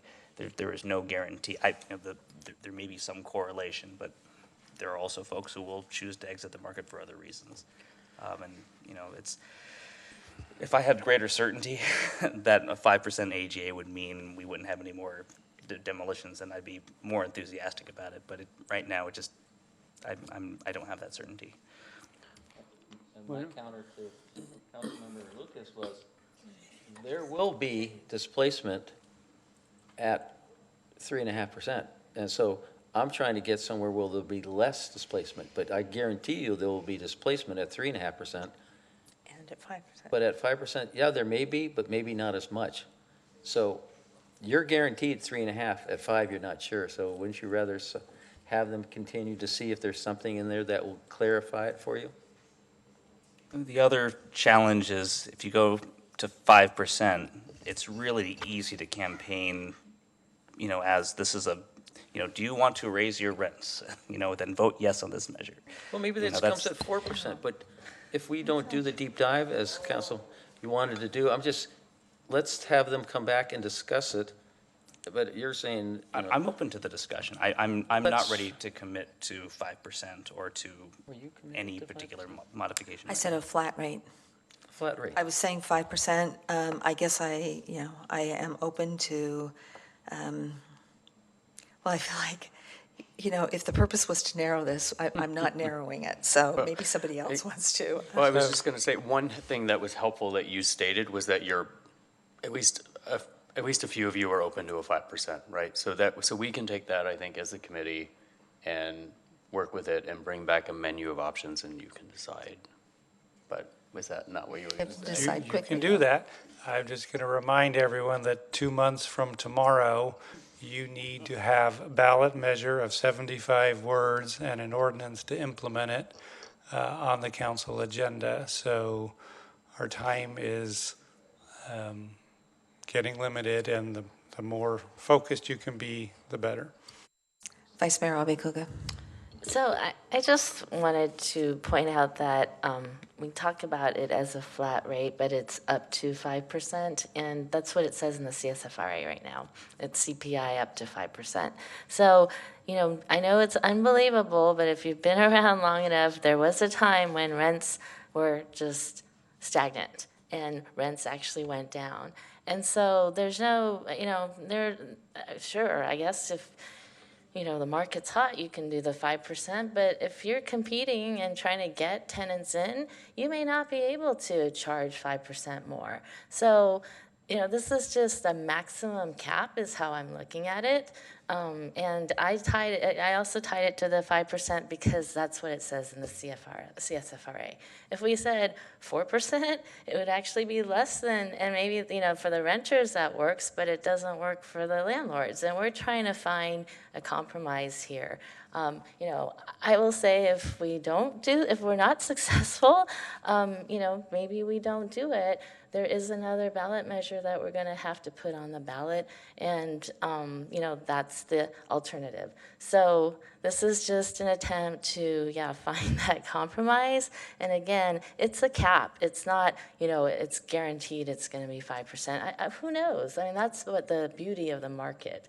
And yes, it's super hot right now, but it is actually starting to cool off. And there may be a time, there was a recession 10 years ago, we may be in a completely different situation. And that's what I'm trying to do here is, create or reform, fine tune this. We're not trying to take away Measure V like some people said. We're trying to fine tune it so that it can sustain time and be successful. So, let's change the rhetoric here. We're trying to make this work. And so that's the whole point of doing this. But if folks, don't want to do it, I mean, and that's fine too. I just want to give one honest, attempt to see if we can find compromise. Councilmember Hicks.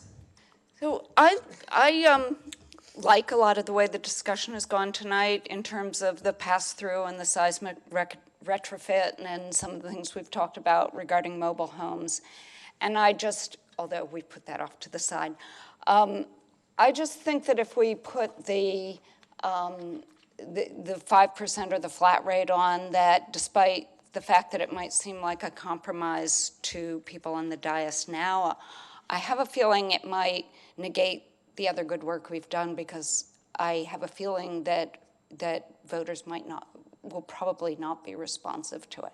So I guess I'm just saying the same thing that the Rental Housing Committee said, but I think for the viability of the rest of what we're talking about, I think we have a more attractive initiative if we don't go in that direction. Okay. So, let's see, do we send this back to the subcommittee? Yeah, I think that the question is whether you want to say that's it, or if you want to go back to the subcommittee and explore some options and look at it a little bit further. I think those are really your two options at this point.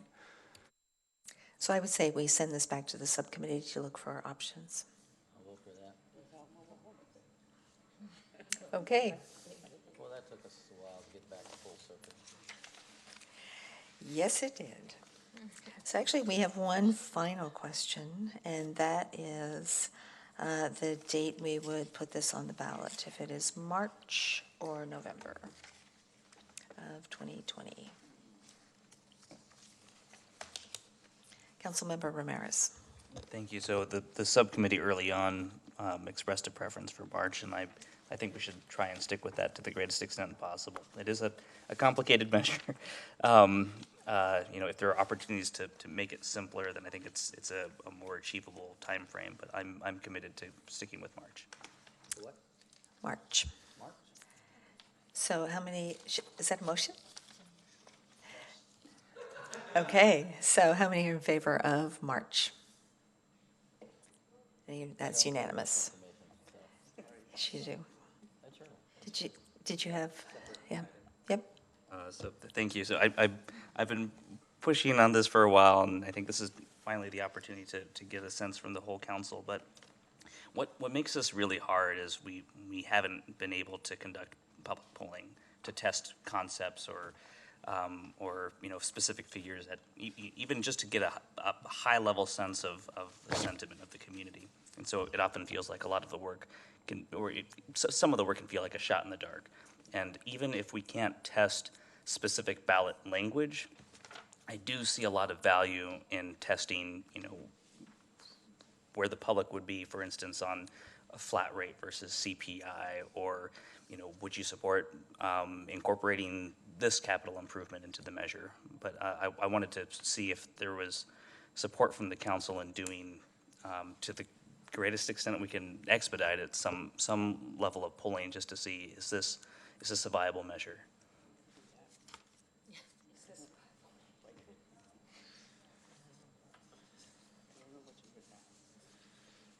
Comments on that, Councilmember Hicks? So 2 questions. Do you have, first, Councilmember Ramirez, do you have specific questions that you would suggest, polling, or vague ideas of them?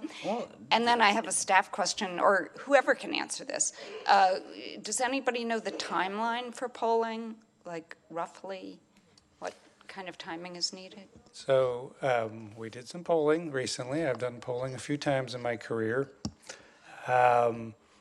Generally, it takes about 6 weeks from when you have the pollster on board to when you have your results disseminated and analyzed and back to you in a public forum. So assuming we hired a pollster tomorrow through a sole source process and a budget we don't have, and they expedited the process because they had no other clients, you're talking at least 4 to 5 weeks before you have results. And I will state again for the record that 2 months from tomorrow, you will be asked to put this on the ballot. So the timing would be extremely challenging. My experience is also that pollsters are the first to tell you if you're not polling the exact question, it's not particularly valuable. You can ask general questions that can help you frame it. But until you poll on the actual question with the actual arguments for and against it, it is a less valid source of information.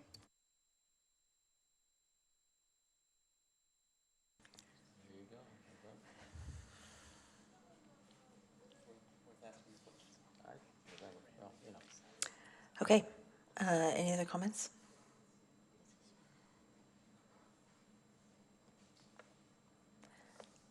Okay, then I think we can close this item. So what did we decide on November? No, we voted on March. Like your call last week.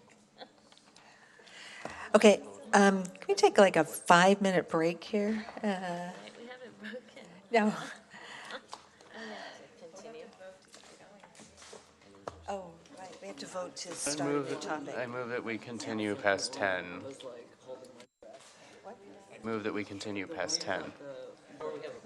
So, we have to have a vote if we continue past 10. So, Councilmember Clark made the motion. Is there a second?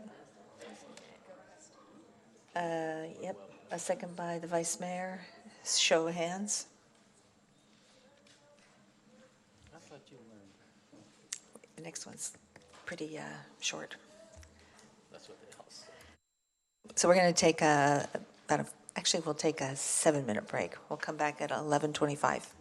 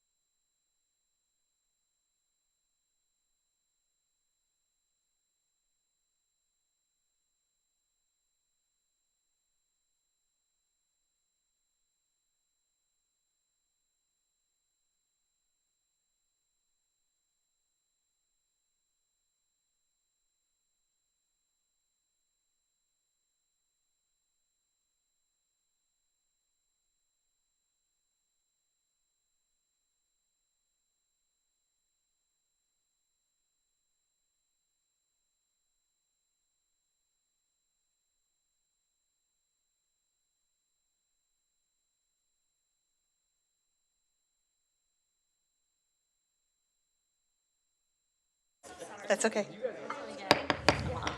Okay, I call the meeting back to order, and the next item is 8.1, and this is gun safety related issues. And do we have a staff presentation? You will have a very brief staff presentation. There's an item before you. End of staff presentation. This was a council-initiated item from 2 weeks ago. The council unanimously directed staff to come back. As you can see from the very brief staff report, there's really not a lot of analysis has been done at this point, nor do we feel like we can give you a full assessment of what are the trade-offs and workload implications would be until we get further direction from you on what specifically, if anything, you want council to look at, staff to look at. We did attach a document from the Gifford Center that lists a number of different local gun safety related restrictions, which was fortuitous timing. So that might give you some direction on the kinds of categories you may or may not want to be looking at. But again, depending on how broadly or narrowly you define this issue, will have implications that we can give you more on what the trade-offs or timeline issues would be. And with that, there were a number of council questions submitted, and thank you to Christian and his staff for getting lots of answers on a topic we're not up to speed on very quickly, but we're happy to answer as many questions as you have that we can at this point. That truly concludes the staff report. That was a great staff report. So are there any questions from council members? Councilmember McAllister. So you said you weren't able to figure out the trade-offs of if we go forward with this, what comes off the table? Okay. If we do many of these, is it more symbolic of a type of a deal? Some of the things that are proposed that you would do in your staff report, or would it just, you come back and possibly just give us the Gifford report and recommend those, and that would be it?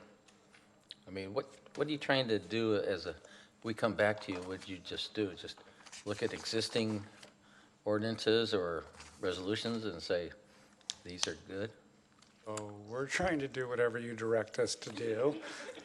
But okay, look. I mean, whether it's symbolic or not, that's up for you to decide. I mean, I think a number of cities have taken actions. Obviously, I think most people would agree to have meaningful action on this. It needs to be done at the federal and state level.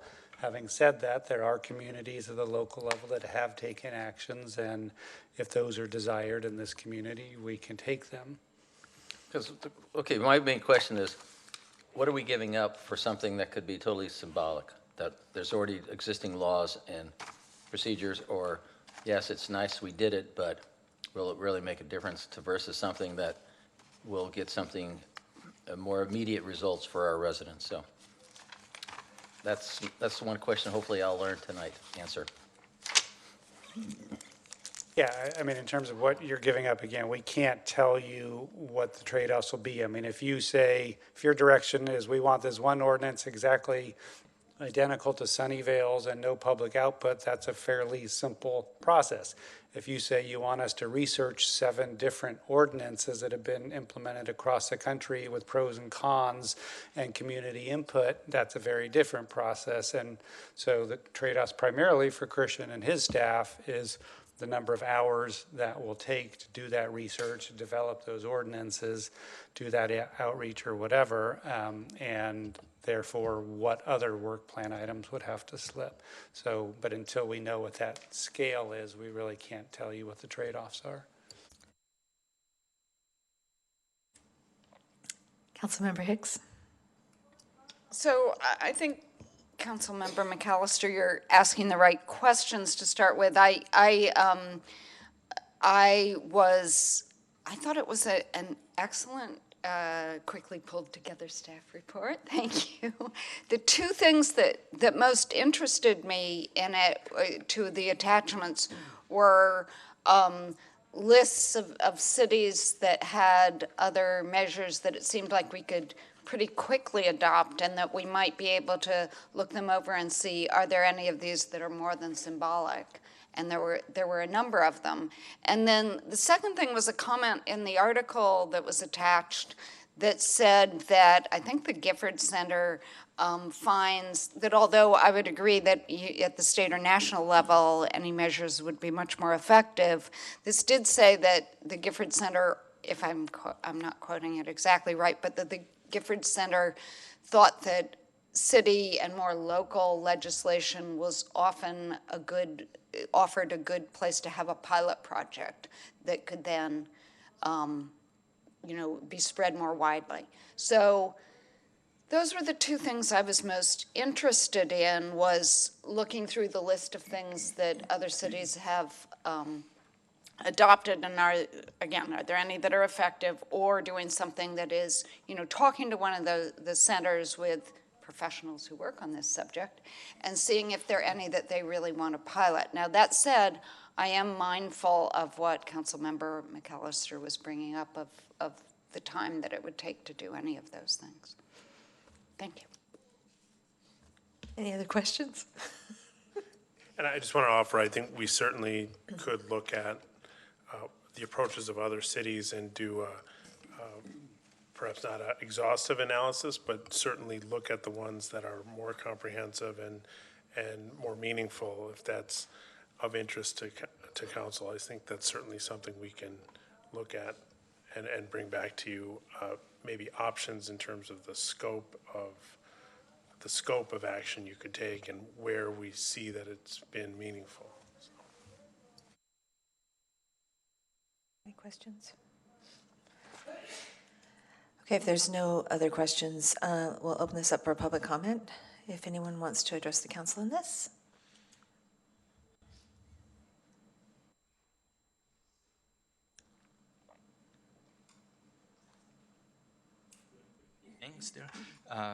My name is Serge Bont, a Mountain View resident. So just one quick comment. It looks like it's more like an exploration of things, and you have many advisory bodies, and I think my suggestion would be to kind of refer this to the Human Relations Commission.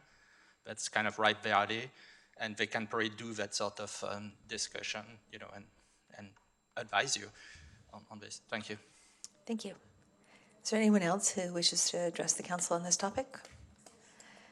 Okay, seeing none, we'll close the public input portion and bring it back to council for discussion and direction. Brief discussion and direction. Vice Mayor Abikoga. Thank you. So thank you to staff for bringing this back quickly. As I already stated why I was interested in us looking at gun safety legislation. I think it is more than symbolic. What triggered my thought about this was actually more like a couple of years ago, or a year, or maybe even a year ago. I know there are state laws in place, but some of those were being challenged in court. And at that time, my question was the Sunnyvale's laws that stood the legal challenges. Sunnyvale has those ordinances there in place, so that was like a safeguard. So that was what I started thinking about, is like, are there things that we can do locally in case there are challenges at the federal or state level? And clearly, and I appreciate the list. This was really helpful. I would like to bring this back. I would say, to be frank, I think just having the discussion at the council is enough in terms of public input. I think it's safe to say that our community is pretty supportive of gun safety measures. We had the rally at the high school, was it last year, the year before. Our young people are asking for this. So I think, in light of the long list of cities that have ordinances, which was surprising to me, I think, it's time for Mountain View to join these other cities. So I would like to move forward. I was trying to kind of limit what areas that we could look at. My main concern was about gun dealerships. you know, prohibiting them from sensitive areas. I was surprised, I didn't even think about home businesses, but that's a real concern to me, to have them in residential areas. Sunnyvale's ordinance about prohibiting underaged individuals from purchasing or even entering gun stores. And then safe storage and site security for dealerships would be the other areas that, just looking at this list, I would like to explore. I also think that even though the state law limits handgun purchases to one per month, to me that seems rather excessive, and I would look at something a little less than, or maybe even less than that frequency. Thanks. So I am very interested in having this move forward, and I really appreciated the attachment, the Giffords Law Center information, and that was incredibly useful, because going into this, I thought, oh, what does Sunnyvale have? And then I saw this list with all of the different elements and all the different cities that have it, and I got very far into this before I saw Sunnyvale on any of the list of cities. So I thought, clearly there's a lot more to this. And I tried to narrow down the areas, but you know, I was like, oh yeah, and I'd move that over to my list, and then I'd get to the next one and move that over to my list, and pretty soon I had pretty much moved everything over to my list. And so I'm not going to be any help in narrowing this down. So I think the idea that the city attorney suggested with give us options, I kind of would like to know, yeah, which ones are the most, have the most impact, and also some element of the amount of work it would require. So if there's, you know, so that we can make a good, you know, trade-off, if we need to make trade-off to which ones we want to include, maybe in a phase one. And maybe years from now, we can do phase two. Sure, and I also wanted to build in, I know some cities have undertaken some public outreach.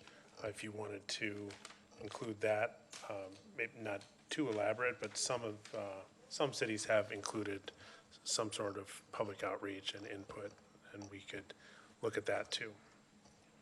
Yeah, I think I'm interested in that, but I would obviously want to hear what my colleagues have to say about that one, but I'd be interested in that. Whoops, sorry, Councilmember Clark. So for my part, I mean, in looking at this, I'm really only interested in things that we can do with the least amount of time. So if folks are interested in adopting Sunnyvale's ban on persons purchasing certain weapons under the age of 21, or there are some sort of ordinances that we can adopt without too many changes or staff time that have a significant impact, then I'm willing to look at that we think will have a significant impact at the local level and won't just be preempted by state law in a year, then and that local jurisdictions are implementing elsewhere because it's hard to have those implemented at the state level, then I'm open to those things, but you know, again, with work plan items, like I just think they're, in my mind, you know, this was one of my, not to say it's not a priority, this is definitely, I think, on my part, one of the lower priorities, and so I don't want to do a, you know, for example, a large community meeting about this. I don't want to do a bunch of public outreach on it. I'd like to know what you know, ordinances from California cities could we adopt that would have an impact here with as little time and effort as possible, and then sort of see where things net out at the state level over time. And as the mayor said, maybe there's a phase two to this at some point. But I think for the near term, I'd like to focus on things that will have the most impact and that we can adopt without a lot of outreach and, or, additional public outreach and a lot of sort of customization to the various ordinances. Anyone else? Councilmember McAllister. I got a blank screen, that's why I was knocking on it to see it. But you can talk while we try to figure this out. Okay. So, yes, I understand gun control is very important and a lot of tragedies going there, but, we put items or laws come before the city, or we put them on there that we don't have the resources to enforce them or to follow up on them. And it's, I sort of like what Chris said, if you have something that's already done, go through it and get it through. But I don't think anything that we will pass will ever prevent anybody, if their mind is set on doing something, that's going to happen. And again, I don't know what the trade-off is that we're going to give up. Are we going to give up something for housing, or are we going to give up something for transportation? Are we going to give up what? I mean, if you want to give up something, wage theft, give that up to go do gun laws or something like that. But it's an important issue. But, as you say, we look through this, there's a lot of guns, a lot of laws. And look at Gilroy, they had things, so I want to get a big bang for the buck. But if it's going to take a lot of staff time to figure out, what we're going to bring back to us, I think we should, Dan, get ready for this, trust staff to give us a comprehensive package that we can say, we've looked at it, this is what we think would be effective, and we can enforce it in Mountain View, and this is what we recommend. And then one and done.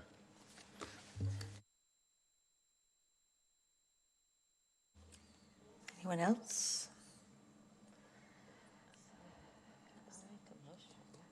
Vice Mayor Abekoga. I'm going to try to make a motion. I think I heard interest in having staff do a survey of the gun safety measures and to bring back recommendations to council on what they feel would be the most effective and easily implementable gun safety ordinances. So we have a motion by the Vice Mayor, and I seconded it. Is there any further discussion? Yeah. Is there possible that staff would be able to give us a memo on saying, as we pursue this, that this is what is the time requirement and what we're going to give up or take off or postpone down the way? Yeah, I think, if we have clear direction from you tonight on what the scope of it is, then we can do an analysis. We also need to check in with the police department on issues around enforcement, and if it's a permitting structure, what does that look like, how many people are involved, et cetera. So, even the easiest elements of this will require work. So, yeah, we could come back with a memo saying, we think this will take X number of hours, and as a result, this project is going to need to be delayed a month or 2 months, or we can do this, but we can't get to it until next March, or, whatever it may be. So we'll have to look at all the moving parts, and we can come back to you with a memo on that. I want to make sure I understand the motion, and Christian, I want to make sure you understand the motion, since you'll have to do most of it. Vice Mayor, when you say a survey of measures, we've got this list from the Gifford Center of 7 or 8 different things.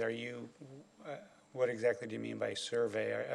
Does that mean going to all these cities and saying, how does it work? Or just kind of a summary of what each one is? Yes, a quick analysis of and I just keep it to this list of gun safety ordinances with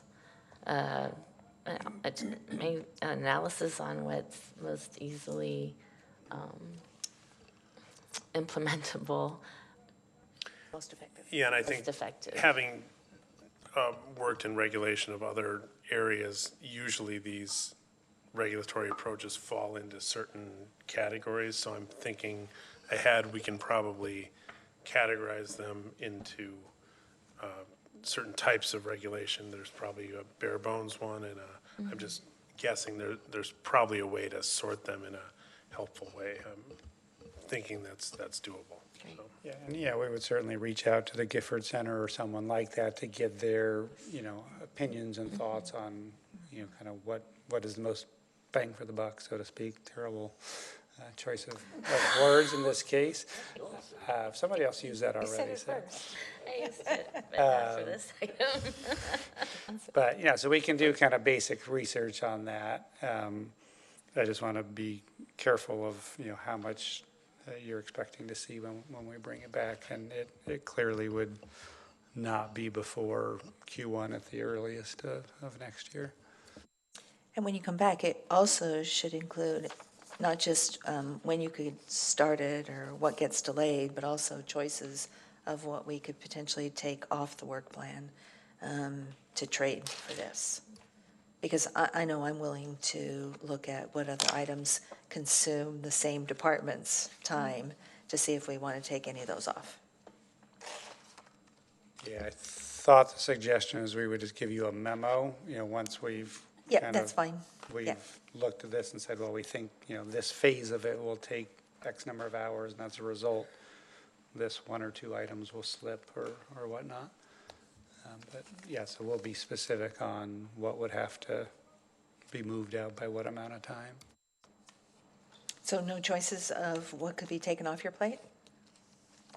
That would be what we'd put in the memo. We would say. Right, but you said move, so to me, it's also remove projects. Oh, take off. Completely take off your plate. Well, I think that is a bigger discussion. I mean, we could, but then you're sort of reprioritizing everything, which might get a little messy. I think until we know how big this is, we don't really know if it's a, total removal or just a delay of a month, 6 months. Also when we start this will be dependent on the workload as well.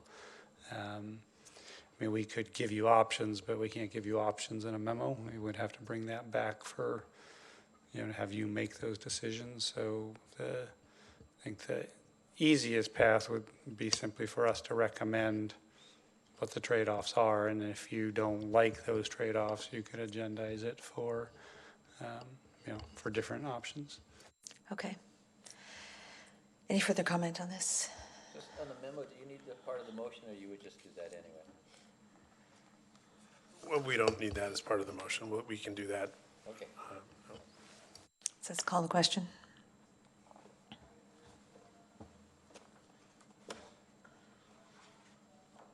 That passes unanimously. Thank you. Okay, on to item 9, the council, staff, and committee reports.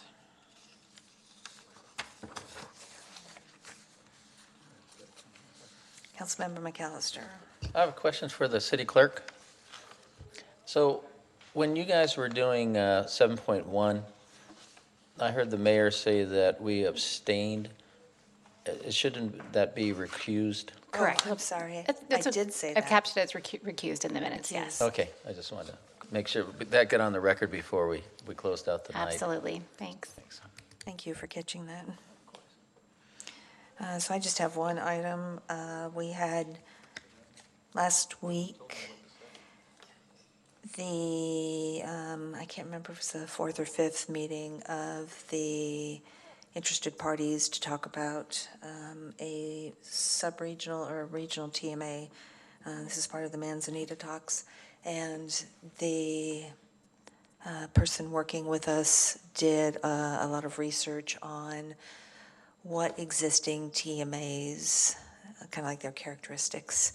And we had a discussion about what else we would like to see in that report.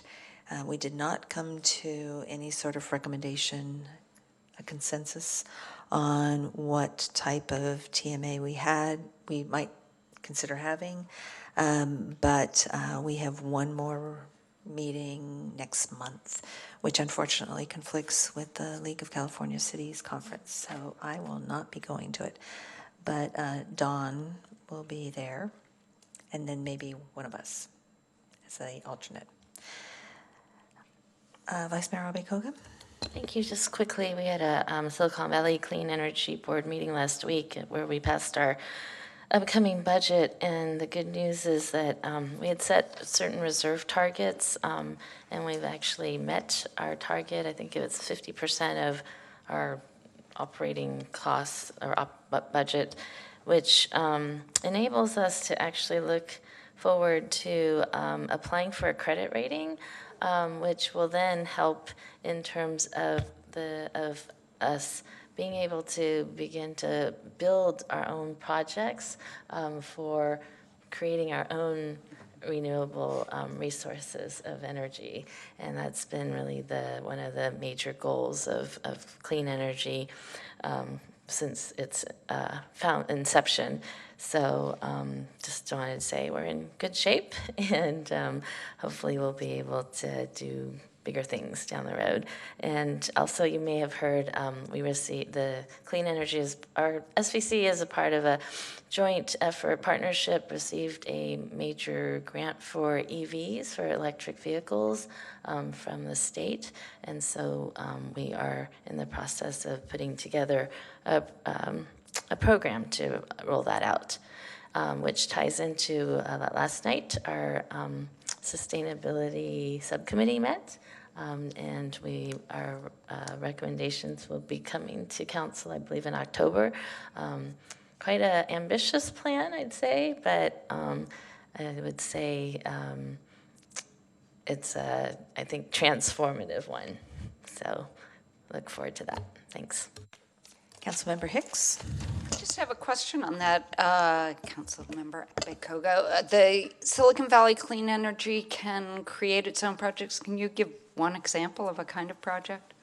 So we can build our own solar farm or wind farm, and that's what been looking at doing. Right now, we've contracted with other providers and to build those types of infrastructure. But the idea is that eventually we would be able to do our own.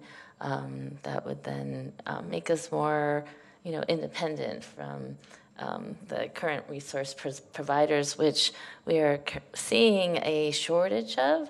So based on the new requirements that the state's coming down, there are more CCAs, there's more interest in renewable energy. The problem now is there's actually not enough resources. And so that's one of the other issues that we're going to have to deal with. So this would help us to be able to build our own resources. Thank you. Anyone else? Yeah. Hey, so at the Art and Wine Festival, I saw that Silicon Valley Clean Energy was a sponsor. So what was the thinking about entering or advertising or marketing like that to the, how did that, Yeah, so a lot of folks don't know, or they still are learning about SVCE. It was an opt-out program, so folks were automatically enrolled in. So they, probably didn't see any change in their energy providing. So this is our way to try to get the word out about what SVCE is, what it does. It's leading up to, we'll be rolling out programs soon, like the, hot water heater pump program or the EV charging stations. So we're just trying to get the word out that we exist and what we do, and, look forward to these great programs coming forward. Yes, so there is a marketing budget for clean energy. It's a JPA type of agency, a public agency, but it actually is run like a business. So part of that is marketing. Anyone else? Okay, item 10 for the city attorney. Is there a closed session report? There is no closed session report. Thank you. So item 11, we will, let's see, the next council meeting will be held on Tuesday, September 24th, 2019, at 5:30 PM in the Plaza Conference Room, 500 Castro Street. And tonight, we will adjourn this meeting in honor of the memory of longtime resident Don Ball. Mr. Ball was very engaged as a resident. He came to an awful lot of meetings, and I know from my perspective, he is a very kind man. And I'm sure all of our thoughts are with his family at this time. And so tonight, we'd just like to recognize him.